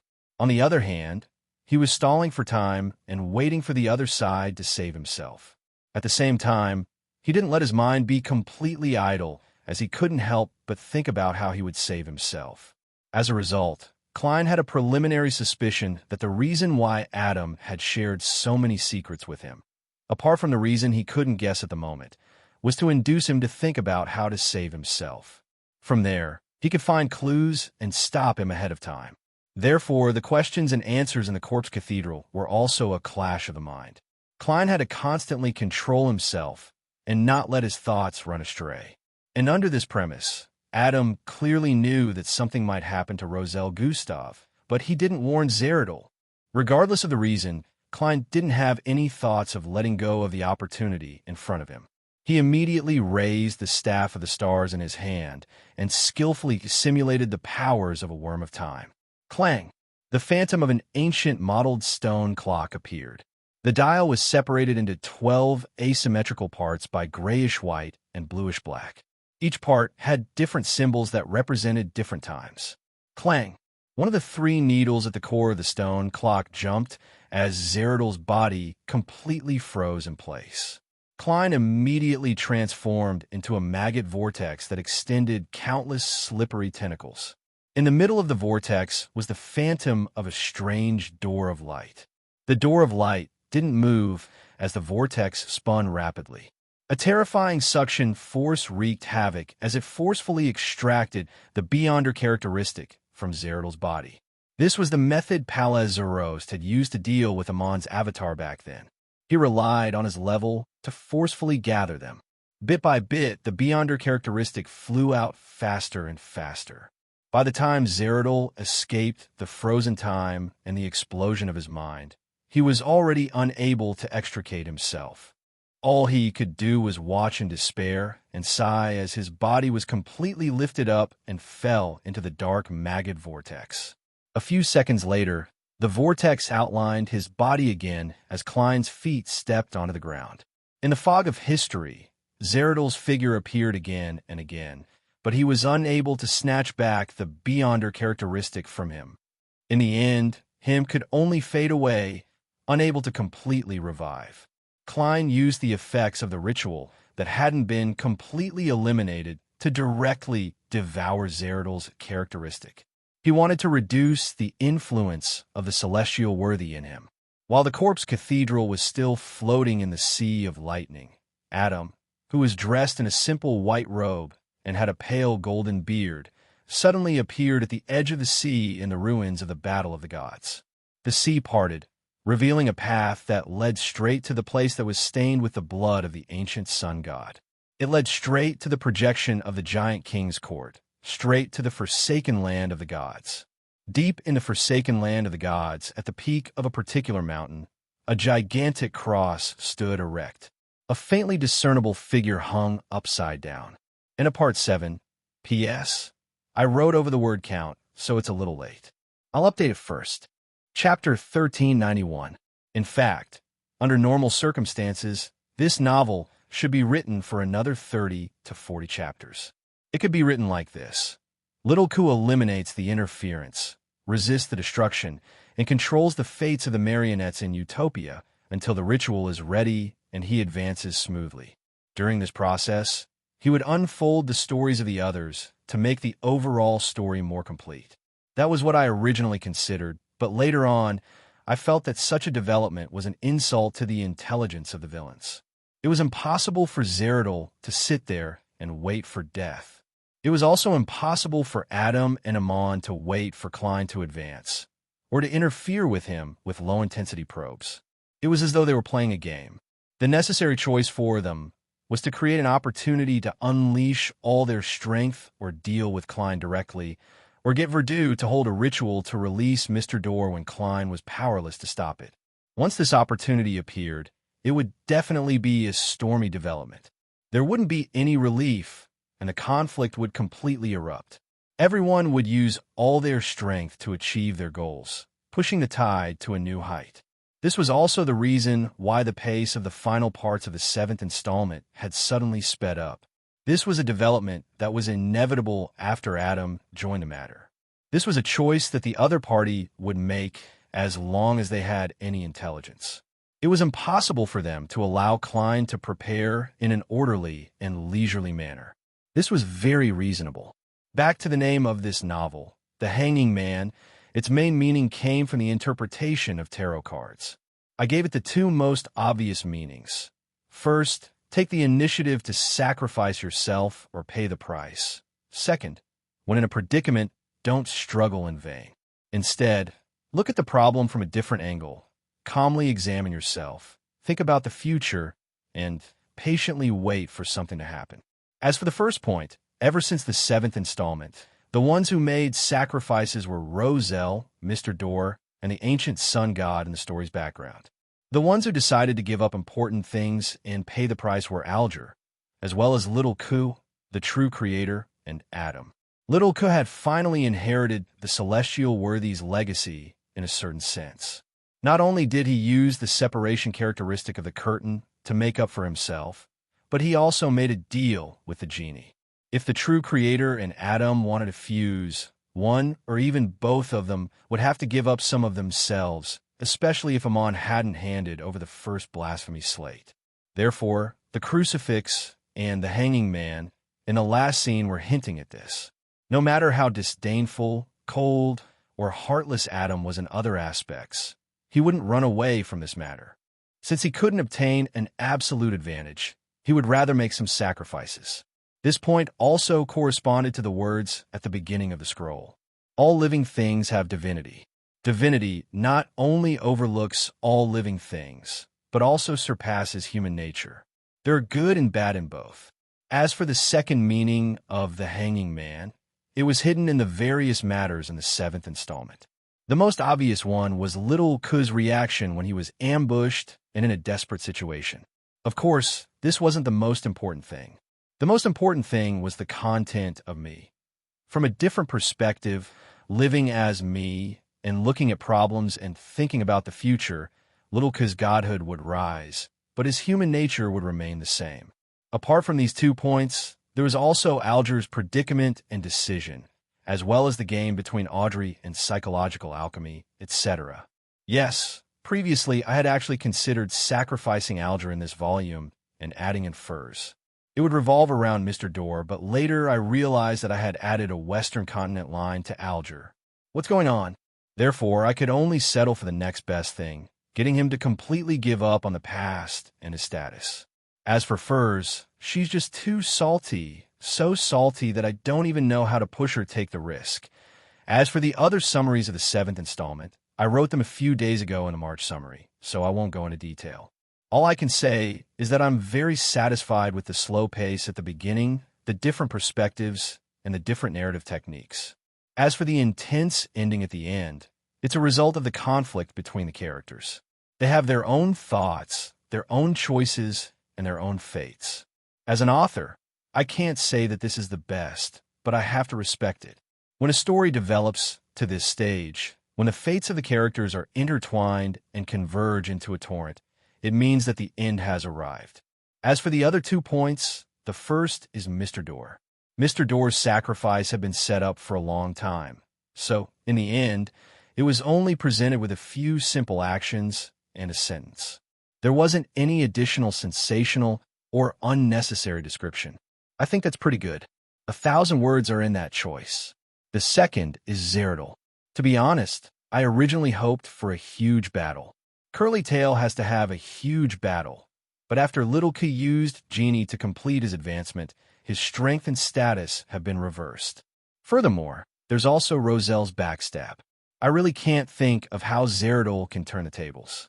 If it said that in Utopia, Zeridol could still create a miracle when faced with such a situation, then after escaping in a hurry for the first time and losing his marionette and the initiative, I don't think there's a need to worry about writing new words. Of course, I don't like to add memories to the villains before they die. This results in Zeridol, who has always been secretive and mysterious, not having enough stories. His character's image isn't fully developed, and this can be said to be a pity. And this is also a problem I've always wanted to resolve. Bosses are habitually set to be too strong, resulting in him not having many chances to appear. As a result, when he appears at the end, there's a lack of consistency and a lack of accumulation of emotions. It's difficult to create the impact and explosive feeling that I want. I hope that Amon can bring me an opportunity to resolve this. All right, that's all for the 7th book. It can be said that this book has the highest number of subscriptions. The last few copies are at around 65,000. Usually, it's maintained at around 59,000, with the lowest being less than 57,000. Ever since Mysteries began, it's not surprising that the average number of subscriptions has been increasing. It's very rare for the subscriptions of every book to increase. To me, this is the first time it's happening. Yes, the name of the 8th book is easy to guess. The Fool. It starts with the clown and ends with the fool. Going by the usual schedule, I will rest for 3.5 days. Today is half a day plus Monday, Tuesday, and Wednesday. I will update on Thursday, which is the 9th of April at 12:30 p.m. I've already thought of the ending scene before I open the book. However, I still have to think about how I should develop it. Also, I have to think about the battle of wits and courage with Amon. Lastly, since I have opened a single chapter, I might as well ask for a monthly ticket. Also, I will be promoting a book, My Cell Prison. It's also about occultism and Cthulhu. Just by looking at the author's name, Afe in yellow reincarnated into a cell, carrying the power of the Book of Prison and arriving at the parallel world where the Ancient Ones have awakened. Steam civilization, horror dimension, old Yongye king, hybrid demons outside the city. The gate of destiny has been opened. Crusaders, library, control, machinery, and occultism will become a brand new growth system for humanity. The hymn of humanity is the hymn of courage. The courageous knights, galloping under the world ruled by the ancient kings, reclaiming the freedom that belongs to humanity. Chapter 1392. Late at night, the sound of doors and windows opening woke Wendell up from his deep sleep. He got out of bed warily and surveyed his surroundings. What exactly happened? Did Utopia encounter a huge storm? Wendell, who hadn't slept well for the past few days, finally fell into a deep sleep, but he had no choice but to wake up. His thoughts were still a little frozen, and he appeared rather confused. He then realized that there was no wind blowing in through the wide-open window, nor was there any rain. It was as if he had opened it in his sleep to take in a breath of fresh air. Wendell suddenly thought of the Beyonder incidents he had experienced and learned about through the dossier. He thought of the fear of the unknown that had once ruled his heart. He didn't know what would happen next, nor could he guess what he would encounter. He felt a chill run down his spine as he trembled. At this moment, he heard a commotion outside the door. All kinds of sounds entered his ears. There were the sounds of running, the sounds of certain actions being judged, the sounds of the current order being modified, and undisguised shouts. There's an abnormality with the underground seal. Raise your guard. The underground seal? What seal beneath the Iris's hotel? Wendell was surprised and confused when he heard that. He couldn't help but walk to the door and look around. He then saw his MI9 colleagues whom he barely knew, as well as Colonel Zio Dericha, who was on duty tonight. MI9 found Utopia through me. They're going to deal with the abnormality here? Just as this thought flashed through Wendell's mind, he subconsciously frowned. He realized that the layout of the corridor outside was completely different from the Iris's hotel. Not only were there gas wall lamps on both sides, but there were also classical lampstands. The floor was maintained to be very bright, and the floors were more than 3 meters tall. This isn't the Iris's hotel. Wendell suddenly turned around and sized up the room he was in. He quickly recognized that this was his bedroom at MI9 headquarters. His luggage was placed quietly in the corner without any signs of being moved. Wendell remembered very clearly that he had gone to Utopia through the bathroom in his room. He wasn't too confident, so he didn't bring any luggage with him. He only took the document from Utopia's police court. Tap, tap, tap. He quickly ran to the window and looked outside. What he saw was the garden and the lawn that belonged to MI9 headquarters. I'm back in Bakeland, or did I not return to Utopia at all? I was just too tired to sleep and had a dream. Wendell walked back to the bed in a daze and sat down. After 10 seconds, he suddenly jumped up and picked up his jacket from the ground. Then he saw the Utopia court document lying quietly in the inside pocket of his coat, which should have been in the drawer. Wendell fell silent, as if he had turned into a statue. Travel columnist Monica also woke to the sound of the window and the door banging against the wall. She sat up and pulled the blanket up to cover her chest. Her sleepy first thought was that a robber had broken into the hotel, so she prepared to scream and call the police. But in the next 10 to 20 seconds, Monica didn't hear any footsteps entering her room. She only felt more and more people gathering in the corridor. What happened? It doesn't look like a storm. Is someone playing a prank? Damn clown. If I find out who it is, I'll definitely kick his ass. The sounds of discussion rose and fell, mixed with all kinds of curses. Monica didn't think much of it when she first heard it. Instead, she followed the words of the crowd outside and seriously thought about the reason for this strange incident. She wanted to write it down in her travelogue. However, as she listened, she gradually realized that something was amiss. How could the Iris's hotel in Utopia have so many guests? She remembered very clearly that on this floor, there were at most 5 rooms with occupants, and that included her room. At that moment, Monica thought of the ghost stories she had read and heard. She immediately felt that there were vengeful spirits and shadows outside the door. She had originally extended her feet to the side of the bed, preparing to go out and participate in the discussion. She wanted to grasp more details and accumulate material for her future writing. At that moment, she retracted her feet and curled up into a ball, trembling. A few seconds later, she heard a man say, I asked the hotel owner. And he said he didn't know what happened. Maybe there was a short storm just now. Go back to your rooms and rest. Lock the doors and windows. Jan, I have to wake up early tomorrow to go to the Royal Museum. The Royal Museum? Monica was stunned.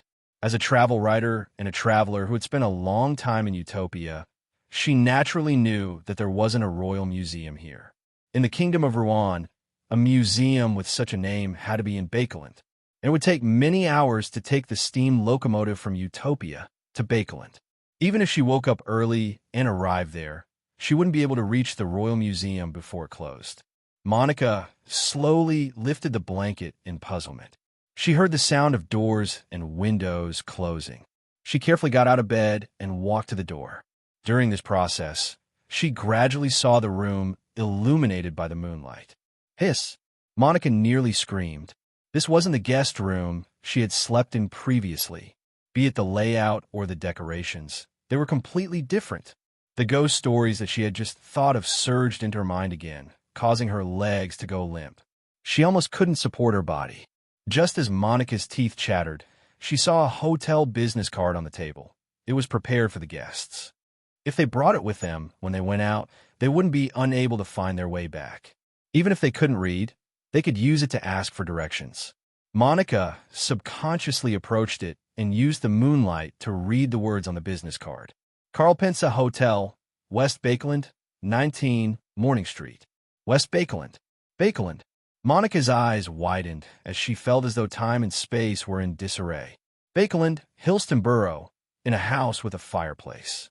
Furs heard the door and window open, but she didn't immediately wake up. This was because she had fallen into a strange nightmare that she couldn't escape.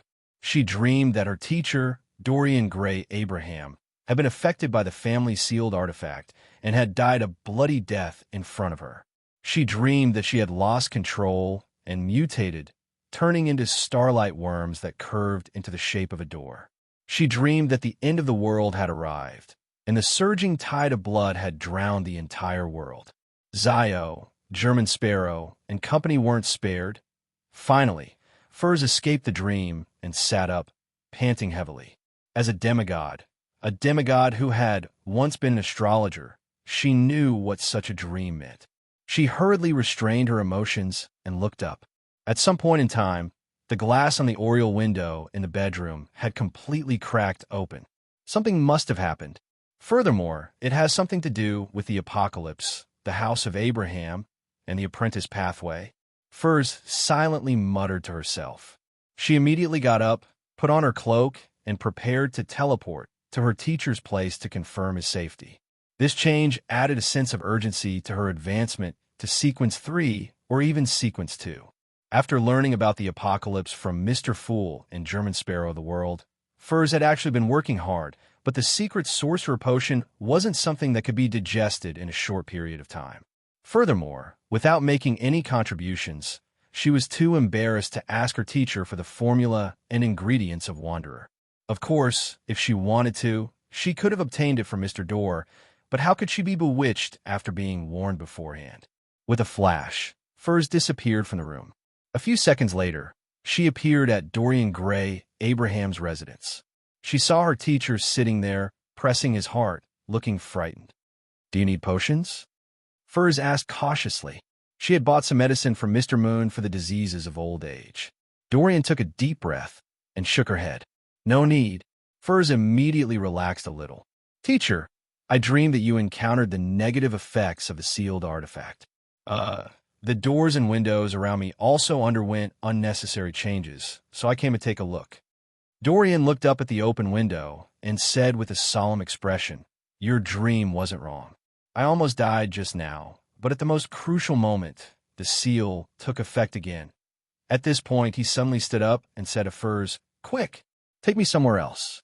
I'm worried that something might happen to the other family members." Furs did not hesitate. She immediately grabbed her teacher's arm and asked for the exact location.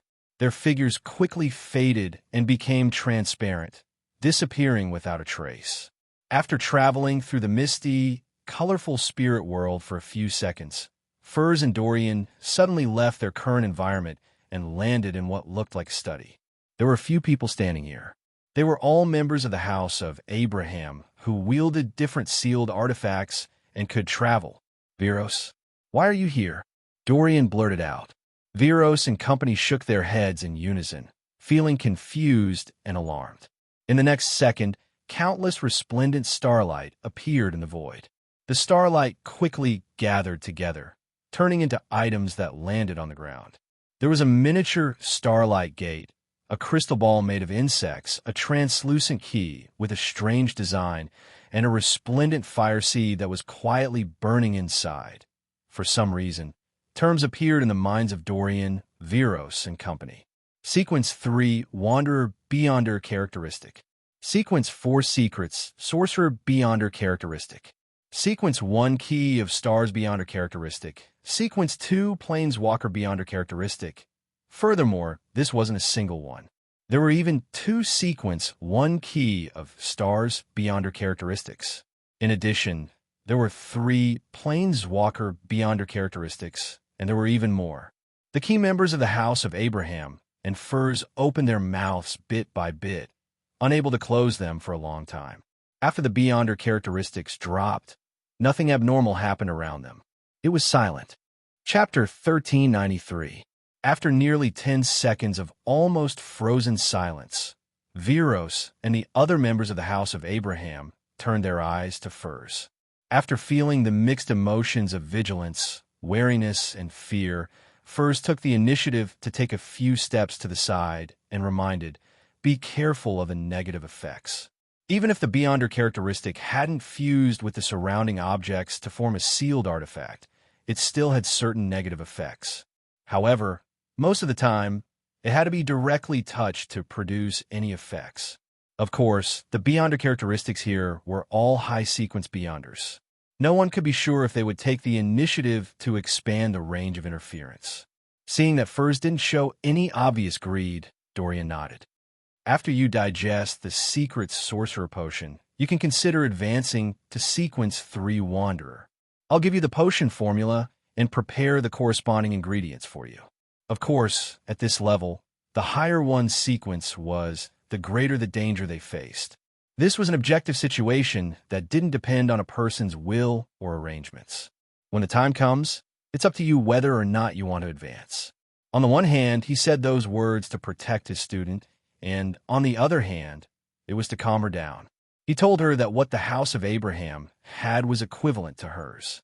No one would treat her as an outsider and deliberately make things difficult for her during the advancement of her sequence. This could effectively eliminate some of the hot-headedness brought about by greed. And after obtaining so many high-sequence Beyonder characteristics, Viros and the other members of the House of Abraham weren't too reluctant to part with a Wanderer Beyonder characteristic. They even believed that using it to exchange for peace was definitely worth it. After all, there was only one demigod here, Furs. In a situation where the members of the House of Abraham didn't have the time to use their Grade 0 sealed artifacts, and because the seal was on the verge of losing its effectiveness, they didn't dare take out most of their Grade 1 sealed artifacts. Furs was completely capable of finishing all of them. In the face of her teacher's promise, Furs hummed in acknowledgement. Has the door to the hidden space been opened? She believed that the high-sequence Beyonder characteristics in front of her came from the House of Abraham's treasury, but they had been thrown back into the real world due to the anomaly from before. However, she also felt that there were clearly too many. No. Dorian shook her head slowly, looking confused. The rest of the members of the House of Abraham remained silent, equally at a loss. No one would believe that a treasure would fall from the sky if it didn't happen right in front of their eyes. Do you want to pray to Mr. Fool? Furs gave her suggestion. Dorian, who had a vague guess, immediately looked at Viros and the other family members. She saw that those who had converted to Mr. Fool were nodding in agreement, while those who hadn't were clearly hesitant and wanted to object. After some consideration, Dorian calmed herself down and said, "Collect the AoE negative effects in the right way and prevent them from combining with the surrounding objects. I'll pray to Mr. Fool. Okay. Several members of the House of Abraham hesitated for 2 seconds before agreeing. Then, they seized the time to distinguish the characteristics and tried to collect them. After this group of members had a certain harvest, Dorian retreated to her student Furz's side and lowered his head to pray to Mr. Fool. Soon a grayish-white fog and an ancient palace in the depths of the fog appeared in front of his eyes. A lofty and solemn voice echoed in his ears. A lofty and solemn voice echoed in his ears. These are Mr. Door's relics. The curse on your bloodline has been completely removed. Mr. Door's relic. Relic. Dorian ruminated over the word, opened his eyes, and cast his gaze at the high sequence beyond her characteristics again. He watched in silence as his vision gradually turned blurry.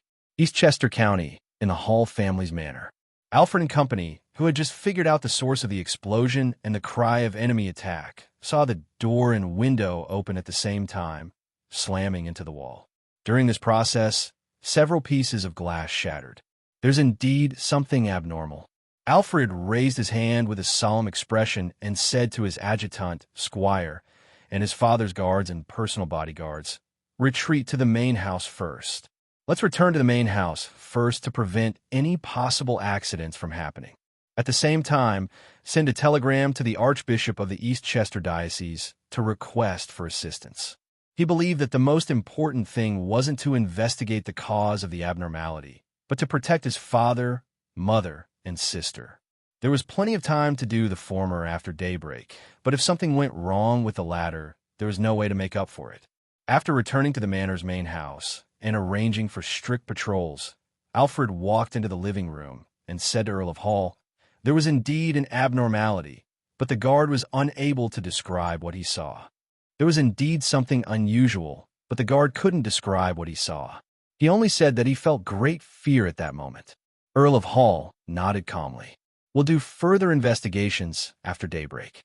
Sit down and rest first. Beside him, Audrey held her mother's arm and quietly listened to her father and 2 brothers' conversation. Of course, this was only on the surface. She had already split out her virtual persona in an attempt to find the reason for the strange opening of the door and window from the memories of the witness. After a few minutes, she ended the investigation in disappointment. She temporarily attributed this abnormality to the influence left behind by the Mind Dragon, Hog, and Mr. Wrath. At this moment, she realized that the golden retriever, Susie, had a strange look in her eyes. She hurriedly split out a virtual persona and entered her mind island to engage in a hidden conversation. What did you discover? Audrey asked directly. On Susie's mind island, a voice echoed. I smelled a strong scent of blood at the edge of the manor, some time before the door and window opened. Yes, about 10 seconds after the explosion. After hearing that, Audrey pursed her lips and fell silent for a few seconds. Let's go take a look. Susie immediately stopped squatting and tiptoed out of the living room. She left the manor's main house through the side door in the corridor on the first floor. During this process, people would look at her from time to time, but they didn't mind or try to stop her. After all, she was just a dog that had mastered psychological invisibility. After walking down the path to the row of buildings furthest from the manor's main house, Susie twitched her nose, chose an open window, and jumped in. Then she saw on the bed a ghastly body, bloody and stripped of its skin. And what she saw was equivalent to the virtual persona that Audrey resided in her mind island. In the manor's main house, in the living room, Audrey, who was holding her mother's arm, lowered her head. Then, she raised her head and let her gaze slowly and deeply sweep across the faces of her father, Earl Hall, her mother, Lady Caitlin, and her brother, Hibbert and Alfred. She maintained her silence and became even more silent. Byam, inside the Cathedral of Waves.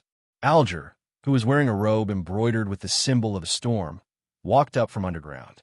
The mandated punishers, priests, and bishops on both sides nodded. The seal has returned to normal in time. You can put back the items that you are in charge of. Yes, Your Excellency Wilson. The mandated punishers, priests, and bishops heaved a sigh of relief as they clenched their right fists and punch their left chests. Alger didn't say anything else and only responded with the same courtesy. After returning to his room, he slowly looked around, took a light breath, and found a seat to sit down. The fool that doesn't belong to this era. Alger silently prayed to Mr. Fool, expressing his intention to leave the Church of the Storm. The claim that the seal had returned to normal in time could only be trusted by lower-ranking members of the church. It couldn't be hidden from any cardinal or high-ranking deacon, much less the Pope and the Lord of Storms. And without Mr. Fool's consent and protection, Alger wouldn't dare to leave the Church of the Storm. That would definitely incur divine retribution. After a few seconds, he saw the familiar, boundless gray fog and heard Mr. Fool's response. Yes, to the Church of the Sea God. Phew! Alger relaxed, stood up, and took off his storm robe. After changing into a linen shirt, a brown jacket, and wide-legged pants, Alger looked at the cardinal robe that had been discarded on the table and fell silent for a while. Then, he stretched out his hand and folded the robe neatly. After carefully scrutinizing it for a few seconds, Alger retracted his gaze, rode the strong winds, and flew out of the cathedral through the open window. He first flew to the bell tower, landed at the top, and looked down at the surrounding streets and all about him. During this process, Alger stepped on the edge of the top and slowly circled around. Finally, he closed his eyes. A hurricane suddenly blew, sweeping Alger towards the Church of the Sea God. Above the gray fog in the ancient palace, Klein quietly sat on the high-backed chair belonging to the Fool. His figure would turn incorporeal at times, as though he was wearing a mysterious classical black robe and a hood that concealed his face. At other times, he would return to normal, but he was shrouded in a thin layer of grayish-white fog. Such changes alternated, and the frequency gradually slowed down. And every time Klein transformed into a black-robed hooded figure, slippery tentacles with strange patterns would extend out from under his clothes. These nearly transparent tentacles flailed and flapped, completely occupying the entire palace. After a while, Klein's figure finally stabilized. He habitually raised his right hand, rubbed his temples, and muttered silently to himself, "The awakening of the celestial worthies will is faster and more intense than I expected. If I hadn't devoured Zeradal's Beyonder characteristic and used his remnant mental mark as a balance to stall for enough time, I wouldn't have been able to adjust in time to prevent him from awakening." However, this also made Klein's mental state rather unstable. And the reason why he didn't directly lose control was because the miracle invoker potion had been completely digested. And the first attendant of Mystery's Beyonder characteristic he had just swallowed had mostly been digested in a short period of time after he consumed the potion. The identity of World was the blessed of the owner of Sapphira Castle, directly equivalent to an attendant of Mysteries. Therefore, Klein had been acting as an attendant of Mysteries for a long time in advance and had been rather successful. As for the second attendant of Mysteries Beyonder characteristic, it still needed to be digested. Chapter 1394. After stabilizing the fragile balance between the anchor, the celestial worthy's will, and his consciousness, Klein leaned back in his chair and examined the various powers brought about by the attendant of Mysteries Beyonder characteristic. Among them, there were three main types. They were all grasped by Klein with the help of Sapphira Castle and the Curtain, but he didn't know the exact names. The first was regeneration. If an item's material once had a spirit body, then an attendant of Mysteries could use the regeneration ability to summon the corresponding spirit body threads, making the item become its marionette. It would also make the living beings that had established a deep connection with the item naturally turn into marionettes. To put it simply, an attendant of Mysteries couldn't make items that didn't originally have spirit body threads produce spirit body threads, but it could allow certain items to have spirit body threads that had long disappeared to regenerate. The former represented steel products, gold coins, and gold pounds. The latter mainly consisted of food like beef and fish. Once humans ate them and became marionettes' food, they would also turn into marionettes. It was as if they had suffered a strong corruption. The second was reorganization, also known as tampering. This could reassemble many physical objects or abstract concept to achieve an unimaginable effect. It was like tampering with definitions, logic, directions, or rules. The third was Realm of Mysteries. This was an ability used to create the embryonic form of a divine kingdom. It could bring about a certain concealment effect. Reorganization manifests the authority of the transformation domain. Realm of Mysteries focuses on the concealment domain. The two elements of the Fool symbol are already present. However, reorganization and tampering don't sound nice, and the meaning isn't clear enough. It's still better for me to use graph. It's clear at a glance. Klein mumbled inwardly before casting his gaze around. Now, he had further control over Sapphira Castle. He could directly borrow the powers of the Seer pathway that were close to Sequence 0. He could also use most of the Beyonder powers of the Marauder pathway and Apprentice pathway below Sequence 0. It was similar to Dark Angel Sasra back then. Of course, Dark Angel Sasra could only use the first Blasphemy Slate to indirectly use the powers of Chaos C. As for Klein, he was the owner of Sapphira Castle, but he had yet to completely grasp the Sapphira. Therefore, his level was higher than Dark Angel Sasra's. As for his strength, in theory, he should be stronger, but his strength was affected by too many factors. Klein, who had only stepped onto the path of extraordinary for a few years, could not guarantee that he would be able to defeat the Deputy of Heaven, the left hand of God. In short, he could already be considered a king of angels among kings of angels. He was very close to the level of a true god. After gaining further control of Sapphira Castle, there's almost no difference between me here and the outside world. There won't be a situation where I'm a king of angels in the outside world, but I'll be a true god when I return to Sapphira Castle. The greatest advantage of this place is that it provides a defensive barrier that even a true god can't break. Yes, it's still impossible to determine if the outer deities can do it. Klein slowly exhaled and turned his attention to the current situation. There were two things he was most worried about. First, the primordial moon, which was also the mother goddess of depravity. Although she couldn't use Mr. Door's return to completely descend into the real world, she still had some power to invade. Furthermore, she had maintained her power for several seconds under the attacks of Evernight, Steam, and the other true gods. It remained to be seen if this would affect the surrounding environment, the corresponding pathways, and certain items. Second, the Angel of Time, Amon, had already stolen Mr. Door's ritual and become the Marauder Pathway's Sequence 0 error. He would be Klein's most direct and powerful enemy. I wonder if Amon has accommodated Mr. Door's uniqueness in a Sequence 1 key of Stars Beyonder characteristic. If he has already completed this step, he will be the most powerful true god in the real world. Yes, I wonder how he compares to the Evernight goddess. No one knows to what extent the goddess has accommodated the uniqueness of the Death pathway and the God of Combat pathway. Normally speaking, Amon shouldn't be able to accommodate the uniqueness of the Apprentice pathway in time. Although Mr. Door's return is equivalent to the ritual itself, the most important thing for Amon to do at that time was to replace Mr. Door and let his 3 Sequence 1 Beyonder characteristics and the uniqueness of the Marauder pathway to produce a qualitative change. He doesn't have the time or ability to accommodate the uniqueness of the Apprentice pathway. In addition, such an operation has a high chance of causing the awakening of the celestial worthy. Amon wouldn't take such a risk. In other words, Amon's future focus is to accommodate the uniqueness of the Apprentice pathway and become a true god of 2 pathways. Otherwise, under the watch of the other true gods, it would be very difficult for he to finish off a king of angels like me.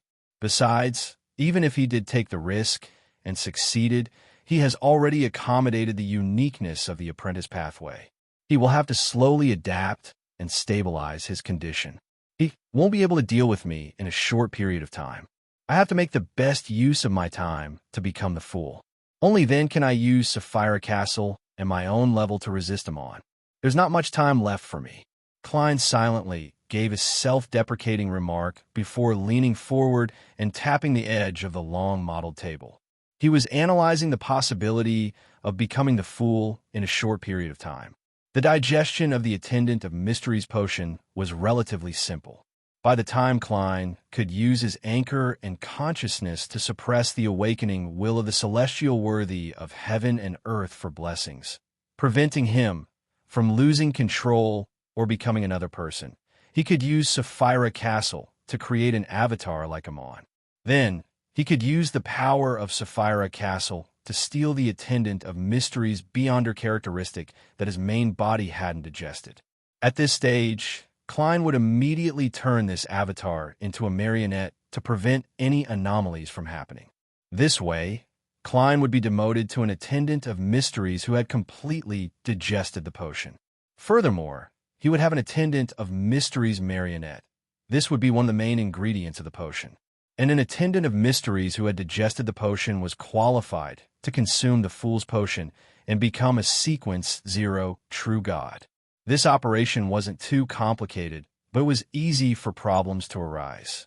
Furthermore, a normal double sequence, one king of angels of the seer pathway, couldn't complete it unless he had a sequence 2 Trojan horse of destiny friend of the marauder pathway who was willing to sacrifice himself to provide help. Of course, a sequence 1 worm of time friend could do it too. Therefore, to Klein, the most troublesome thing was 2 other matters. First, how to deal with the half-fool of the Antigonus family, and second, how to complete the ritual of fooling time, history, or fate. With my current level and strength, it's not impossible to finish off the Antigonus family's ancestor. Of course, the prerequisite is to familiarize myself with the corresponding beyonder powers and the changes in Sapphira Castle. Sigh, I don't have any ideas about the fool's ritual. Klein raised his hand to pinch the sides of his forehead and cast his gaze at the grayish-white fog below Sapphira Castle. Between time, history, and fate, he was undoubtedly more familiar with history. Now, he could use Sapphira Castle to directly affect the fog of history, making the corresponding powers of the seer pathway stronger or weaker. This was the embodiment of authority. Fooling history. Fooling history. Klein tapped the edge of the long modeled table again as all kinds of thoughts flashed through his mind, but he kept rejecting them. From his point of view, all the methods that could be realized couldn't satisfy the requirement of fooling history. This was because history would objectively record what had happened. Anything that existed had to be reasonable. And the methods that could satisfy the requirements, such as returning to the past, consuming the potion, and becoming the fool from history, were impossible. At the very least, Klein currently didn't have the ability to reverse time. As his gaze moved deeper into the fog of history, Klein suddenly had a feasible idea. The current true history was like this. The members of the Tarot believed that they were following the fool who didn't belong to this era, an awakened ancient god or an existence that surpassed the ancient gods. And in fact, Mr. Fool was originally just an ordinary person who was hung above the gray fog. He used all kinds of resources to package himself and improve himself. Klein's train of thought was inspired by Amon. Using Sapphira Castle, he could create an avatar and use Sapphira Castle to steal his main body's fate, consciousness, anchors, and the sequence 1 attendant of mysteries beyond her characteristic that belonged to Zeridol. Thus, the main body's beyond her characteristic will be formed purely from that curtain, and a celestial worthy of heaven and earth for blessings would awaken bit by bit. This way, the Tarot member's understanding was correct. Mr. Fool was a great awakened existence, and this went against the true history, but it was indeed a fact. It could be considered as completing the requirements of the ritual. Of course, the premise was that the avatar theft had to happen in Sapphira Castle or some other secret place. Otherwise, it would also be recorded in history, preventing it from achieving the effect of fooling. As for how to deal with the awakened celestial worthy of heaven and earth for blessings, or how to kill his main body and make him into a potion, Klein temporarily had no idea. The outcome of such an attempt is equivalent to suicide. Before being killed by the celestial worthy of heaven and earth, the avatar's attendant of mysteries beyond her characteristic must have been digested. After all, it successfully revived the Lord of the Mysteries. Klein shook his head and threw the idea of only caring about the beginning and not the end to it to the back of his mind. Since he couldn't think of a solution, he decided to seek advice from an existence who might know what to do. He had two targets. One was the snake of fate, Septon, and the other was the Evernight goddess. The former might have some thoughts on fooling fate, while the latter probably knew what ritual the Antigonus family's ancestor had used to accommodate the fool's uniqueness. After stabilizing his mental state, Klein left Sapphira Castle and directly teleported to Bakeland. Chapter 1395. Deep in the forsaken land of the gods, at the peak of a mountain stood a huge cross that existed between reality and illusion. There was a blurry figure hanging upside down. Many ancient wooden stakes had pierced through his body, stained with flowing blood that didn't drip down. He was nailed to the cross. At the bottom of the cross, the angel of fate Ouroboros, who was dressed in a simple linen robe and had silver hair that reached his waist, sat there. He had a gentle and pious expression as he prayed. Half of his face was covered by a pale, golden beard as Adam walked over and stopped in front of the huge cross. He raised his head and silently looked at the hanging figure. He held a rhodes in one hand and the second blasphemy slate in the other. His eyes were clear and his expression was calm.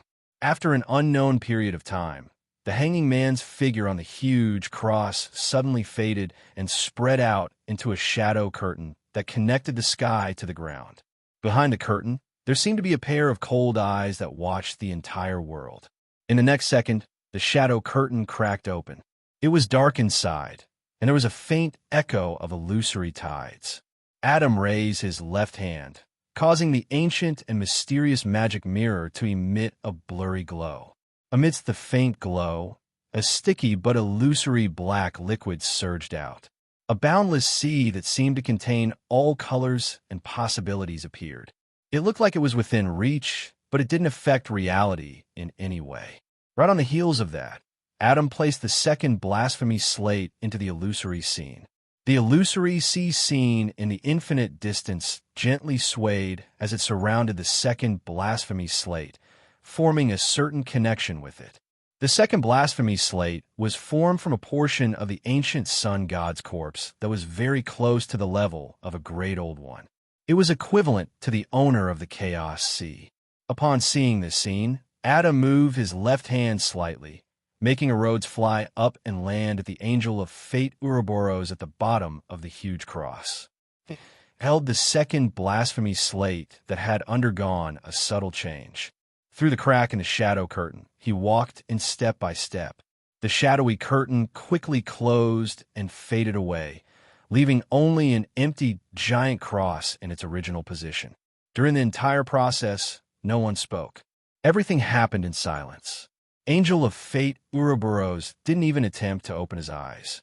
At the same time, Amon became a god and used the first blasphemy slate to block off the mother goddess of depravity's invasion. The Lord of Storms then shattered the corpse cathedral in one of Adam's identities. After a while, Tail Devourer Ouroboros opened his eyes and cast his gaze at Rhodes, who had landed on his thigh. On the surface of the magic mirror, silver words appeared in the rippling, illusory water. You should know how it feels to sincerely believe in and follow a great existence, right? Ouroboros nodded with an indifferent expression. So, can you send me back to my master?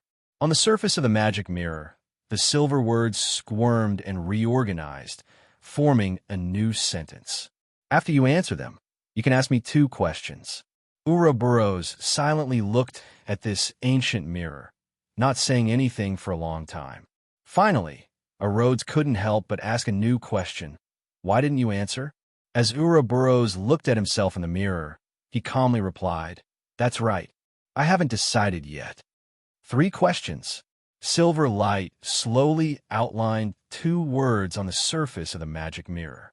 On the lawn of a detached house in Bakeland, Septon, who was already more than 2 years old, strode forward with his short legs, happily chasing after a big golden cat with shiny fur. Beside him were a nanny and a maid. Ever since this snake of fate was born, Alan Sirius's career had been improving day by day. Now, he owned a private hospital that specialized in providing medical services to the upper class.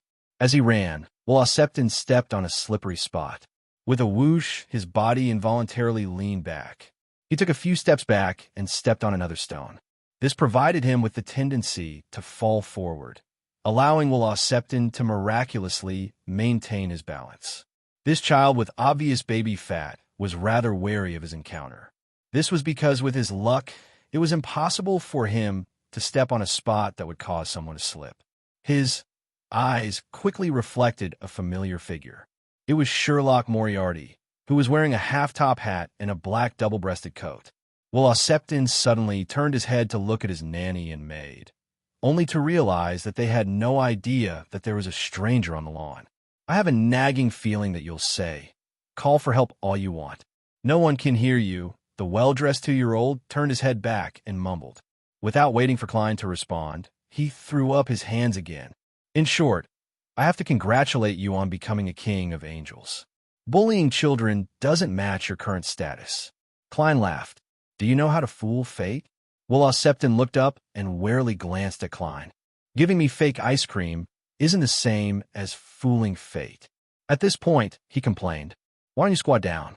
At my age, if I keep raising my head like this, it will not be good for the development of my cervical spine."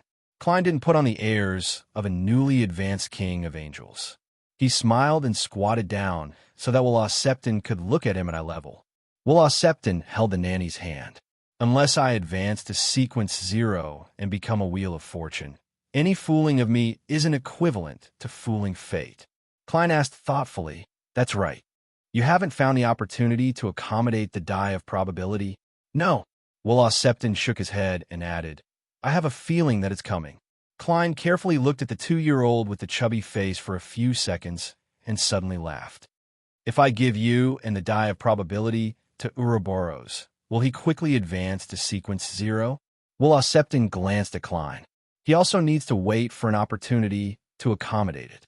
Moreover, the opportunity needed to become the Wheel of Fortune is different from accommodating the die of probability.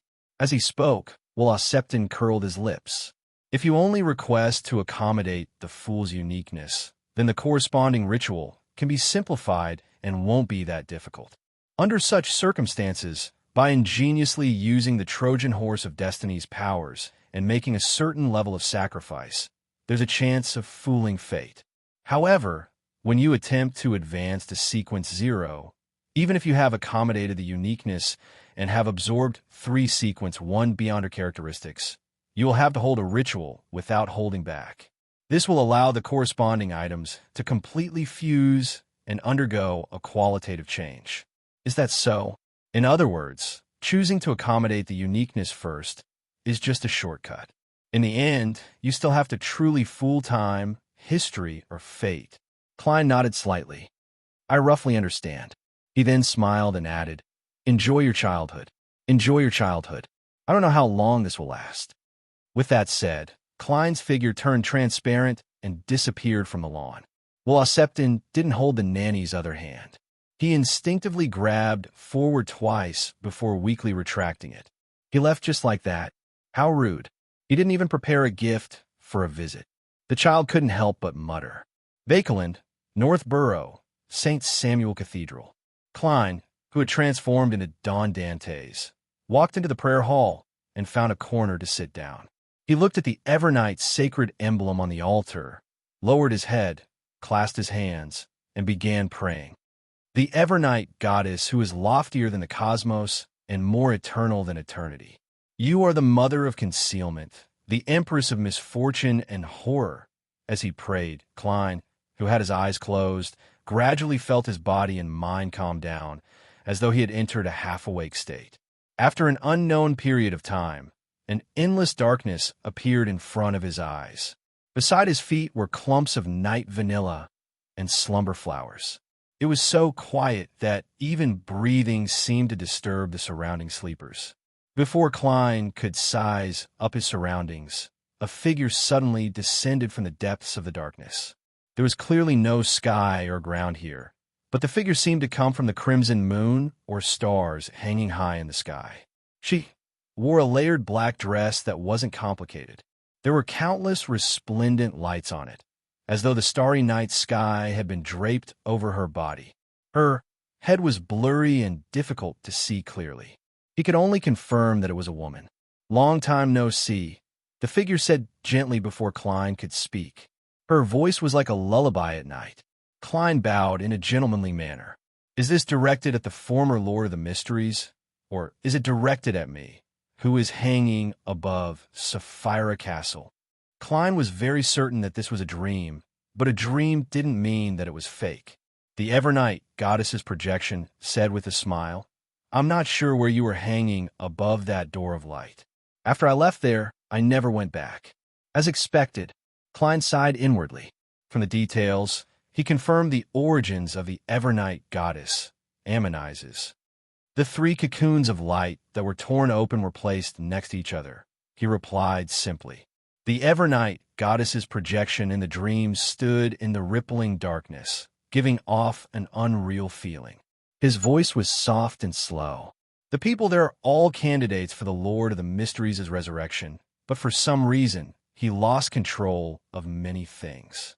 If it weren't for that, I would have died a long time ago as the Lord of Mysteries, and you and Roselle wouldn't have had the chance to return to reality. This means that the celestial worthy has completely perished. He can only rely on the remnant will in the Beyonder characteristic and the mechanical arrangements of Sapphira Castle to revive." Klein sighed and smiled. I could already hear him whispering in my ears. Chapter 1396. The Evernight Goddess's projection said calmly, "We cannot defeat or stop him or them. We can only resist and suppress them. Perhaps at certain times, just a tiny bit of negligence or a very light degree of relaxation can make us become him. On the Beyonder path, danger is always with us. We don't know when we will fall into the abyss." Klein silently added a few words for the Evernight Goddess. He thought for a moment and asked, "When I was born, did you interfere with it?" The Evernight Goddess's projection, which seemed to be fusing with the surrounding environment, nodded slightly. "I used Antigonus's uniqueness to indirectly affect Sapphira Castle and tampered the corresponding location of the Beyonder characteristic that accompanied your birth to the forsaken land of the gods."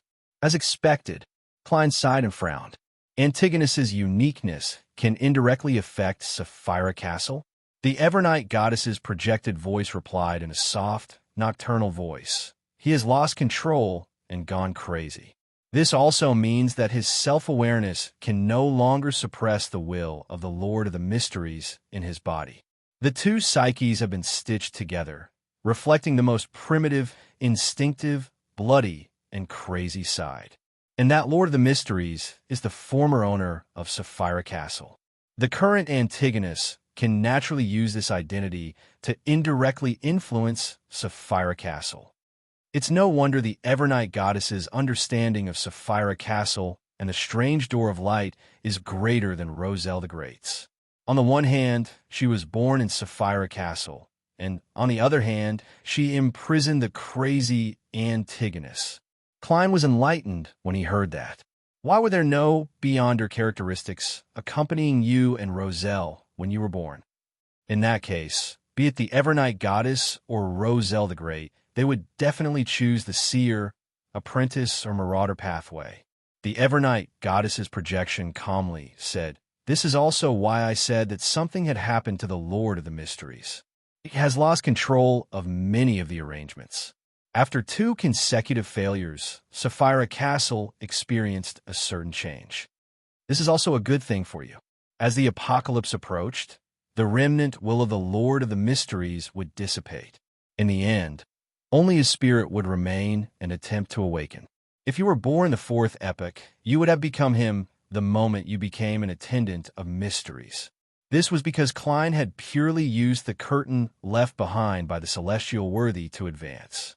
As for the Beyonder characteristics in the bodies of Antigonus, Zeridol, and the other angels, they had already been worn down and hybridized by generations of Beyonders and Beyonder creatures. Klein had a nagging feeling that the Evernight Goddess had guessed that something had happened to the celestial worthy of heaven and earth for blessings. However, since she deliberately didn't mention it, it wasn't his place to pursue the matter. How did Antigonus accommodate the fool's uniqueness back then? The Evernight goddess's dream projection didn't hide anything as she replied gently. He asked Adam and Ammon for help. They supported a listitutor at the time, using the powers of the Trojan horse of destiny. Klein acutely pointed to the core of the matter based on the Lost Septon's explanation and his own thoughts.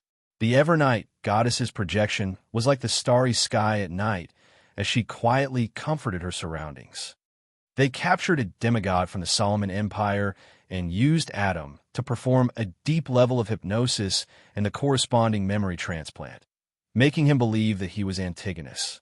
Then, under the premise of Antigonus's cooperation, Ammon stole his identity and fate. Antigonus then used the tampering authority to combine the identity, fate, and experimental subject in Ammon's hands. That Solomon Empire demigod began to live in the state of Antigonus, and after a period of time, he took the initiative to accommodate the fool's uniqueness. Without a doubt, he lost control, and at that moment, the real Antigonus removed the tampering, allowing his identity and fate to return to Ammon's hands. Ammon ended the theft and returned them to their original owners. Klein listened attentively and thoughtfully added, "That's right. This way, its equivalent to Antigonus failed to accommodate the uniqueness and became a monster, and Antigonus lived very well without any problems. These two completely different fates exist in the real world at the same time. Therefore, fate has been fooled to a certain extent before he could finish his sentence. Klein sensed some hidden dangers and hurriedly asked, "Won't there be any problems?" "There's a huge risk," the Evernight goddess's dream projection replied calmly. "Fate isn't easy to bear. If you can't retract your destiny in the extremely short period of time before the target loses control, the matter will undoubtedly fail. If you retract it a second earlier, the ritual won't have any effect.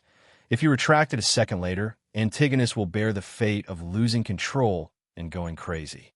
It will inevitably lead to the same outcome." "That's right. Having accepted fate, I naturally have to accept the trouble brought about by fate. If not for that, Ammon would have long stolen my fate and swaggered into Sapphira Castle." Klein mumbled inwardly as he began to think about how he should mimic the ritual of the Antigonus family's ancestor. Under the premise that a normal ritual was very difficult to complete and that the matter was very urgent, using a simplified ritual to accommodate the fool's uniqueness seemed to be the best choice. Why become the half-fool? My control over Sapphira Castle will improve. My level and strength will at least reach the level of a true god. This way, even if I don't have a chance of winning against a dual-pathway true god, I'll be able to protect myself and wait for reinforcements. As Klein thought about the comparison of strength and the development he hoped to obtain, he had a preliminary ritual plan. He planned on getting the Evernight goddess's help to suppress the Antigonus family's ancestor. Then, he would use Sapphira Castle to steal the other party's identity, fate, and self-awareness. This way, his body would have his own consciousness, the will of the celestial worthy, the self-awareness of the Antigonus family's ancestor, and the anchors that originated from the new city of Silver, New Moon City, and the Rorstad Archipelago. And to a certain extent, he would become Antigonus, inheriting his fate of losing control and going crazy. The reason why Antigonus would go crazy was because his self-awareness could no longer suppress the will of the celestial worthy's awakening. The two psyches were stitched together. When his self-awareness entered Klein's body, there was no doubt that the same process would repeat. This was because the will of the celestial worthy in Klein's body wouldn't be much weaker than him. In other words, the fate of losing control and going crazy was unavoidable. Klein wouldn't have any additional burdens if he accepted it. At the same time, his own consciousness and the anchors that were more than the current Antigonus could mediate, maintaining a bottom line that still had some rationality left. In such a state, he would use the identity of the Antigonus family's ancestor to accommodate the fool's uniqueness. And in the corresponding fate, this was something that he had already accommodated, so it wouldn't bring any more impact. Hence, fate had been fooled. After the ritual ended, Klein would be released from the theft and regain his original identity and fate. He would no longer be affected by the madness and directly become the half-fool. There were two main hidden dangers to this plan. First, it was the maintenance of his own state. Any slight accident could easily cause Klein to go completely crazy, leaving him powerless to save himself. Second, no one knew how much the celestial worthies will in the Antigonus family's ancestor would awaken without any suppression and what changes it would bring. He could only rely on the Evernight goddess to balance it. At this moment, the Evernight goddess's dream projection seemed to guess his thoughts. If you want to steal Antigonus's fate, it's best to let him enter a temporary state of eternal slumber. I can try to help you, but I need a medium to have sufficient confidence. This is an angel that has accommodated the fool's uniqueness. What medium? Klein asked as though he was thinking. The Evernight goddess's dream projection said with a hint of a smile, "The river water of the river of eternal darkness." Indeed, to Klein, this answer wasn't surprising at all. In fact, it was just as he had guessed. It made him feel like his second shoe had finally landed on the ground. He deliberated for a moment and said, "Just the river water?" The Evernight goddess's dream projection nodded slightly. "You have no way of taking away the entire river of eternal darkness now. You will understand when you reach the depths of Calderon City. There are some things I'll ask you when you return." Without waiting for Klein's response, she added, "To you, there's an unusual danger there. For you, that place is unusually dangerous. It's best for you to wait until your mental state stabilizes before going." All right. Although Klein didn't know what he would encounter deep in Calderon City, he knew that he wasn't in the right state to take risks, especially when it involved Sapphira. The Evernight goddess's dream projection continued. "When you wake up, hold a bestowment ritual. When you wake up, hold a bestowment ritual. I'll give you an item that can be used to obtain the river water of the river of eternal darkness." Klein nodded and didn't waste his breath. Adam is a part of the ancient sun god. It's one of his identities. The Evernight goddess's dream projection didn't show any obvious emotional fluctuations. She gently said, "He has already gone to the forsaken land of the gods and met the true creator." That fast. After feeling slightly surprised, Klein felt that it made sense.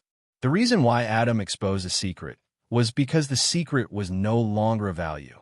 The Evernight goddess's dream projection continued. "Regardless of what happens next, it will take a long time. You don't have to pay attention to it for now."